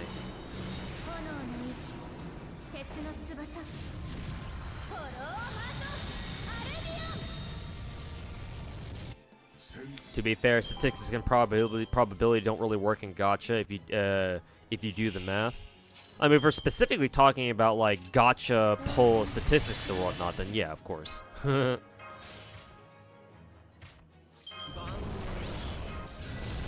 I thought he was referring to like something else though. So.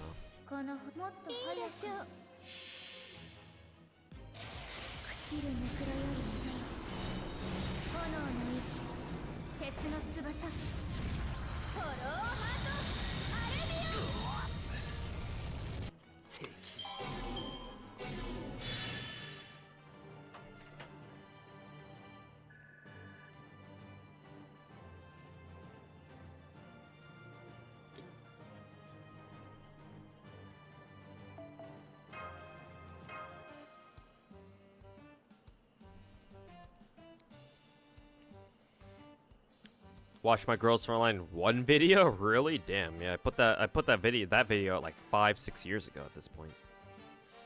Am I an emulator? Yes, Shade. I put my FGO account on LD Player, I think, what? It's got to have been at least a month by now. But yes, it's on emulator now, not on I don't have it on my tablet anymore.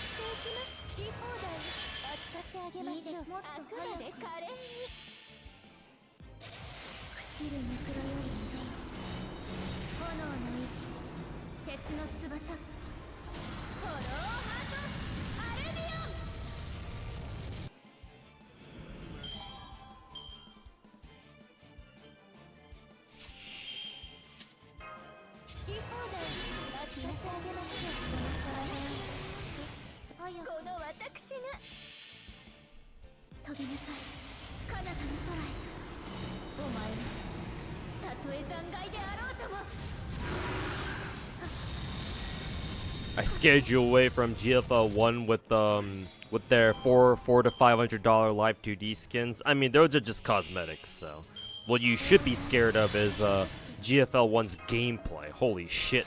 GFL 1's gameplay is like, what the fuck? At least I can understand FGOs. I have no idea what's going on in Girls Frontline. Jesus. Fuck that shit.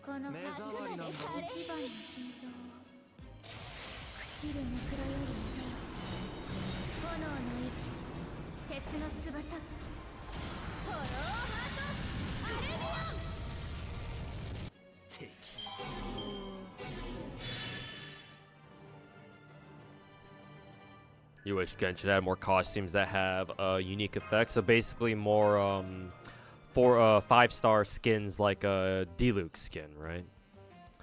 Yeah, one day maybe perhaps MiHoYo will add, more skins, but who knows when they will.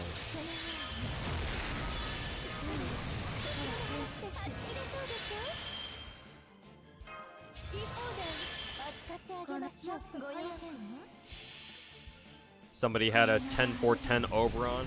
Now your run is dead. Unfriend that person immediately. Kick him. That's the only solution. Purge them.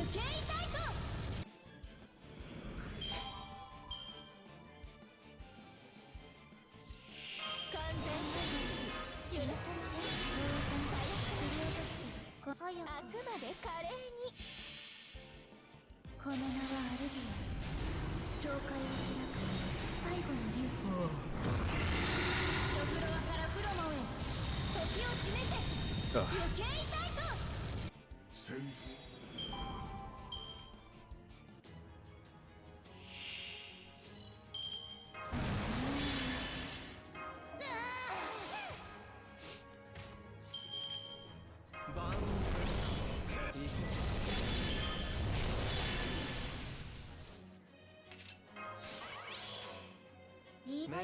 戦闘 Is it too late to get into Blue Archive? No.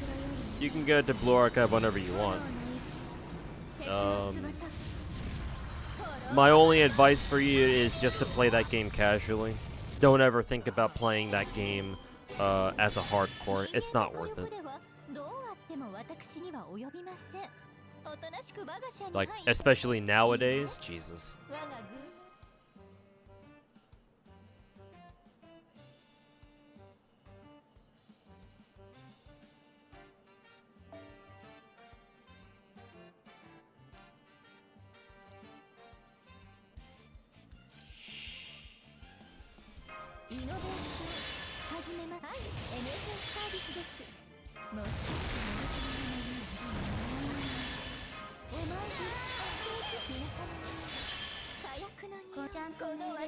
You just want to get into the part. The more parts of Blue Archive. That's kind of the issue then. The cute and funny moments of the game are mostly locked behind the characters themselves. Because in Blue Archive, when you get a character, there's like this system of like messaging characters where like the students are like basically role playing, sending. The game is role playing the students sending messages to you and whatnot, so you can have like conversations, like pre-scripted conversations and like cutscenes with them or whatever. The problem is that you have to have those characters first to begin with. So you'd have to roll the characters first is the problem. So like for example, if you wanted to see like, I don't know, let's say who's a random character, considering you want the uo moment.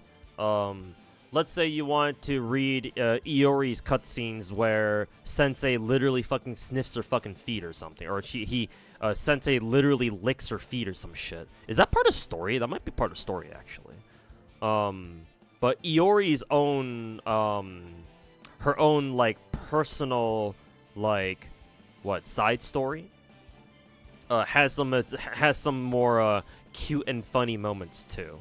Not to mention Iori's recollection lobby, or memorial lobby, recollection lobby. What the fuck are they called again? Her exclusive live 2D background shows her completely topless, and you can see her entire back. So, but in order to do that, you need to have the character first, and you have to get her up to affection level 10. It's not that hard, but if you're a new player, you're not gonna have a lot of gifts to get their affection rank up to plus 10 to begin with. So it'll take time, but you keep grinding and you keep at it, then yeah, you'll get there eventually. Yeah, they're Momotoks or whatever. But if you just want the uo parts, then yeah, you don't even need to play the game. Just go read a couple dojins, you'll get a good idea what they're all about, to be honest.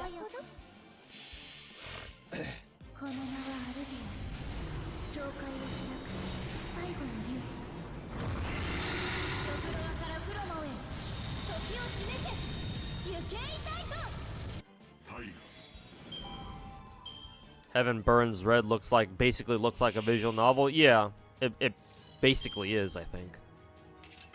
I mean, given who the main writer is, not that surprising.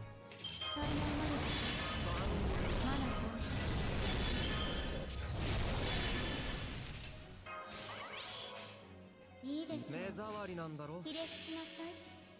飛びなさい彼方の空へ。お前はたとえ残骸であろうとも。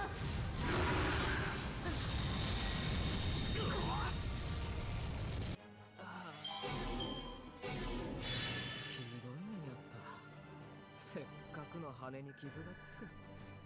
ま、A lot of gachas are basically visual novels. Yeah, essentially.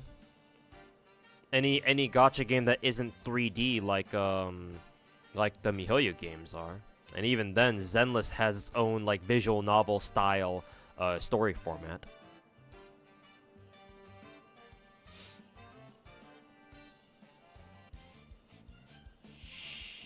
瞬きの間に終わらせる。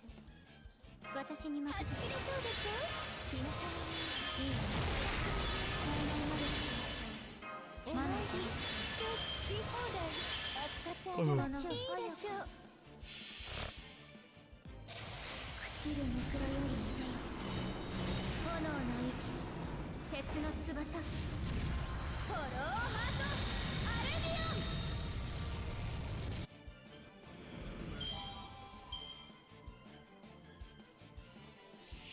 好き放題扱ってあげましょう。ちゃんと命令して。あくまで華麗に。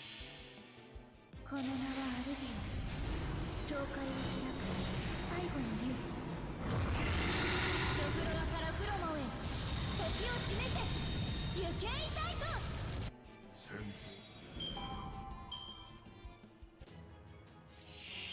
いいよ。ほら早く。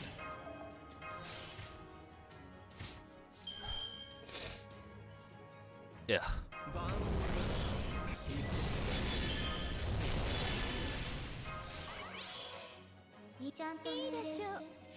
You watch a bit of Heaven Burns Red yesterday. Character chemistry is fun. It's very Jun Maeda coded. Yeah, Jun Maeda does do character relationships pretty well. If I remember anything from watching like Clannad and Kanon from back in the day. Just confirming, this is a Chris's Lotto, or just Karna, Chris's Rio and after? Yeah, just the Chris's Karna, Rio and after, and that should be a limited lottery, not a an unlimited one.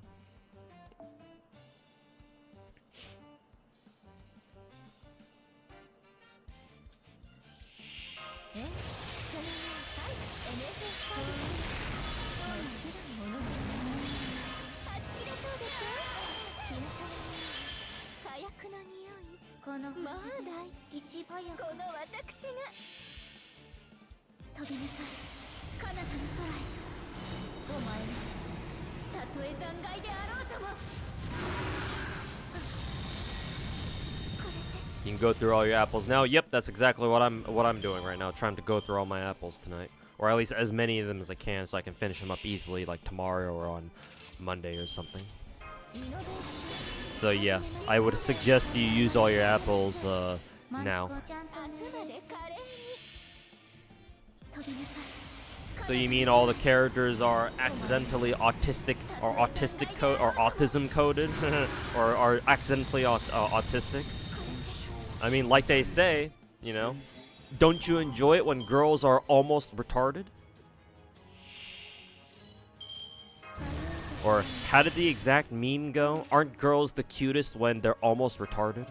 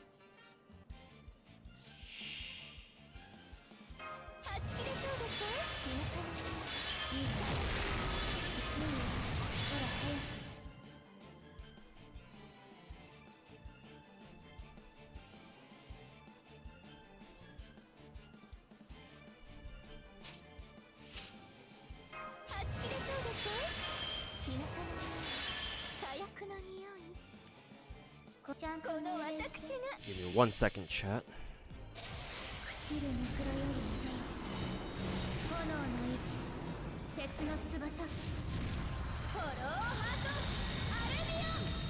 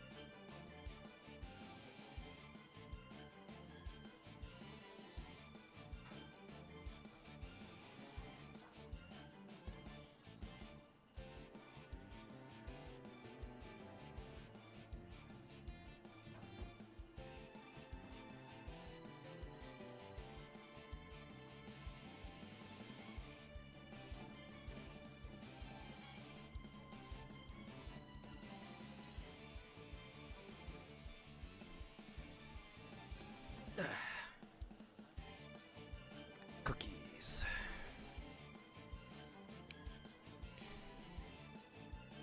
How's the grind going? It's going good. How many boxes are you aiming for? Oh, yeah, another question.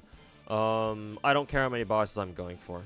I'll just farm however many boxes I have by the time I run out of apples, that's how much I farm.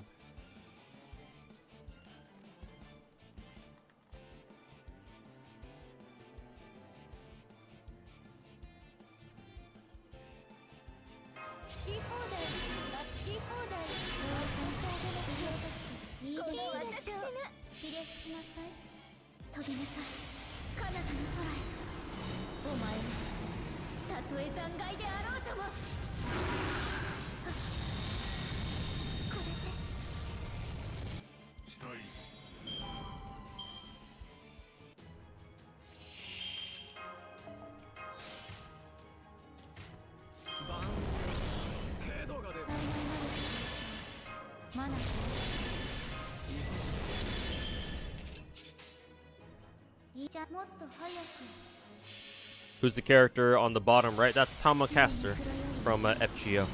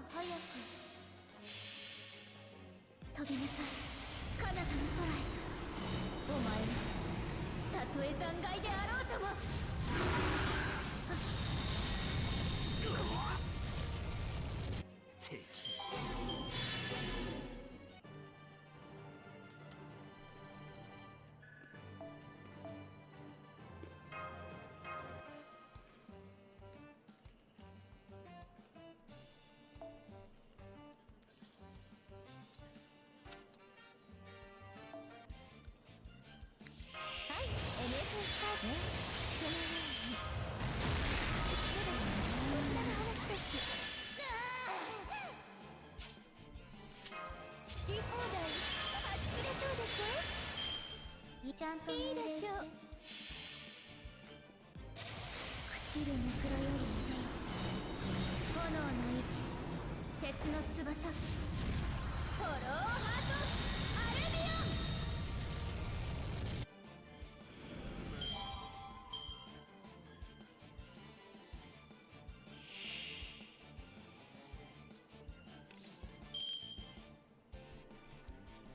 イノベーション始めます。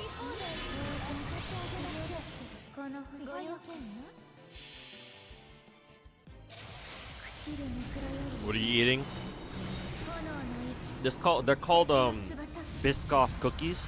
They're supposed to be like these baked caramel cookies or something. They're pretty good actually.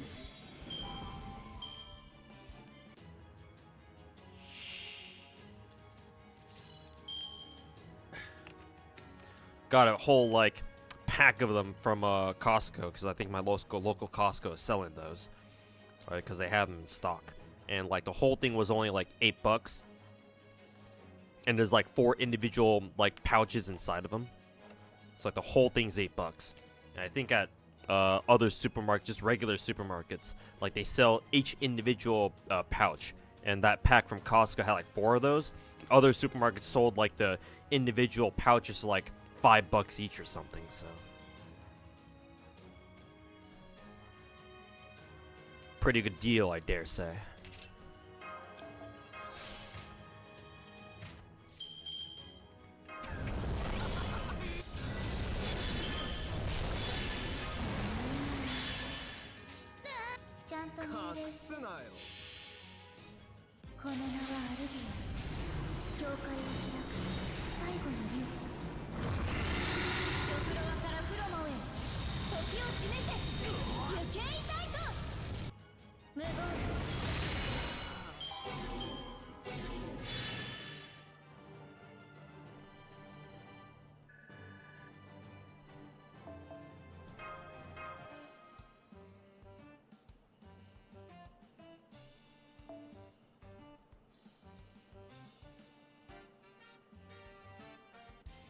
Diabetes. Hey man, what can I say? I still have a sweet tooth even after all these years.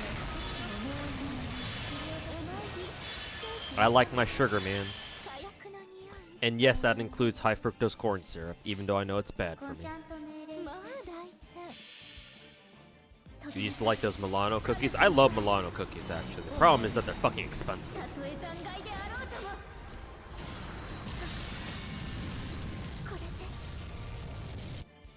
But yeah, Milano cookies are excellent when I can afford them.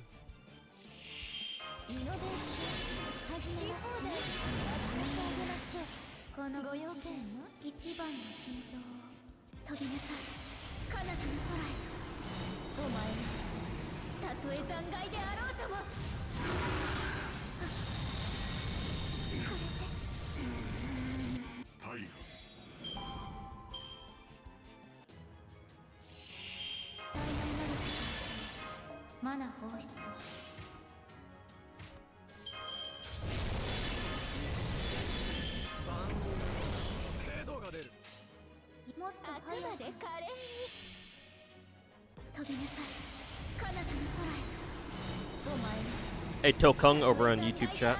Good morning to you too. It's about 8 p.m. over here on the west coast of the good old US of A. But good morning to you. せっかくの羽に傷がつく。ま、偽物だけどね。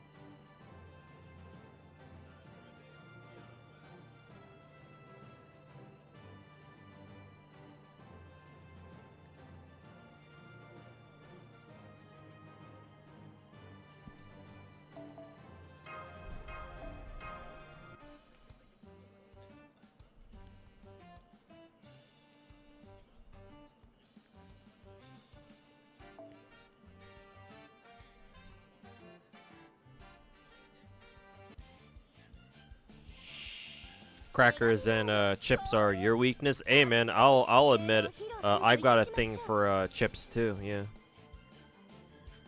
I'm just snacks in general. As long as I like them, I'll just demolish through them in no time. Well, some snacks I can take my time on, but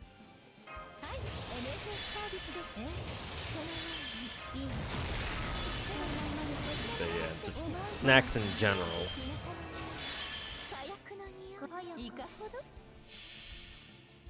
Gotta have the munchies, right?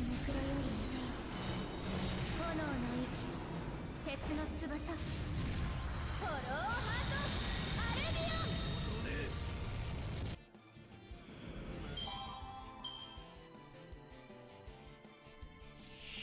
完全敗北よろしく放題もっと早くあくまで華麗に朽ちるぬくろよりいでよ炎の You work at a store, so you snack a bit too much during your free time. 戦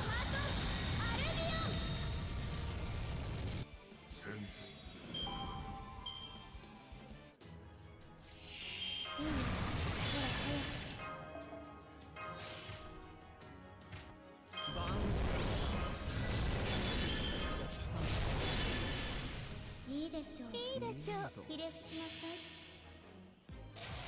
朽ちるぬくろよりいでよ炎の息鉄の翼フォローハートアレビアン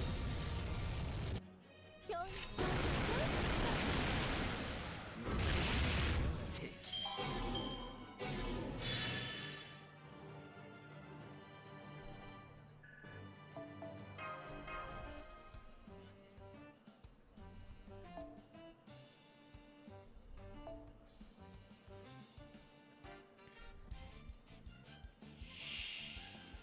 You getting those soft and juicy dried mangoes from Trader Joe's to combat the urges to snack on other salty snacks? Yeah, as long as you find a snack that you like eating to replace like other snacks that you know you shouldn't be eating, then yeah. Whatever you gotta do to replace the bad ones. この名はアルビオン教会を開く最後の竜 I know Trader Joe's has like all sorts of different kinds of like interesting snacks and foods and stuff. Honestly, I should visit there more often, but excuse me. Currently, I obviously don't because, you know, no money. イノベーション始まり Ugh. ご用件 Also, hey Omega, thanks for hanging out, man, and thanks so much for the 47-month resub. Welcome back. One more month until your 4-year resub, man. Hope the grind's going well. It is. Yeah, we're on our way, whittling down my Gapple stash.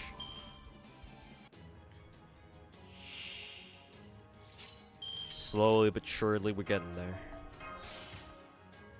But yeah, hopefully you've been enjoying your weekend so far.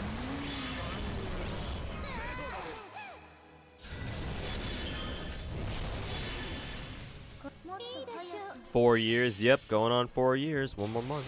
朽ちるぬくろよりいでよ炎の息鉄の翼フォローハートアレビアン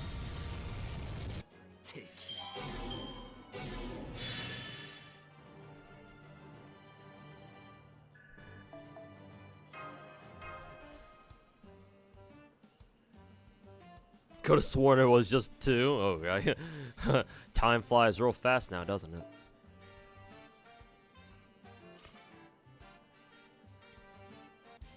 You've been eating like 2-3 spoonfuls of peanut butter. I actually have some peanut butter. I've always wanted to try putting some peanut butter onto an apple, and apparently that's a really good snack. I've never actually tried it though. I'd much prefer just eating apples just on their own. Maybe I should try it with peanut butter one day. この名はアルビオン教会を開く最後の竜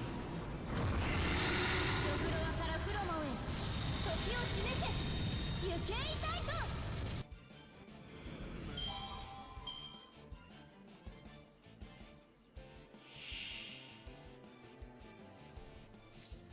完全敗 You should buy some peanut butter at some point. It's easy to store. Yeah, and they last for a little bit, or they last for a while. このもっと早く Those are good. Peanut butter covered apples are good. I should give it a try actually. 鉄の翼 One of these days. フォローハートアレビアン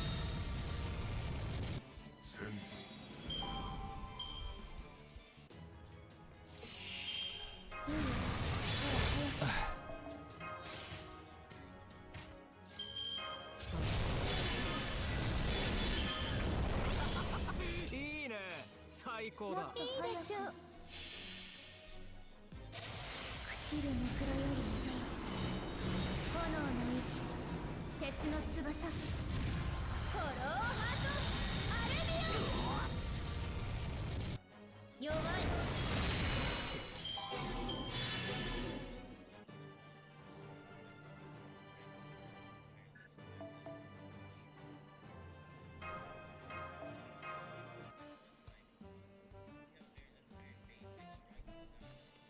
Get some tortillas, heat one in a microwave for like 12 seconds, spread some peanut butter and honey on it, fold or roll it, and then have that. 戦闘ですね Wow. I've never actually thought of doing that. Sounds quite interesting. お参り火薬の匂いこのご用件は飛びなさい彼方の空へ Used to love celery as a kid, but then you ate a tuna and celery sandwich in Maine and hated it ever since. One bad experience, huh? Just one bad day. 完全放棄し放題もっと早く飛びなさい彼方の空へお前はたとえ残骸であろうとも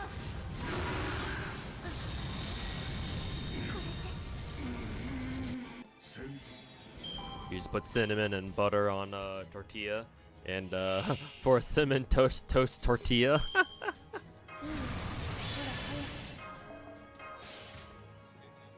Plus 10 on 90 plus plus and plus 12 on 90 plus is like about the same drop, right?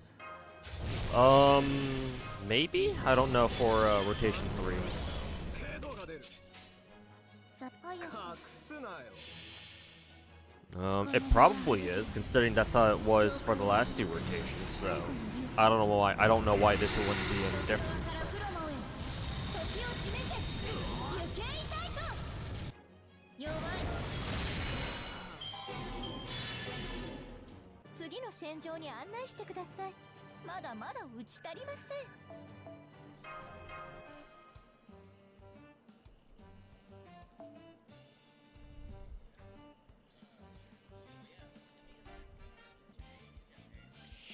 イノベーションはい MSS サービス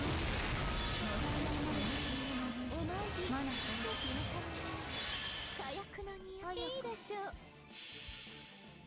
飛びなさい彼方の空へお前はたとえ残骸であろうともこれで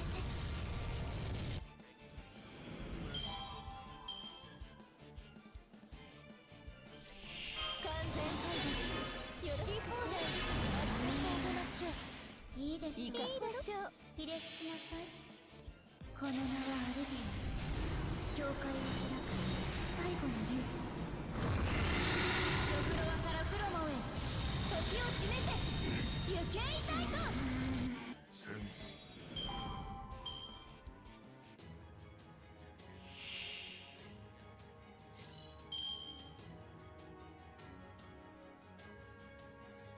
いほら早く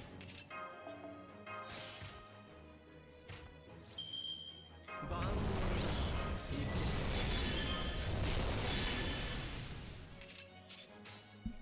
もっと早く飛びなさい彼方の空へお前はたとえ残骸であろうとも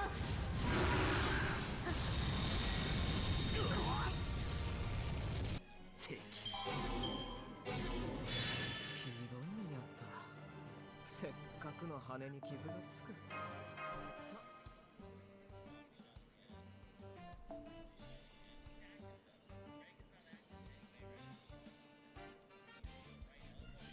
はい、NFS サービスですね。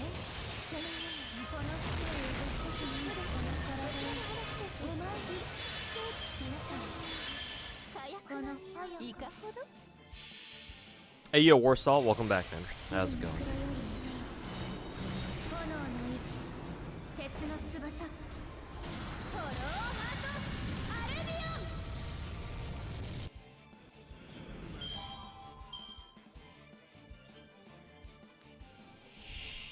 完全によろしい方で来年まであげましょう。いいでしょう。この私が起立しなさい。朽ちるぬくろより願い炎の息鉄の翼フォローハートアルビオン死にたい期待する当然クリエイト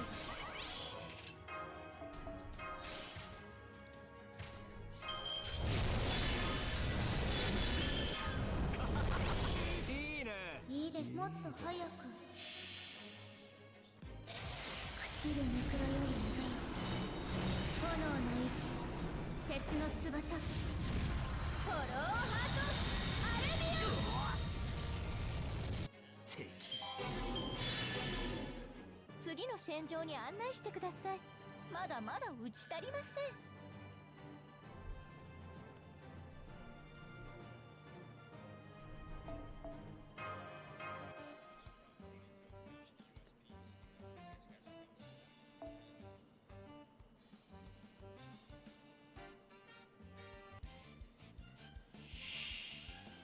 はち切れそうでしょ。好き放題。あ、このダメを落としてしまうのはすぐ。ほら早くはち切れそうでしょ。皆様火薬の匂いいいでしょう。飛びなさい彼方の空へ。お前がたとえ残骸であろうともこれで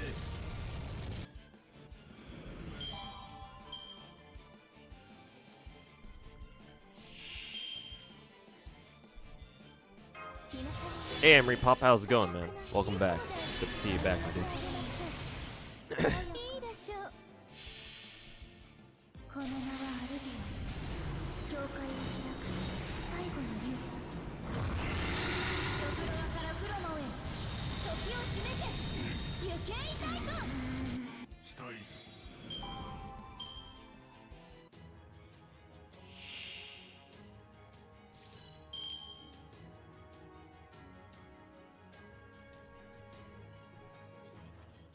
いいよほら早く。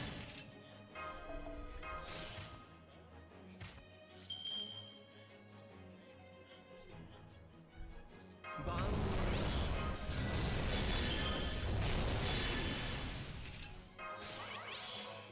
いいでしょう。かすなよ。起立しなさい。飛びなさい彼方の空へ。お前がたとえ残骸であろうともこれで Final Multi only got you a single Bargets copy. Wish you got Breeding Mart though. Yeah, sorry to hear that. Maybe next time, whenever Breeding Mart gets her next raid up, whenever that is. Can't say I know when Breeding Mart gets rerun again later.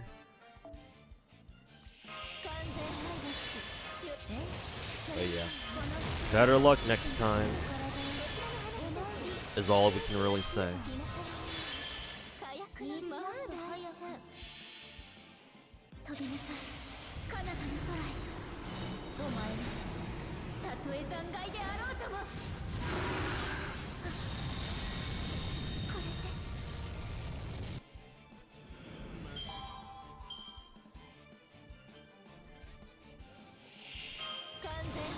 Yeah, White Fury. MP2 Melusi can do this, especially if she, if you give her max limit broken and level 100 lottery dropsy.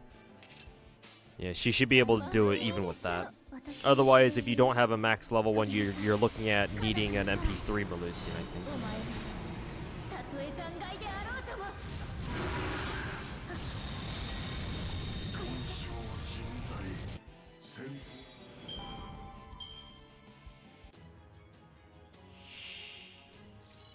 当然知り落とすけどさあ万有目処が出る。ちゃんとこの命令して私が朽ちるぬくろより痛い炎の息鉄の翼 Your 102 Melusian can do that, no, but she needs a Black Rail. Instead of Black Rail, for this event, use the damage C that you get from rolling the first 5 boxes. That's much better here over Black Rail.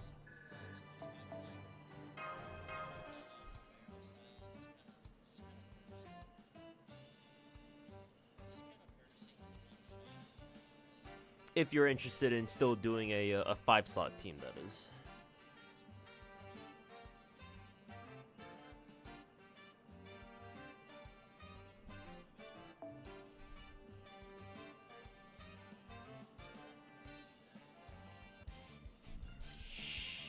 イノベーションはい NSS サービスですもちろんこの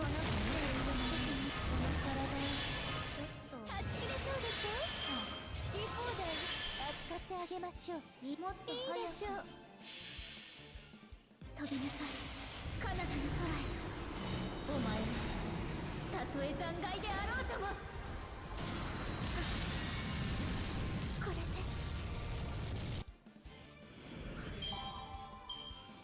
Just got your Melusian max a couple minutes ago. Hey, nice. 完全配 My Melusian is well on her way to getting max bonded, I think. I think she's past halfway to a level 10 from level 9. この星いかほどもっと早く飛びなさい彼方の空へお前はたとえ残骸であろうともこれで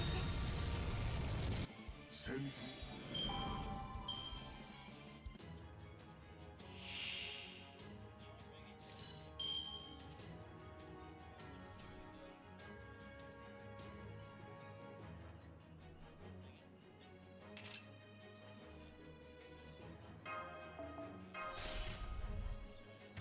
最大までマナス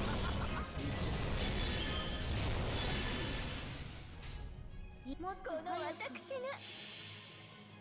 How many boxes so far? Normally, Shiny Fallen Star, I don't answer that question. Because my logic is that, like, I don't quite understand why people ask me how many boxes I've rolled. Or how many boxes I've farmed so far. Because I don't care how many boxes I farmed, just that I just want to use all my golden apples. I don't quite get why anyone else would ask me. But just for you, since you've gifted a lot of subs to the channel so far, I will answer that question.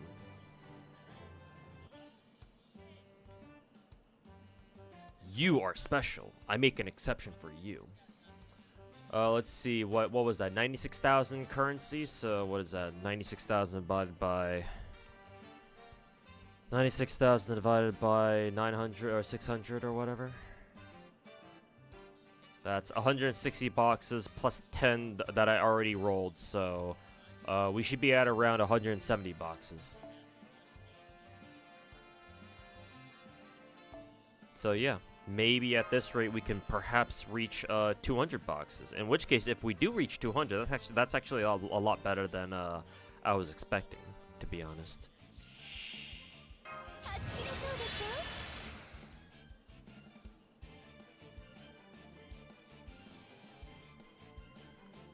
好き放題扱ってあげましょう両断左右とからにはち切れそうでしょ好き放題扱ってあげましょうもっとあく早くまで華麗にこの名はアルビオ教会を開く最後の竜デフロアからプロモへ時を示せ行けい太鼓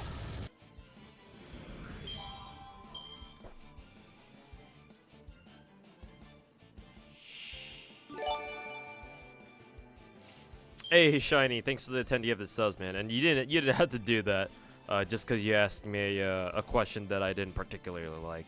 But I appreciate the gift subs anyway. You are pay to win special, I suppose. So yes, you can always pay your way to victory. But yeah, Shiny, thanks so much for the 10 gifted, man. Greatly appreciated. Again, you didn't have to do that, but I appreciate the gesture anyway. So thank you so much for the 10 gifted. What's my opinion on the Lost Belt, what is it, Lost Belt 7 servants? Which one would be my target? Actually, to be honest with you, I'm not sure which ones of the Lost Belt 7 servants that I actually like the most. By default, I'd have to go with Kukulkan and Tenoctic Clan. Or, I guess our other name is Talalok.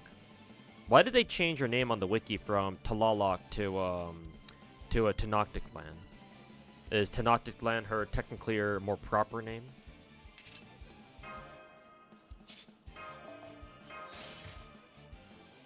Oh, I didn't need to swap him out there.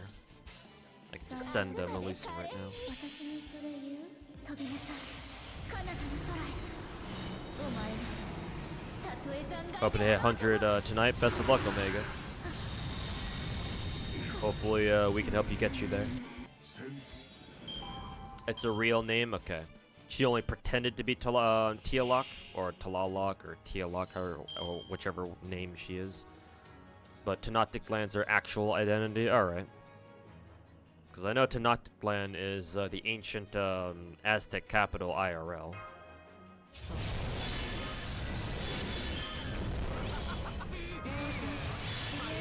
Does that mean that she's supposed to be like some sort of does that mean she's supposed to like represent Tenoctic Land, the actual city itself, or something, or what?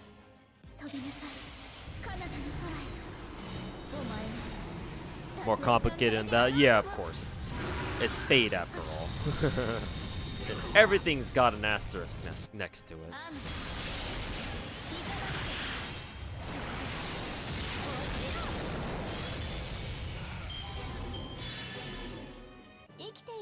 Is the Apex CE worth rolling limit broken?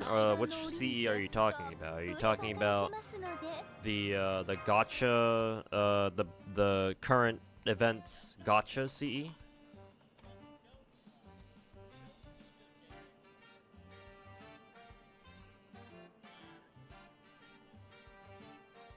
Yeah, you are. The one with Morgan on it. It's full attack. 40% starting charge, 40% starting charge NP. I'm assuming it goes up to 50% at limit break. Yeah. So full attack, 10% buster, 50% charge, starting charge, and then overcharge NP by 2 stages for 1 time. That sounds useful. Yeah. And it's full attack. That sounds useful.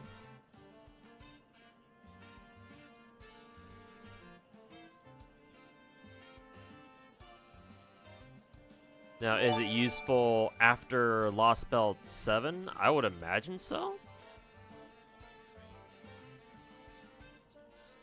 But obviously it would depend on which servant is using it, because obviously this benefits servants who have useful overcharge effects the most. Because if you just wanted a 10%, or if you just wanted a 50% starting charge C with a buster buff on it, then, you know, we already have, like, aerial drive and, you know, first sunrise and all those, but I guess you can't roll for those anymore. So right now Apex would probably be your next best option, I would imagine. Also, Shiny Fallen Star, thanks so much for the additional 5 gifted subs, man, making it a flat 150 subs gifted total. Thanks so much, Shiny, for all your generous contributions to the stream. Greatly appreciate it, man. And cheers. Hopefully your weekend's been going well. You can also get by just fine with aerial drive or cranking / first day of filming. Oh yeah, that's right. We have that, and it should have that cranking craft essence, right? Yeah, because it's full attack, buster MP damage, 50% MP gauge or whatever. Wait, do we have... Actually, I'm actually kind of curious. Do we have cranking right now? Did we get the Super Paul event? Yeah, we should have. Yeah, I remember playing the Super Paul event this year on NA. Yeah. Let me actually make sure that I actually have that craft essence. Was it the free one? Or was it gacha only? If it's gacha only, I'd be very sad. But it could have been gacha only, now that I think about it. I feel like it was the event one, though. But I don't see it here. Yeah, no, I have a copy of first day of filming, but I don't know where the other copies are. Maybe I was supposed to grind for it? I don't know. I have one copy, but... I have 2 copies? I see the level 1 one. Maybe I just missed it. Maybe it's like... Maybe I accidentally got like a, what is it? A super suck on it or something? Like a super or like... Oh, no, I have 2 of them right here. Literally right here. Yeah, I literally scrolled past it. I do it often, in case you didn't realize. But, yeah, Tokung. If you have, this craft essence, apparently this craft essence was an event welfare craft essence from an event earlier this year on NA. With the Super Paul Bunyan event, it's called First Day of Filming, or its Japanese name is called Cranking for some reason. Maybe because it's referring to, like, cranking the fucking camera reel or whatever. But if you have this craft essence, honestly, you might not need to worry about rolling more copies of Apex from this event. Because this craft essence is just straight up probably better. It's a better general, what is it? It's a better general NP or Buster craft essence, to be honest with you. Because this one is at max limit break. It's Buster card effectiveness and NP damage and 50% starting charge. So like, if you already have this CE, then honestly, you don't really need to worry about it too much. Actually, now that I have 2 copies of Crank, I should probably get both of those to max level now that I think about it.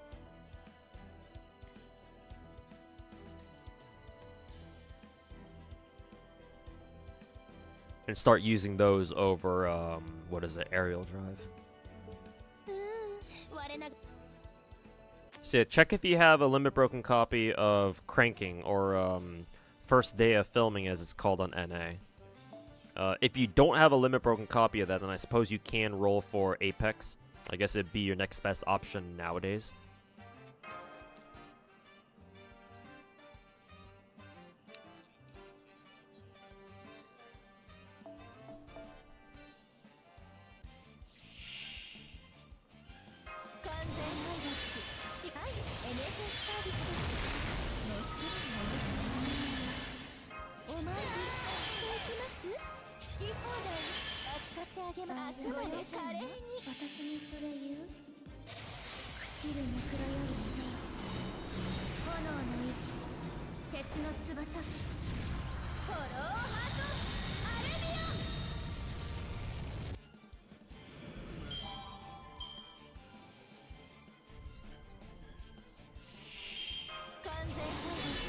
Apex is good for some challenge quests thanks to its overcharge thingy, but for general farming, aerial drive and cranking are good enough. Alright, good to know.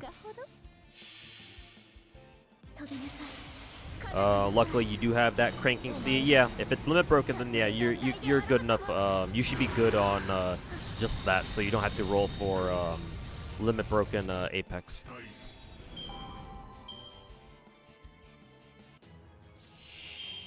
At the end of the day, having more options is nice. I suppose so, yeah. But you know, it's gacha, and rolling gacha just for craft essences is a dangerous game.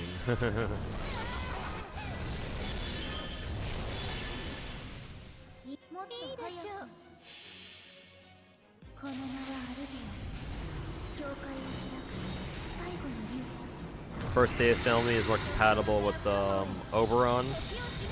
Oh, yeah, good point.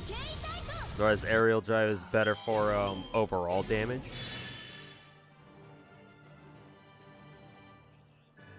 I feel like 8% Buster and 15% MP damage buff still buff stacks better than 10-10 though, doesn't it? Because calculator 1.1 times 1.1, that should be 1.21, yes. And then, what is it? An 8% one. So 1.08 times 1. What was it, 15%? So that. Yeah, it buff stacks better, but only by a little bit. So maybe it doesn't make that big of a difference, but hey, every little difference does count technically.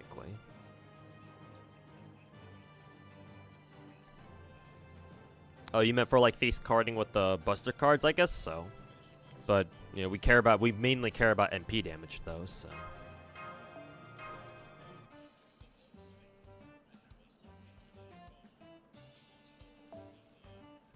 Hey Rita, welcome back. Wake up farmers, it's time to get some CE drops.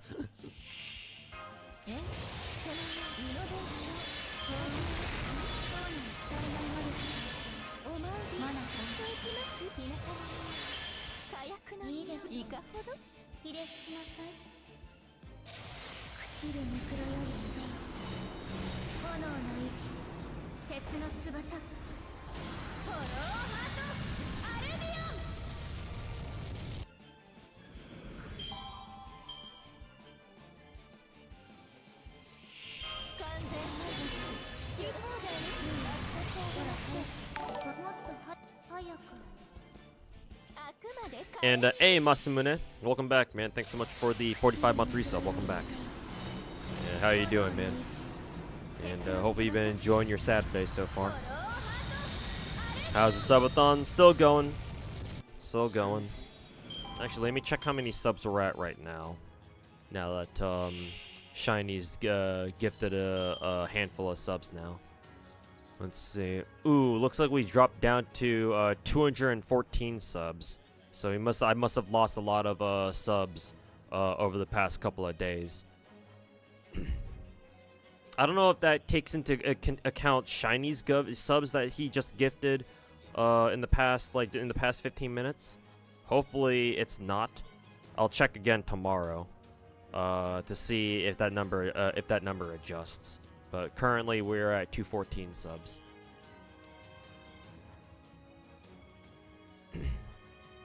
It just started. I mean, it has been going on for about, I think, technically 2-3 weeks now. So it's been going on for a little bit. It's not like it just started. You can lose subs, yeah, because people don't renew their subs basically. And that'll happen a lot when you gift subs, right? And people don't renew the subs, the gift subs that they get. So yeah.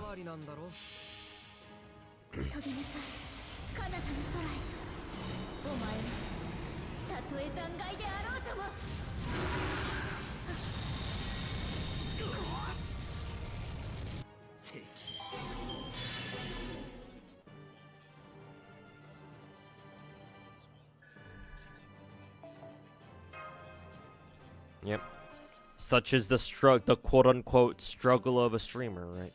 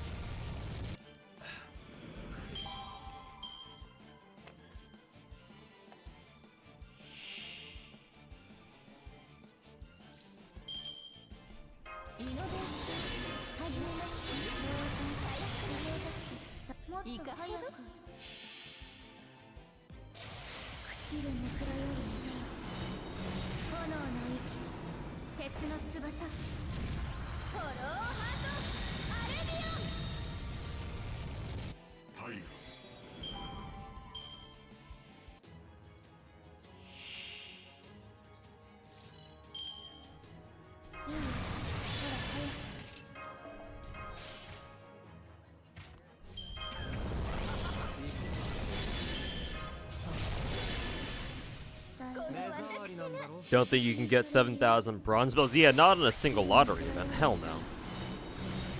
Like, unless the bells, you can get bells from the boxes themselves too, but I don't know if they're part of the boxes. 勝っても負けても死骸は増えるんだ。虫どもが喜ぶだけじゃないか。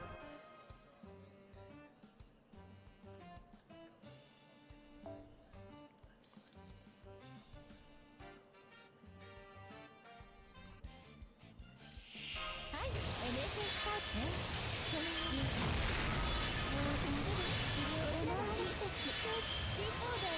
扱ってあげましょう。いいでしょう。飛びなさい彼方の空へお前はたとえ残骸であろうとも。これで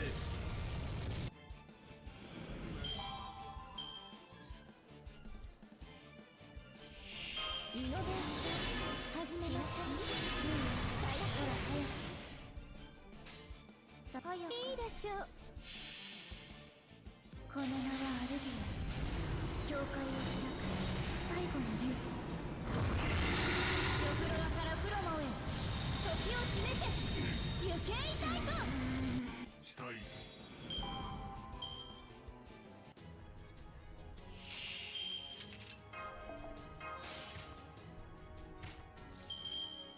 この体を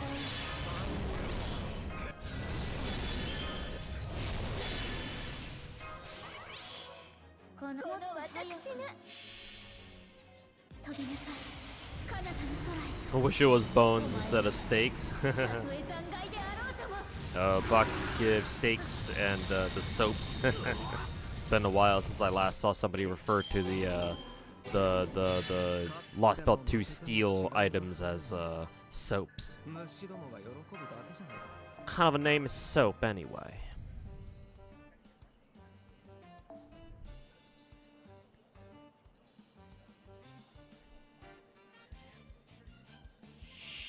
そのはい、NSS サービスです。いいわ。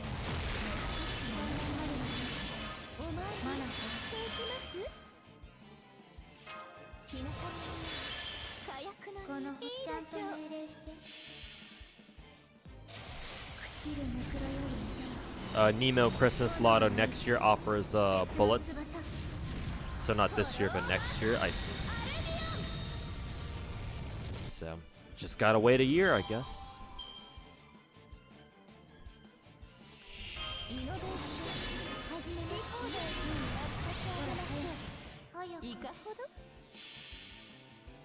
飛びなさい彼方の空へお前はたとえ残骸であろうとも。これで戦闘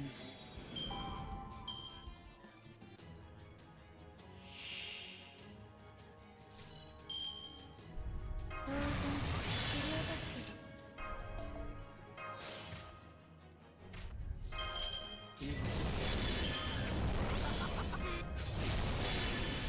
この星をちゃんと命令して飛びなさい彼方の空へお前はたとえ残骸であろうとも。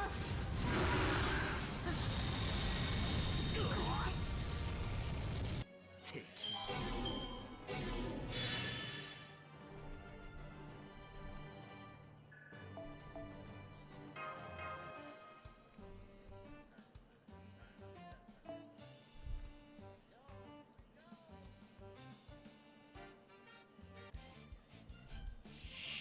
完全敗北。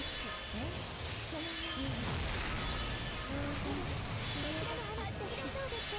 好き放題扱ってあげましょう。ちゃんと命令して It's fucked up that MP2 Malusin can one-shot this.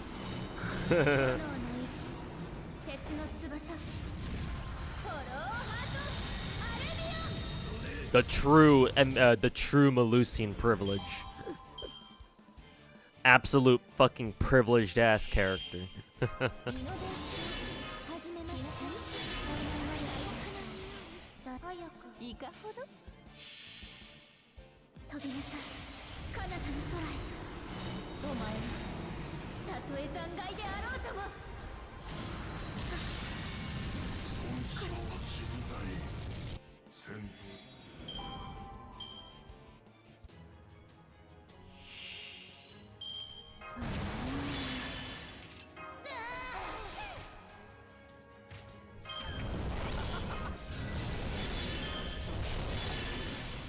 このもっとこの早く私が朽ちる枕より Koyan's S2 mods help out quite a bit. Yep. Mm-hmm. 弱い And she's still being used in JP. Yep. So I hear.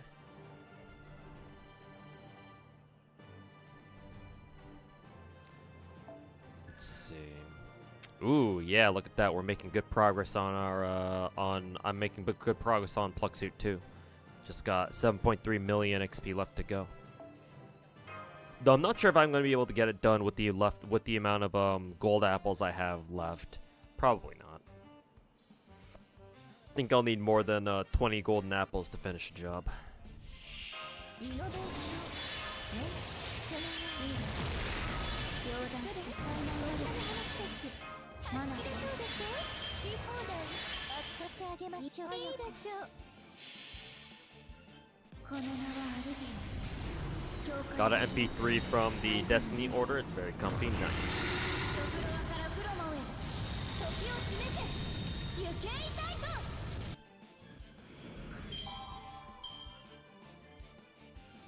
Not like Melusian has much competition. I mean, we have more. We have a few more 100% battery chargers ever since Melusian came out, but yeah, Melusian is still fucking ubiquitous as it would appear. 早くいかほどこの名はアルビオン教会を開く最後の竜ドフロアからプロモへ時を締めて行けいたいと大河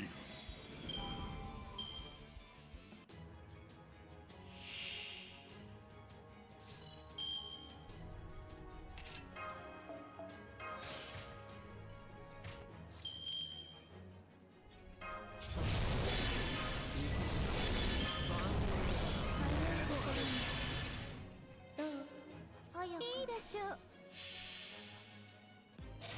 朽ちる枕より炎の息鉄の翼フォローハートアルビオン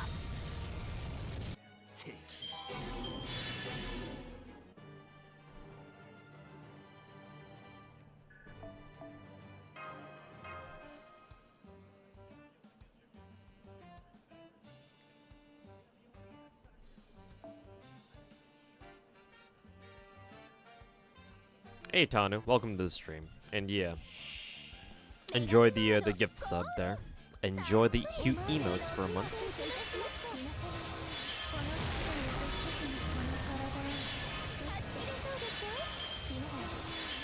火薬のこの私が朽ちる枕より炎の息鉄の翼フォローハートアルビオン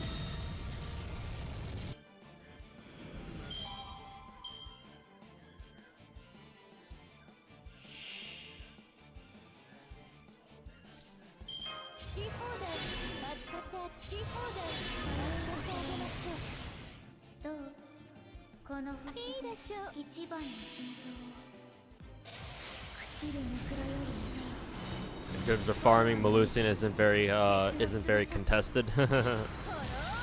Yeah, seems like not. Yeah. 戦闘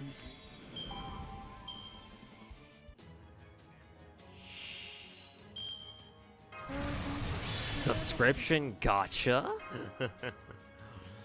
Gotcha.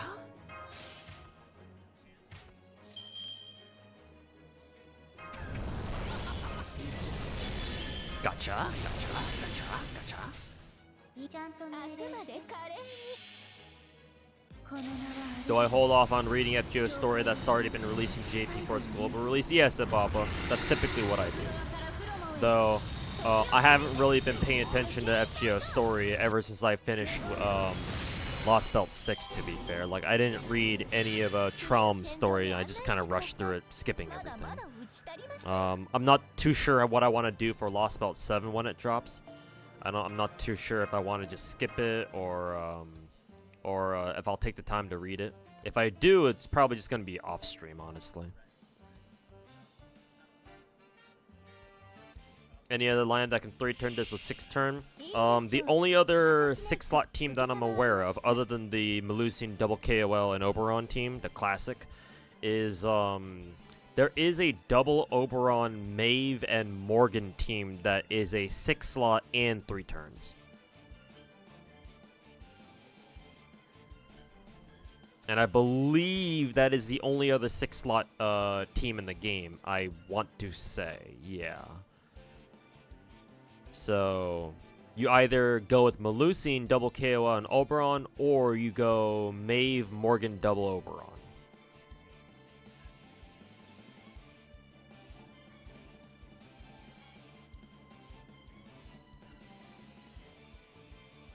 The problem with that is that you use double Oberon, and like that means you also have to deal with using its third skill twice.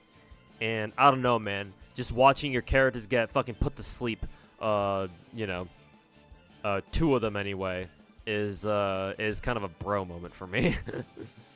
Because that just adds more time that you're just sitting there not really doing anything. I mean, individually it doesn't really take that much time, but that's why the previous double Oberon team that I used for Rotation 2 for a little bit on 90++, felt so clunky because it's double Oberon, so you have to use you have to use both Oberons as third skills. So you have to put 2 of your servants to sleep. But that would be the only other team that can 6-slot like this one. So if you don't want to use the Melusian team for whatever reason, you could try your luck with that one. But it requires you to have Maeve, and I don't know how many people in the game have Maeve. So that might be an issue.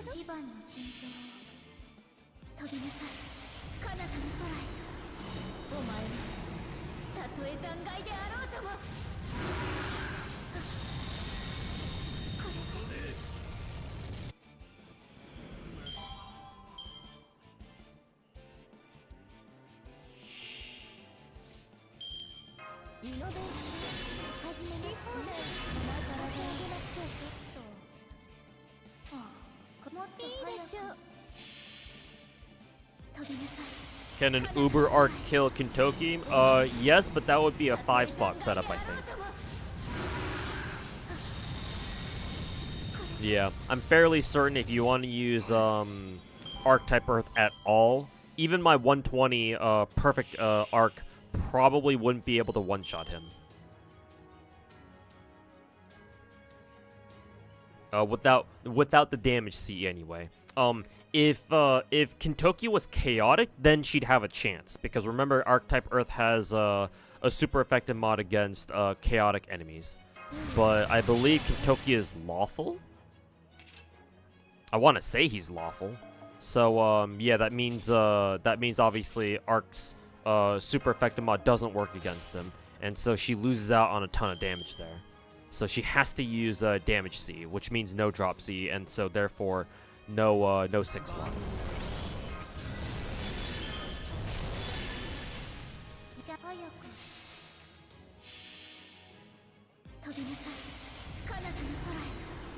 Your Maeve is only MP 1. I think, let me check for you what MP level she has to be.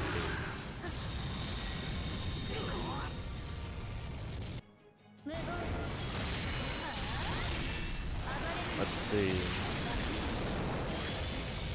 On the spreadsheet here that I'm looking at, it recommends you have her at MP 2. I guess if you give her your max level, what is it? Your max level currency drop CE, so that way she gets an extra 1,000 stats instead of, you know, however much she gets just at level 15 or whatever. maybe she'd be able to do it, even at MP1. But the spreadsheet I'm looking at here recommends at least MP2.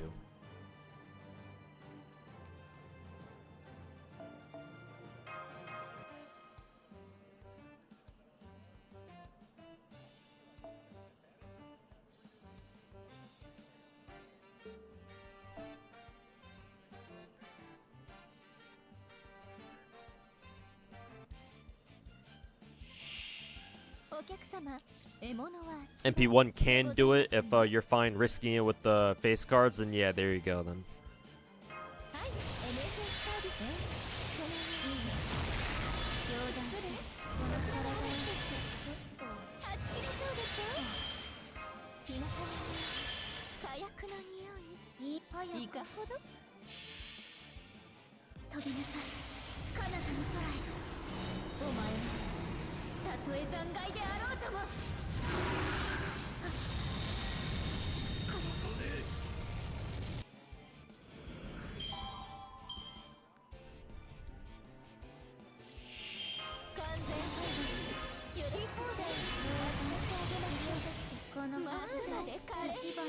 Gone 2K4, you fell your Arash.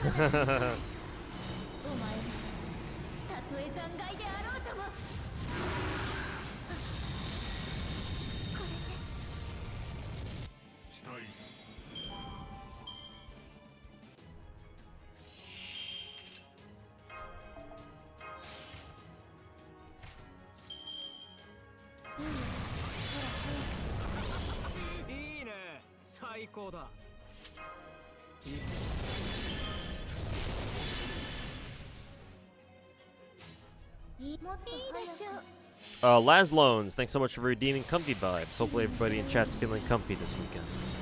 And hopefully you guys are comfy during this lottery event.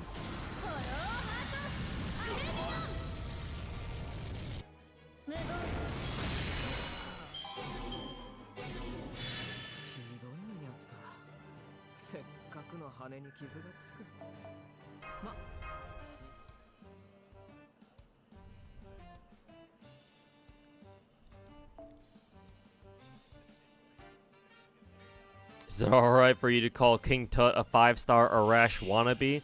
Why, did King Tut end up having a suicide MP too?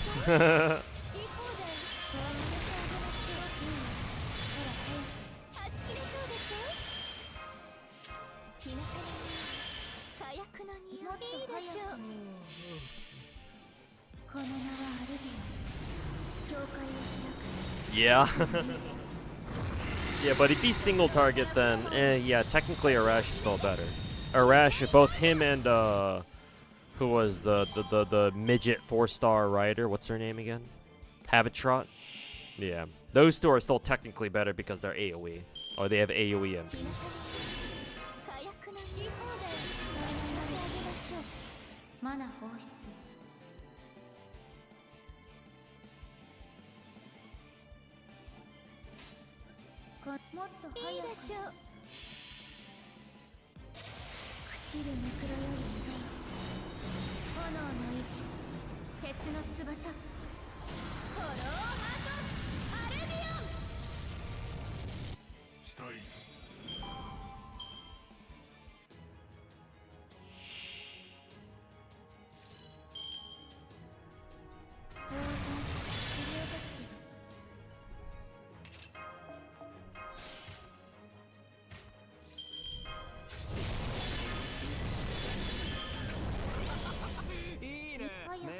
He also has guts and gives stars if he triggers guts or dies. Alright.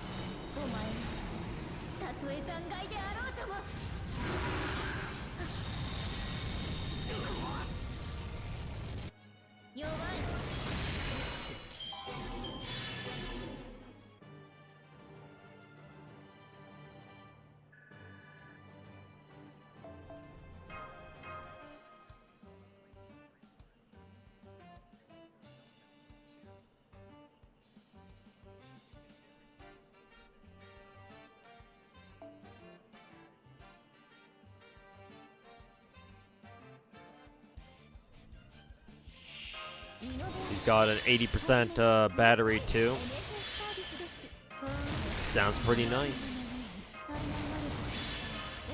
ナ好き放題扱ってあげましょう。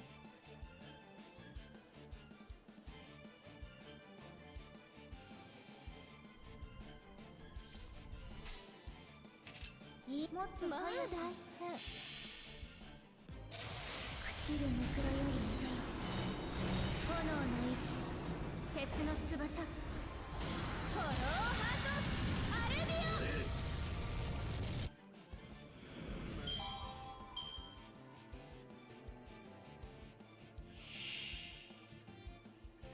Hey Robert, welcome back. Farm is going all right. Making good progress on getting my golden apple stash down. By the end of the stream today, I expect to be down below 20 apples. I'm pretty sure. この名はアルビオン。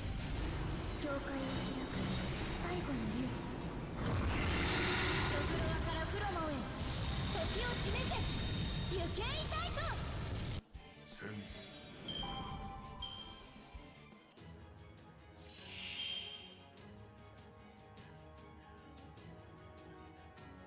この体をちょっと。ああ。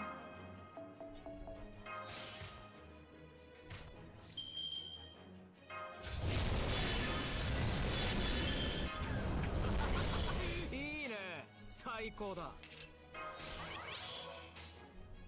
いいでしょう。いいとも。ひれ伏しなさい。ちゃんと命令して。 How many days left on the event? I think we should have about 5 more days left, I want to say. たとえ残骸であろうとも。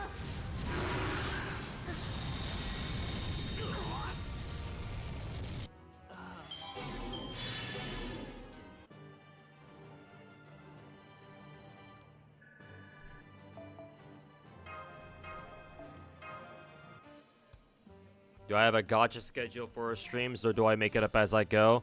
Yeah, I usually base it off of what I feel like streaming that day. Obviously, some games will have events going on, so I'll want to stream those, but a lot of the time it's just like whatever I feel like streaming that day.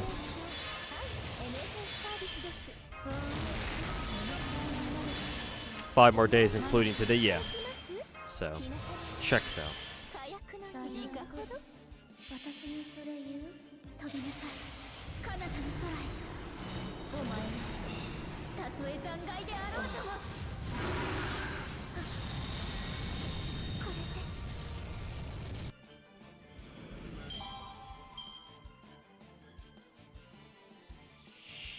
完全放出。よろしい放題扱ってあげましょう。ほら早く。ご用件は？飛びなさい。彼方の空へ。お前たとえ残骸であろうとも。これで。戦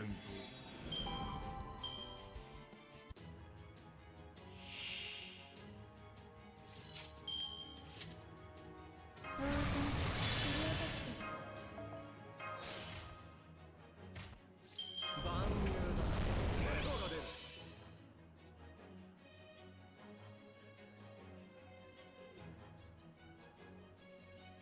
さ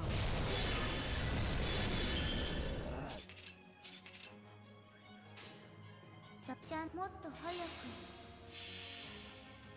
この名はアルビオン。教会を開く最後の竜。ドクロワからフロモへ時を示せ。行けいたいと。人間の火力ではどうあっても私には及びません。おとなしく我が社に入いいね。我が軍門に下りなさい。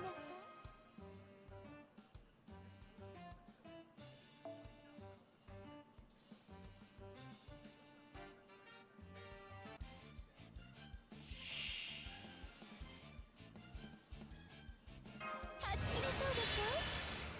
日向のこの袋を落としたくなっちゃうな。お参りしていきます。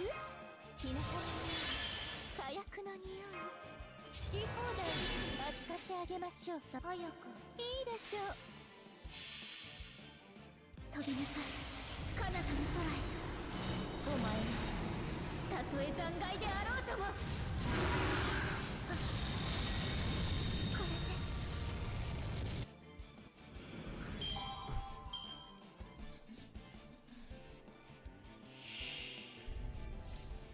好き放題扱ってあげましょう。体をちょっと。ああ Well, shit. I don't have. I think I accidentally used my first KOL as a battery on a turn when I wasn't supposed to. Oops. I guess I'll just back out of that run then. Because no more command spells.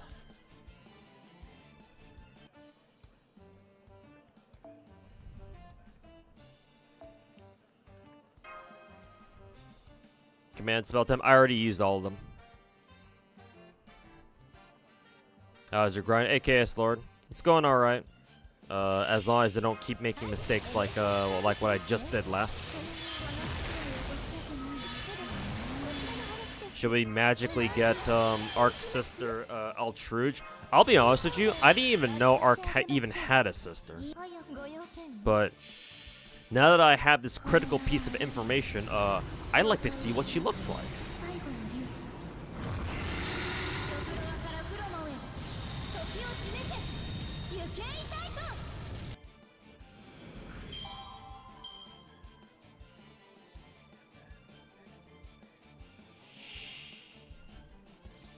完全によろしいですか。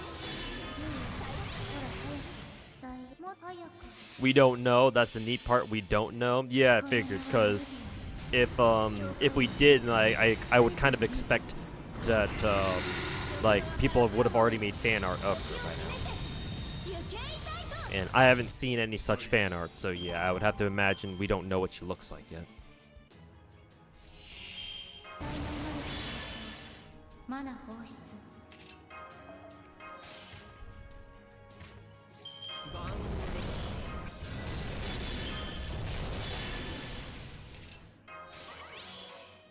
この星いいででしょう。一番の心臓朽ちるぬくらより出よ炎の息鉄の翼フォローハートアレビア。 They say she has black hair. Ooh, a black-haired Ark? おとなしく我が社に入。 You have my attention. 我が軍門に下りなさい。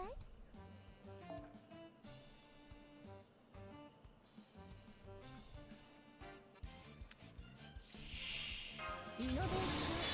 はい、NSS サービス。はち切れそうでしょ。好き放題扱ってあげこのましょう。いいで星しょう。いでかほど。一番の心臓朽ちるぬくらより出よ炎の息鉄の翼フォローハートアレビア。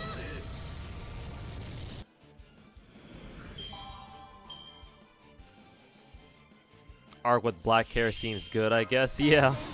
I mean, if we don't have any other lead on what you could look like, then yeah, we might as well start from there. ちゃんと命令して飛びなさい彼方の空へお前はたとえ残骸であろうとも。これで期待 120 Dark Coin achieved. Hey, congrats on your 120 KOD, Valora. And I would also like to thank you for putting up your KOD during round 2, I think it was. Yeah. Yeah, congrats on your 120 dark on your 120 KOD.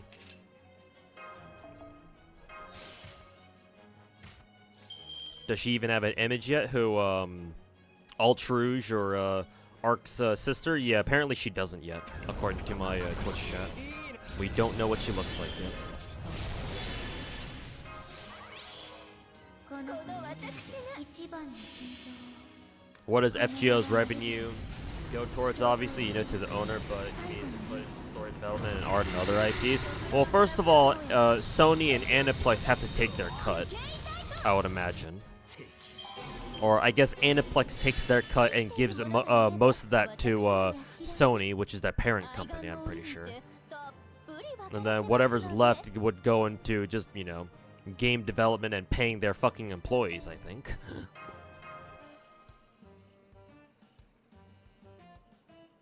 But I don't know, like, how Losangle decides to split up their earnings and, like, you know, devote what to what and, you know, put this amount of money into, you know, this or whatever. So yeah, I don't know.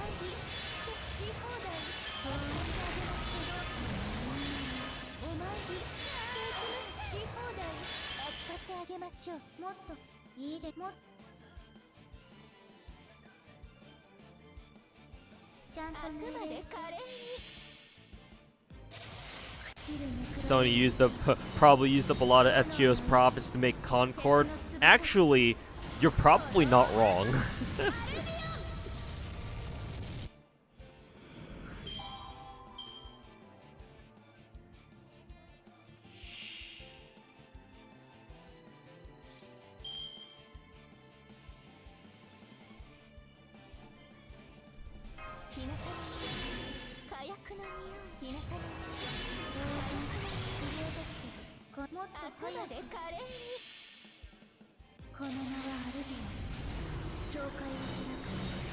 With MiHoYo, you can see they put a lot of their revenue into other IPs. Well, yeah, naturally.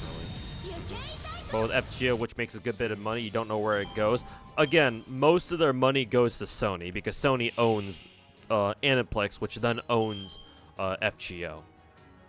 So that's the problem right there. Sony is taking a lot of most of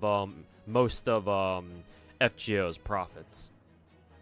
And it doesn't leave. They don't leave much for the actual developers themselves to be able to actually work on the game itself. So there's the first problem we have. And besides, FGO is Losangle's only game, so it's not like they're like MiHoYo where they can put the money towards like their other games or whatever, or to their other IPs that they happen to own.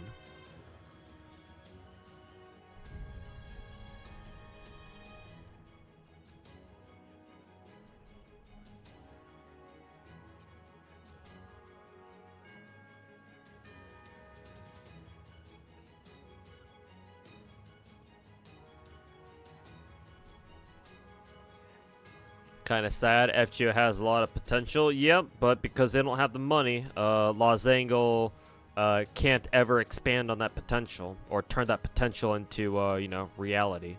Or if they're trying to, they're definitely, you know, getting stifled really hard because Sony wants their fucking money.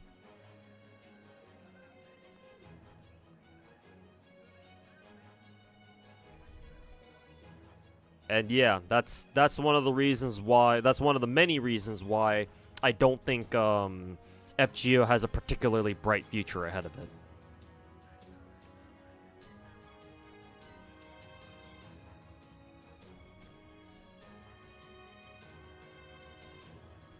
I think it's kind of a letdown that we don't have Fey Knight Mordred.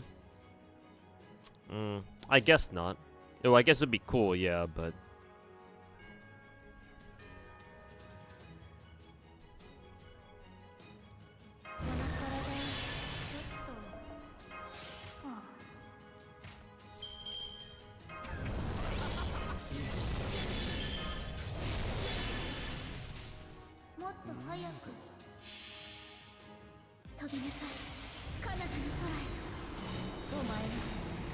Losangle is in fact working on other projects, at least according to a report that was posted when some of these Sony execs paid them a visit a few months ago. Oh, okay, so they are working on other projects. I guess that would make sense why. That would explain why FGO's content has been very slow the last, you know, however many years.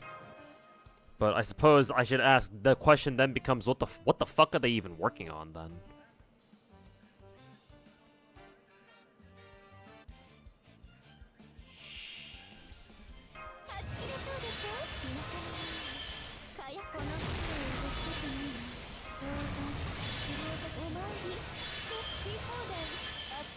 ましょう。さもっといいで早くしょう。この名はアルビオン。教会を開く最後の竜。ドクロワからフロモへ。時を締めて行けいたいと。 Thanks for reminding you of the incoming dead month. Yeah, no problem, man. My pleasure.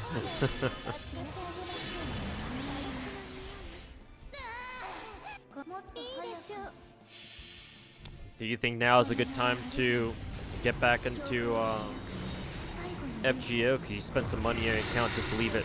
So just to leave it rot, not an option, I guess. I mean, try to break that. Like, try to break the whole sunk cost fallacy thing. Like, I mean, if you want to come back, sure, that's your decision.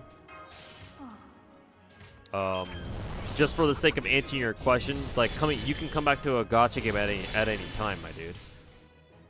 最悪 Like, you don't need to rely. You shouldn't rely on like returning events or like specific events to be able to come back or to, you know, 夏の翼 convince yourself to come back to a gacha.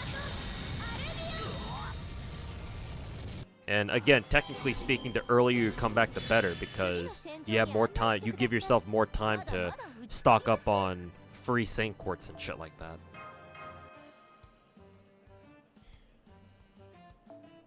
So, strictly speaking, if you want to come back, then, you know, the earlier you do that, the better. はい、NSS カード。そのように。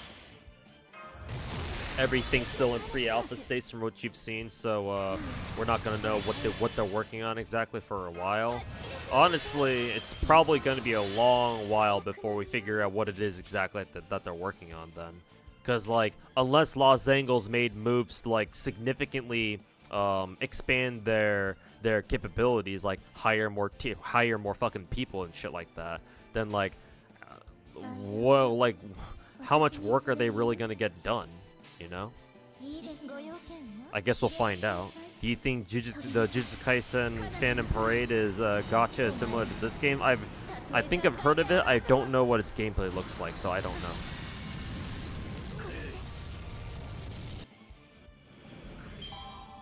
I would have to look at its gameplay to see if it's any similar to FGO or not. I highly doubt it, but you know, maybe.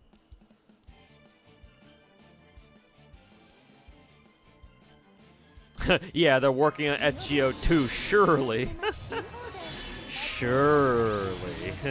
この星ご用件まで一番の心臓を飛びなさい彼方の空へお前はたとえ残骸であろうとも Wouldn't be surprised if it were an upgrade for FGO.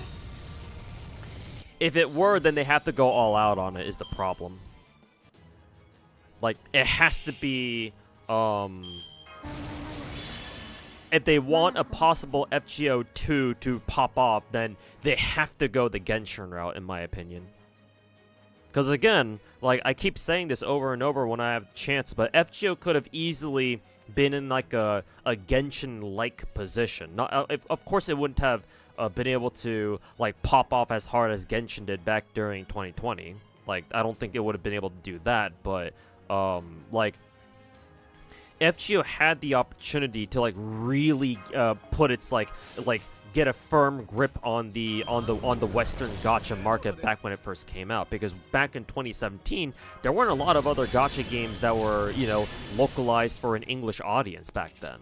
So like well, back then the Lightworks and Aniplex had a huge opportunity to like really like market their game really hard and do a lot of promotional stuff for the game to like get as many, you know, Westerners on board with it and all that, but they didn't do that.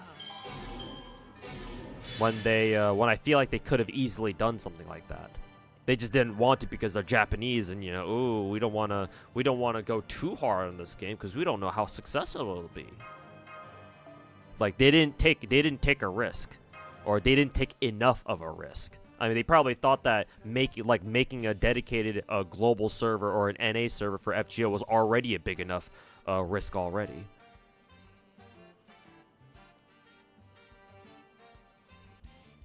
So, like, for them to work on FGO 2, like, brother, like it better be fucking good. Because if it's not, nobody's gonna fucking play that trash. 火薬のそうあちゃんと命令くまで華麗してに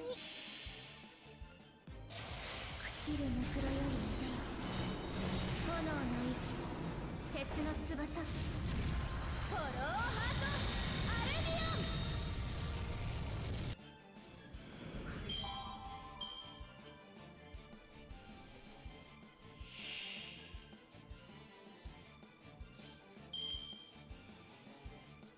Gameplay, wouldn't say it's just a 3D upgrade. Yeah, from what I've seen, GFL 2 is significantly different from GFL 1. Yeah, and I don't want them to make GFL 2 basically the first game, but just in 3D. Nobody's gonna play that game if it were.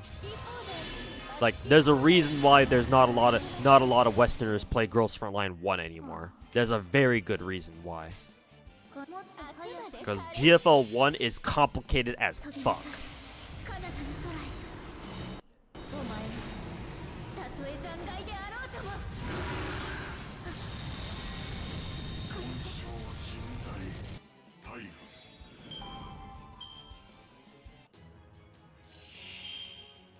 ァイナルマナ放出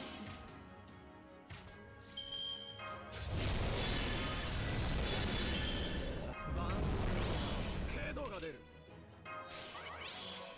いいちゃんと命令して Imagine Genshin with good characters, lore, and story. Los Angeles, please. お前はたとえ残骸であろうともこれで生きているものがいる And they ended up with the region-locked arcade version instead. Yeah, that sure went somewhere, didn't it?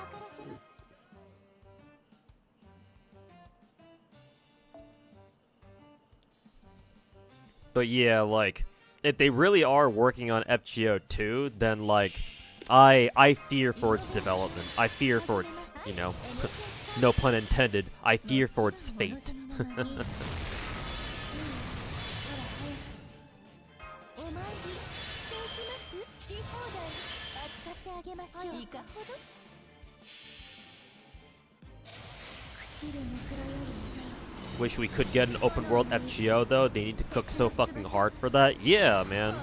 Like if we are to get an FGO 2, I'd like it to be, you know, basically a Genshin clone. And again, I don't use the phrase Genshin clone as like a derogatory term, because I think Genshin is a great game. So whenever I call a game a Genshin clone, I actually mean that as a compliment. And, you know, I would prefer if FGO 2, assuming they're working on it, like emulates as many elements of Genshin as possible. Because yeah, an open world Fate universe would be fucking cool. Being a Fate fan myself, even if I'm just a casual, or a casual Fate appreciator.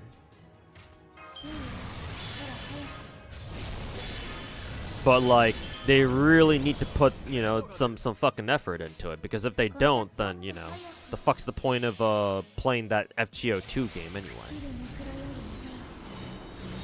I think honestly the biggest issue is that because obviously Los Angeles is Japanese and their home audience is in Japan, right? They probably don't feel the need to take a risk to like develop FGO 2 or anything, because all they need to do is just release another character and boom, another easy fucking $1 billion in their pocket. Most of which is probably gonna go to Sony, but hey, they made a lot of money. So like, right now I'm still not convinced that Los Angeles is in fact working on FGO 2. I mean, obviously we don't know. But if I were to guess, I don't know if it is. I'm not confident that it is.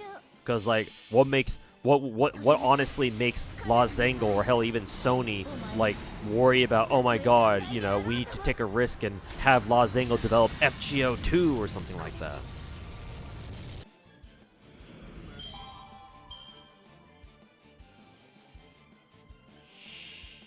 Imagine FGO 2 is still 2 years ahead for JP compared to Global. I mean, Girls Frontline 2 is a year behind the Chinese server, so yeah, that can still definitely happen. If it does, that's gonna fucking blow.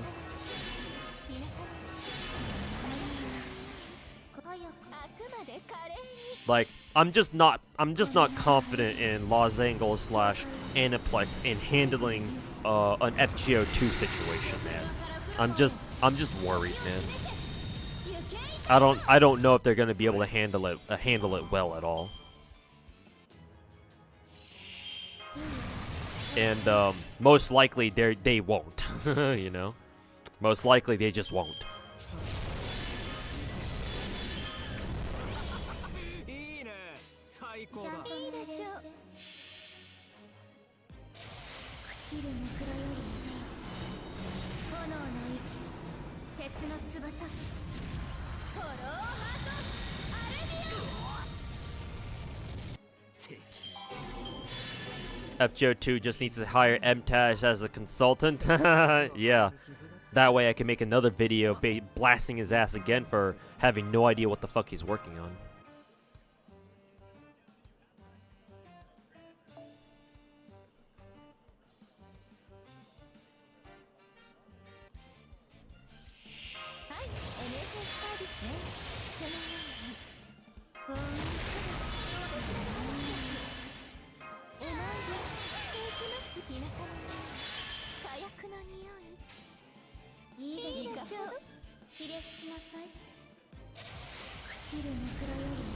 Your concern is if they are making FGO2 or if they are working on a possible FGO2, are they going to release it in global? I mean, the smart thing to do is have a simultaneous global release, yes. But, you know, would the Japanese corpos decide that that's a good idea? I don't know, man. Again, I'm not very confident in them being able to handle an FGO2 situation properly.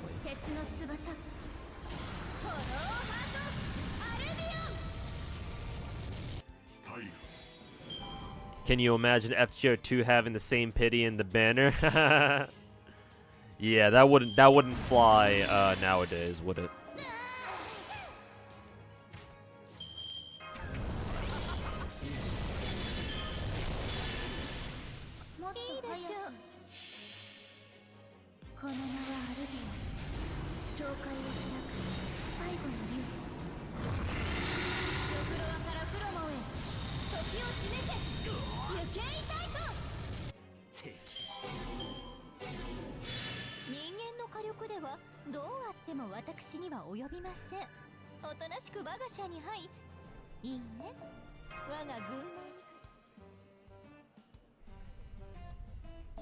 Simultaneous release would make them even more money. I mean, yeah, and with the Japanese yen being as weak as it is and has been for, you know, the last God knows how many years, yeah. Honestly, a simultaneous global release should be in the cards for them, just for them to make more money immediately, right? If you can market your game properly to a Western audience and convince them to come play your game, then yeah. More American dollars is where it's at.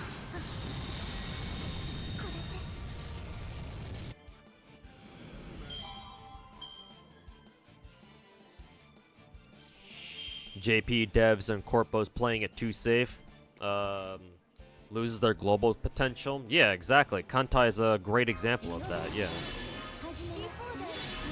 No global support or anything like that. Oh, well, no wonder Azure Lane is more popular and more relevant to this day.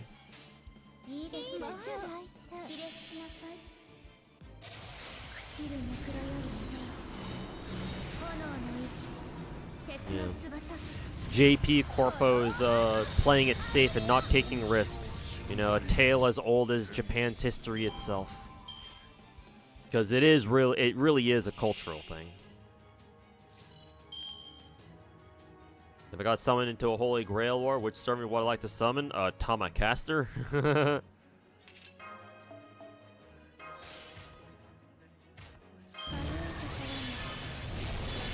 I think that's a pretty easy question. Next.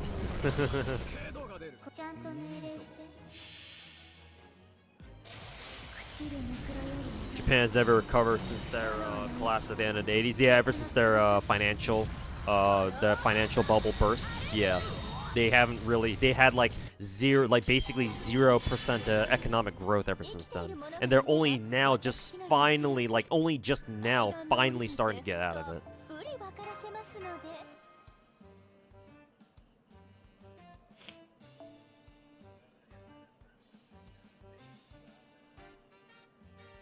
Probably why they're gonna release Exedra simultaneously. Yeah, yeah.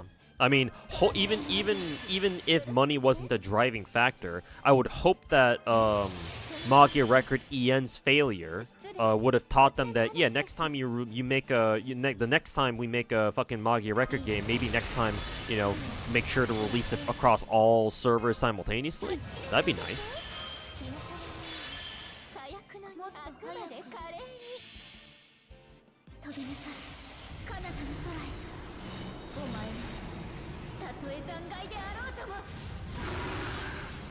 The fear is that China could have another bubble burst like JP in the coming years. Definitely possible with all the shit going on in China right now. Between their demographic bomb, which they can't avoid anymore, it's too late for them. Demographically speaking, China is fucked. Like, it'll take, if they can ever recover from that, it'll take them, like, decades to recover that shit. And given how China is historically, they probably never will, honestly.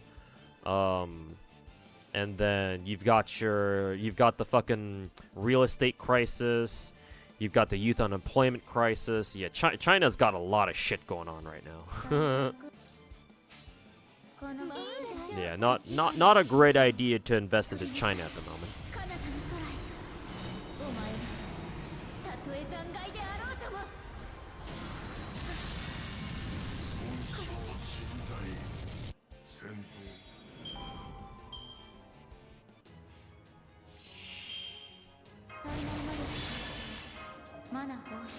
You really think the Fate Servant system is crazy, considering you can summon Okuta base on a fucking manga or a light novel? Imagine using Mein Kampf as a catalyst. I mean, in a sense, that's the great thing about that's the beauty of Fate's whole like servant summoning system. Because you can literally summon anybody, assuming you have the right catalyst for it.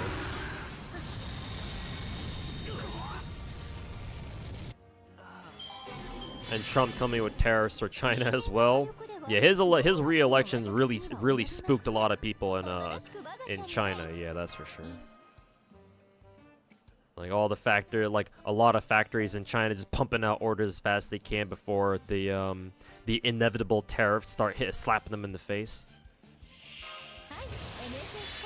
Which, ironically, has boosted their exports to America, when exports from China to America haven't really been doing so hot lately. At least not as well as they used to be, anyway. Out of the three tigers, Korea's stonks are gonna rise in the future. I wouldn't be so sure about that one, man. Demographically speaking, South Korea is also really screwed. Like, honestly, at this point, Japan probably looks better than, not just probably, Japan does look better demographically speaking than South Korea does. I mean, Japan already has a bigger population anyway, in the first place. But South Korea, the Koreans are fucking screwed. I don't think it's as bad as China, but, yeah, no, like, the South Koreans gotta figure out a way to fucking raise their fucking birth rate. Cause it don't look too good for them either.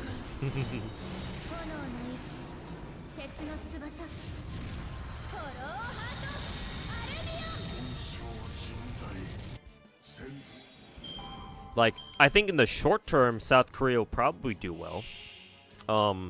Now that good old Putin's convinced that fat ass Kim Jong-un to send him some fresh meat for the Ukraine meat grinder, Now Korea is legitimately considering fucking joining the war effort in some capacity, right? Like sending Ukraine some good old-fashioned Korean K2 tanks or some shit. That'd be kind of nice. I'm sure the Ukrainians wouldn't mind some extra free gear for the boys out in the field. They'll take anything at this point. I mean, they have been for the last 2 years, 2.5 years, however long it's been since the start of the war. So yeah, like, I mean, Poland's already full on, has already fucking full on invested into the Korean, the military industrial complex. Oh, how many tanks can you sell us? How many tanks you want us to build you? As many as you can give us now. And the Koreans are, all right, sure, if that's what you want. So in the short term, Korea's stonks will certainly rise, yeah. Especially now that fucking North Korea is involved in Ukraine for some reason. But in the long term, they still got some serious problems they gotta work out. And to be honest with you, knowing how Koreans are, I'm not sure if they're capable of doing that.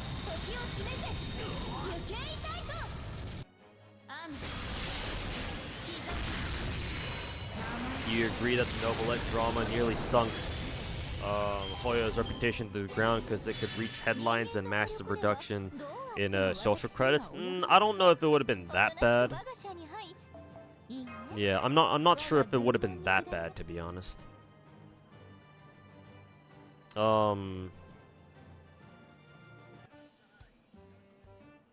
Like, nah. If it involved a Chinese character, like if Novelette was Chinese somehow, or if he was like meant to be like a Chinese representative in the game, then sure, maybe it'd be a different story. Maybe it could have the potential to like trash Hoyo's reputation. I mean, that's exactly what happened to Zhongli back in the day 4 years ago. Because people complained that, oh, he's too weak and he's supposed to be the god of China. Why is he so weak? Right? And so the Hoyo players, the Genshin players back then could legitimately accuse MiHoYo of being unpatriotic, and that's why MiHoYo did eventually buff him pretty quickly, actually. But with Novelette, he's not Chinese, so what the fuck do they care? Why would the CCP give a shit about this video game character who's not even Chinese? So like the Hoyo players can't accuse MiHoYo of like being unpatriotic, so that's not gonna fly.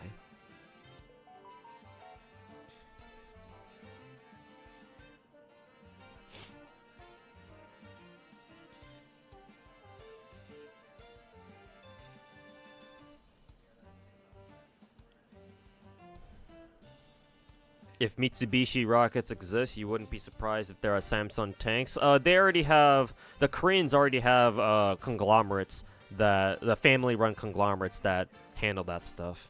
I forget who manufactures like most of Korea's like military tech or military gear. Daewoo? Maybe it's Daewoo. Something like that.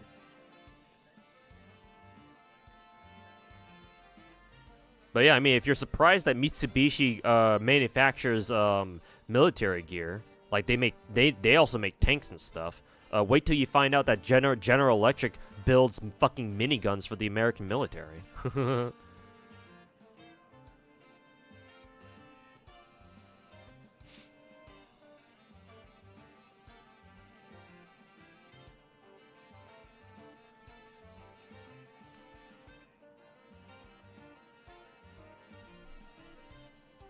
South Korea has same issues as Japan, but people talk less about it. Yeah, because, you know, Korea isn't as big of a country, but it's still seeing the same insane fucking shitty fucking demographic situation as, I mean, a lot of East Asian countries are seeing demographic problems. South Korea, Japan, China, Taiwan, all of them are.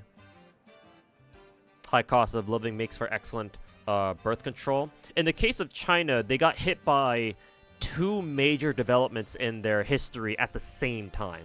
The first one was industrialization, right? Because when a country industrializes, your people go from being, you know, subsistence, you know, farmers, right? Just growing crops to feed themselves and their families and maybe sell what little they have left over, if they have like if they're lucky enough to have an extra harvest, right?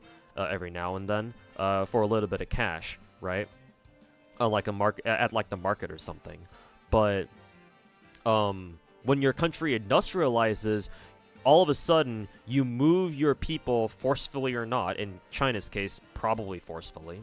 Actually, not even probably. They did force people out of the farms into the factories. But you know, you move your people off the farms and into the cities so that they can take factory jobs, factory manufacturing jobs, that sort of stuff. The problem with that is when you do that, it tanks your fucking birth rate, because the logic is that when your people are subsistence farmers, right? If you farm for a living, right? You're a poor rural family, or you live out in the countryside and you farm for a living. You have as many kids as you're able to deal with, +1, because that's how you know you have too many.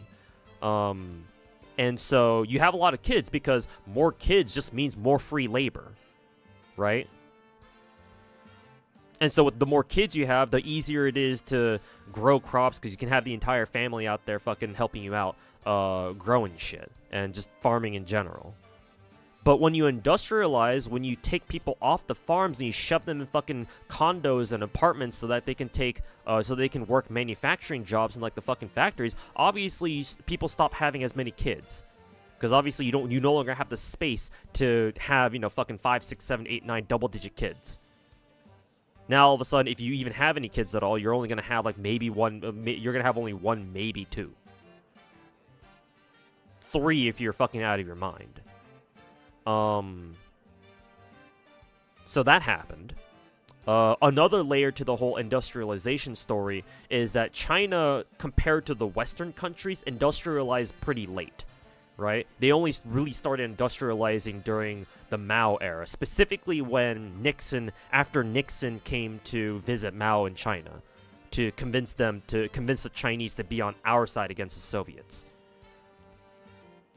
And so after Nixon dropped by and, you know, had tea with Mao, or whatever the fuck he did, you know, China started industrializing really, really fast. And since other countries had already industrialized at that point, all China had to do was just look at how other countries did it, see what they did, and, you know, how it worked for them, and just take all the good parts of industrialization and do it really, really fucking fast. And the Chinese are pretty good at that, right?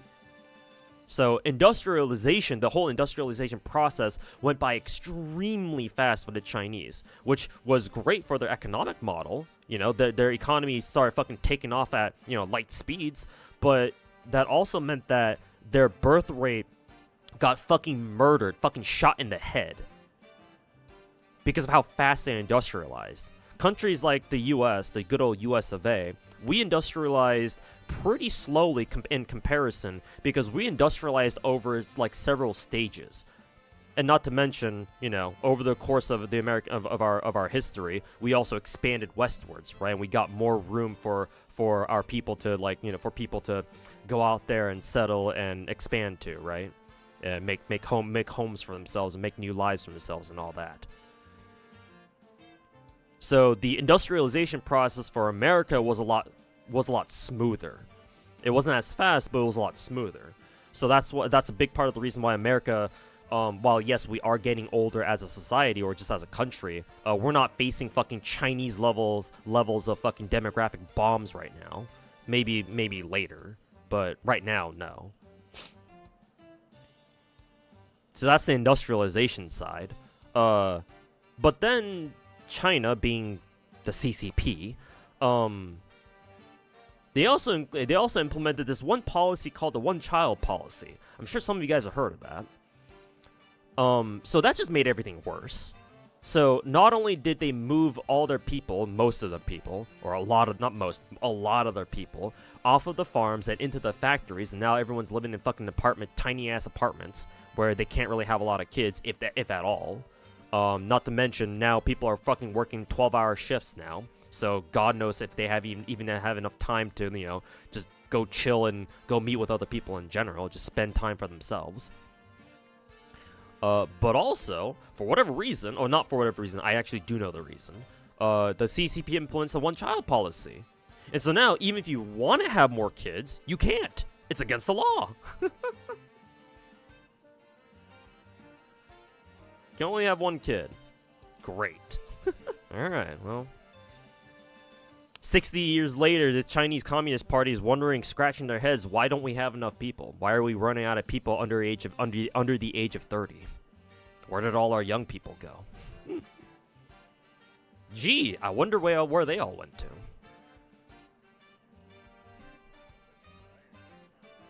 Yeah, and also the one-child policy also had the unfortunate side effect of horrible gender imbalance.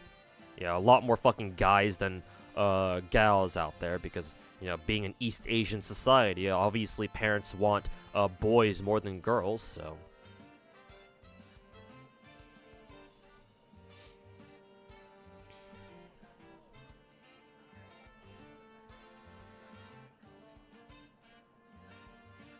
Yeah, shocked Pikachu face. The dumbest policy in history, yeah. But, you know, it wouldn't be the Chinese Communist Party if they didn't have a lot of dumb fucking policies in place. I mean, it's not like they're the only government that makes really dumb decisions. I mean, look who us Americans just voted in as the president again.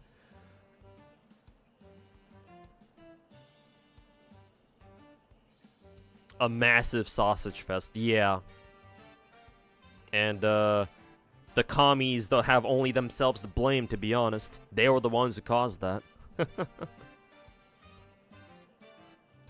And now, guess what? Now China has a massive youth unemployment problem out there. Hey, do you know what, a lot of young men who are unemployed, have nothing better to do, and are generally getting more and more pissed off about the society like to do? Take a big guess, chat. I wonder what those kinds of people would do. Hint, hint, it's something the CCP does not like.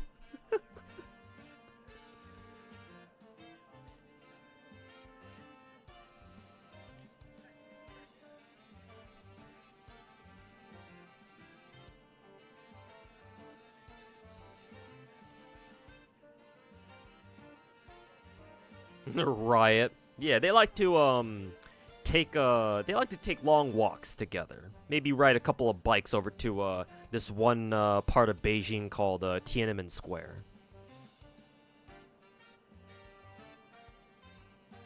I mean, hell, I heard about there was this one social media movement recently, I think in the last week or so, where it started because a group of college students decided to take a bike ride over to this one nearby this one town near Beijing. I think it was called Kaifeng or whatever.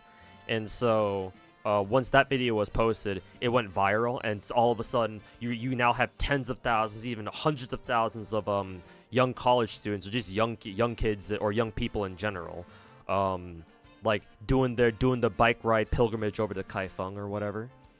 And the CCP was like, no, we can't have that. And so they started banning all the bikes. No.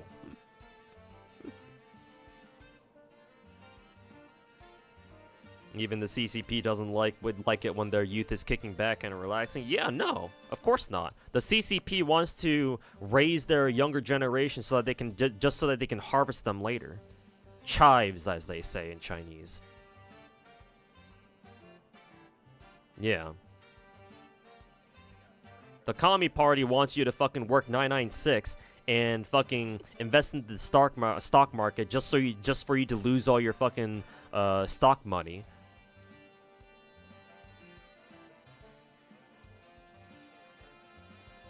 Get harvested, nerd. And if they really don't like you, they're gonna make you disappear and harvest your organs. So they can stick your organs to some fucking 80-year-old fucking Chinese, high-level Chinese fucking government agent or whatever. Or government, policy guy or whatever.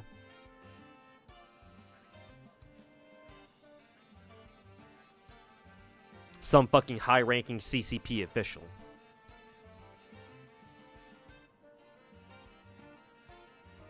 But anyways, time will tell if a revolution will break out over there. It's hard to tell, or it's hard to say. The problem with the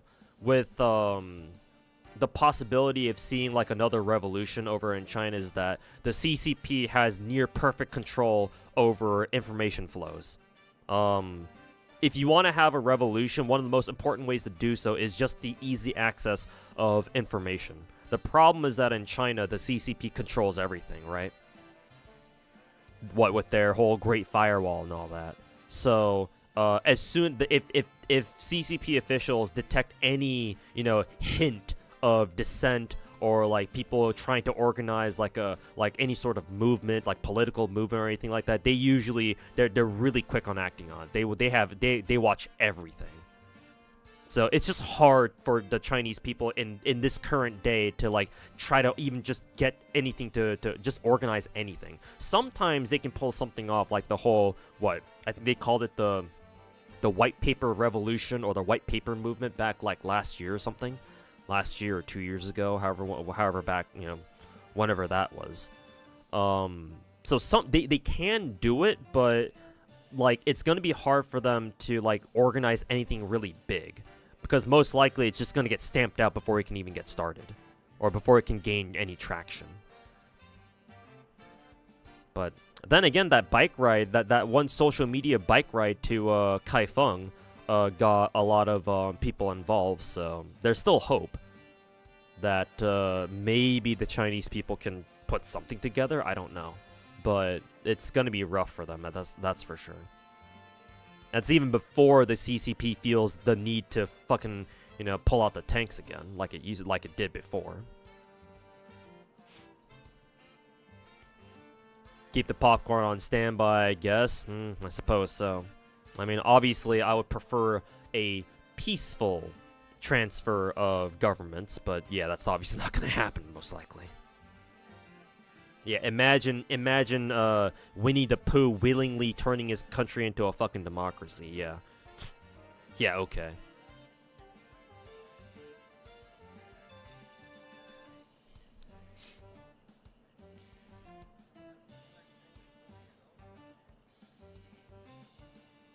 It would have to take a military/violent takeover of the system. Possibly, yeah, at that point, yeah. Which is why Xi Jinping has been doing a lot of military purges as of late. Because yeah, right now his biggest threat right now, other than obviously the youth, is the military. Because the military is the only like government faction, if you can even call them that, that can stand up to him, because obviously they're the ones with the guns. So he's doing everything he can to keep as much power over the Chinese military as he can. But it sounds like, just from what I've been seeing, it sounds like he's not having the greatest time with it, because he keeps having to purge. Purge military leader after military leader after military leader after military leader. Like, it keeps going. So he's they're definitely not making it easy for him, that's for sure.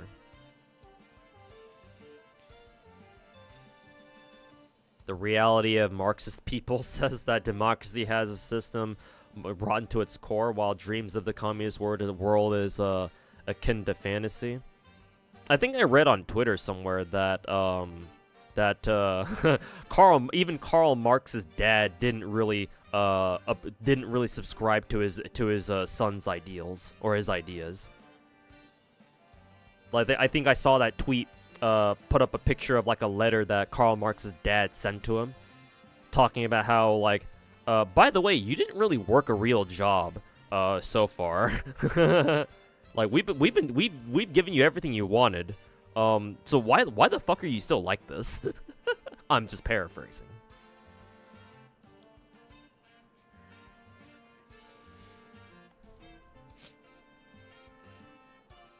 Soldiers not getting paid. Yeah, that's also yet another of the many problems that is plaguing the CCP right now. Yeah, even civil servants and like government workers aren't getting paid, and that's not a good sign. Like, even the veterans, even Chinese military veterans aren't getting their pensions apparently, and Well, shit. Yeah, the CCP's run out. They're having some real fucking money issues. Like, almost all of their municipalities, except for like one, is like in the red right now, or something like that. It's not good. There's a free Rapunzel. Yeah, White Fury. You get the older version, or I guess technically the younger version of Rapunzel for free. You only have like another week left on the Nikkei event, maybe only a couple days. So if you want to play through the entire event right now, you should, in order to max core her. Excuse me. But yeah, there's a new Rapunzel, and she's free.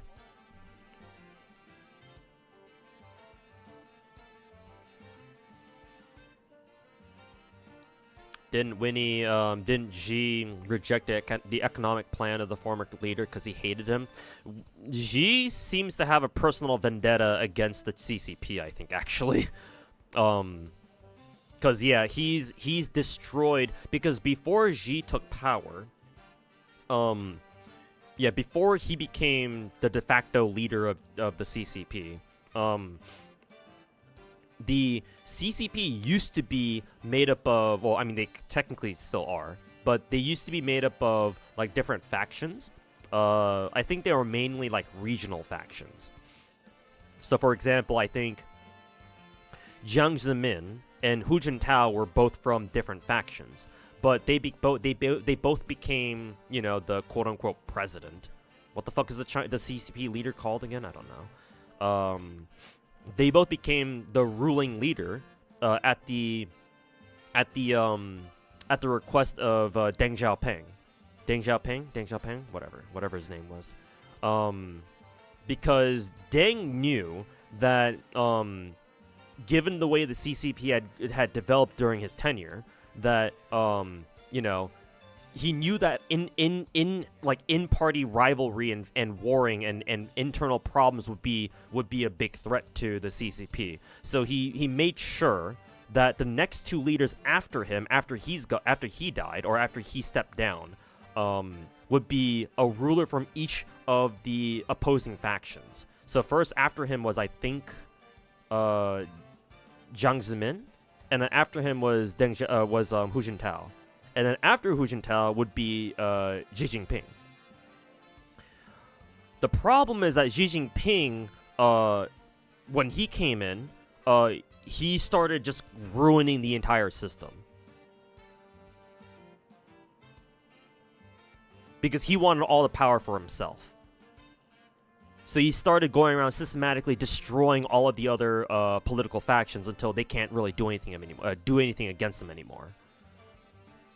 And unfortunately for China or whatever, or perhaps even for the rest of the world, it seems like he succeeded. Because now he is the only power center in the entire country. Everybody reports to him.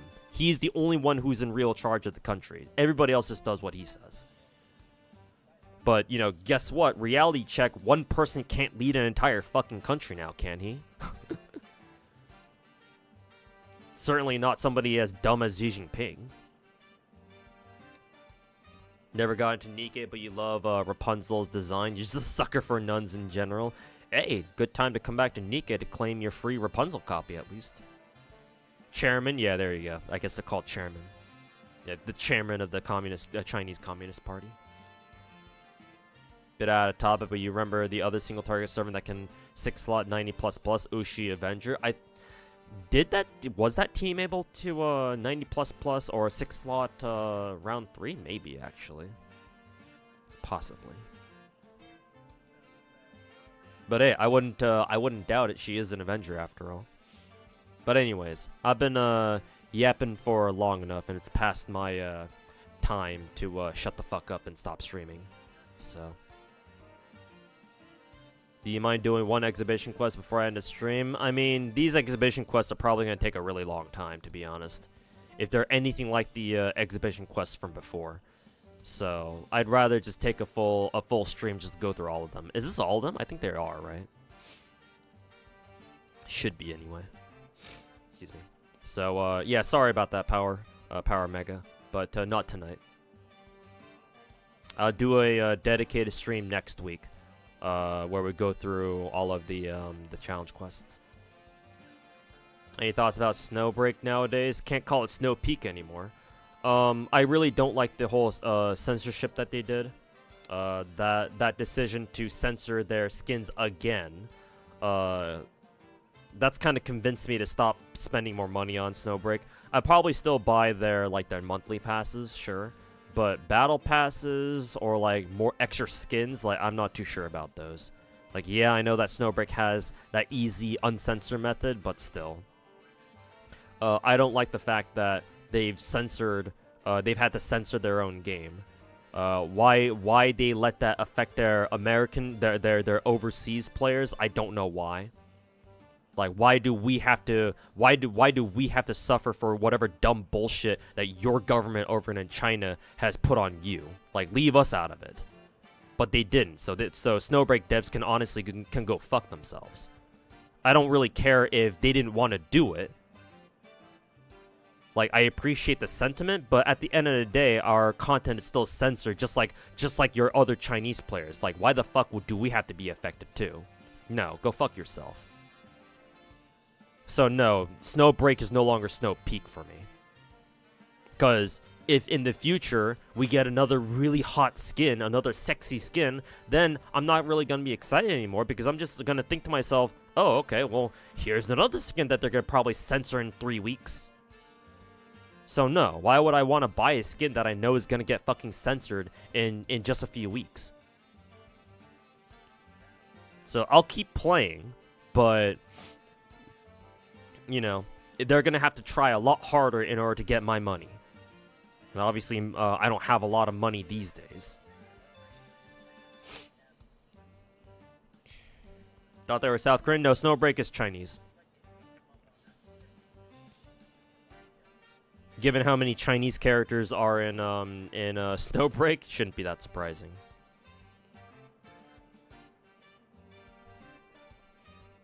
At least I'm pretty sure they're Chinese. I'd be very surprised if they were South Korean.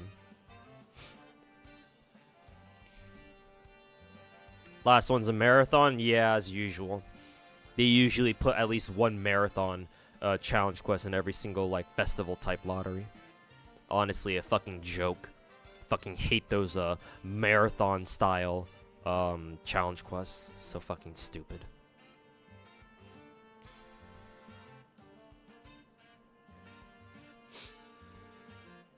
The only skin worth buying is Enya's Yoga one. I actually don't really care for that one. I actually did pick up Keisana's or Cyrus's new skin because she's literally just wearing a thong. Kind of hard to say no to that. But I think that's going to be the only skin that I pick up for this patch. Yeah, exactly, Chaos. Azure Lane is a perfect example of how they should handle censorship. Just keep the censorship contained in China, and then just, you know, give the rest of their players the full experience.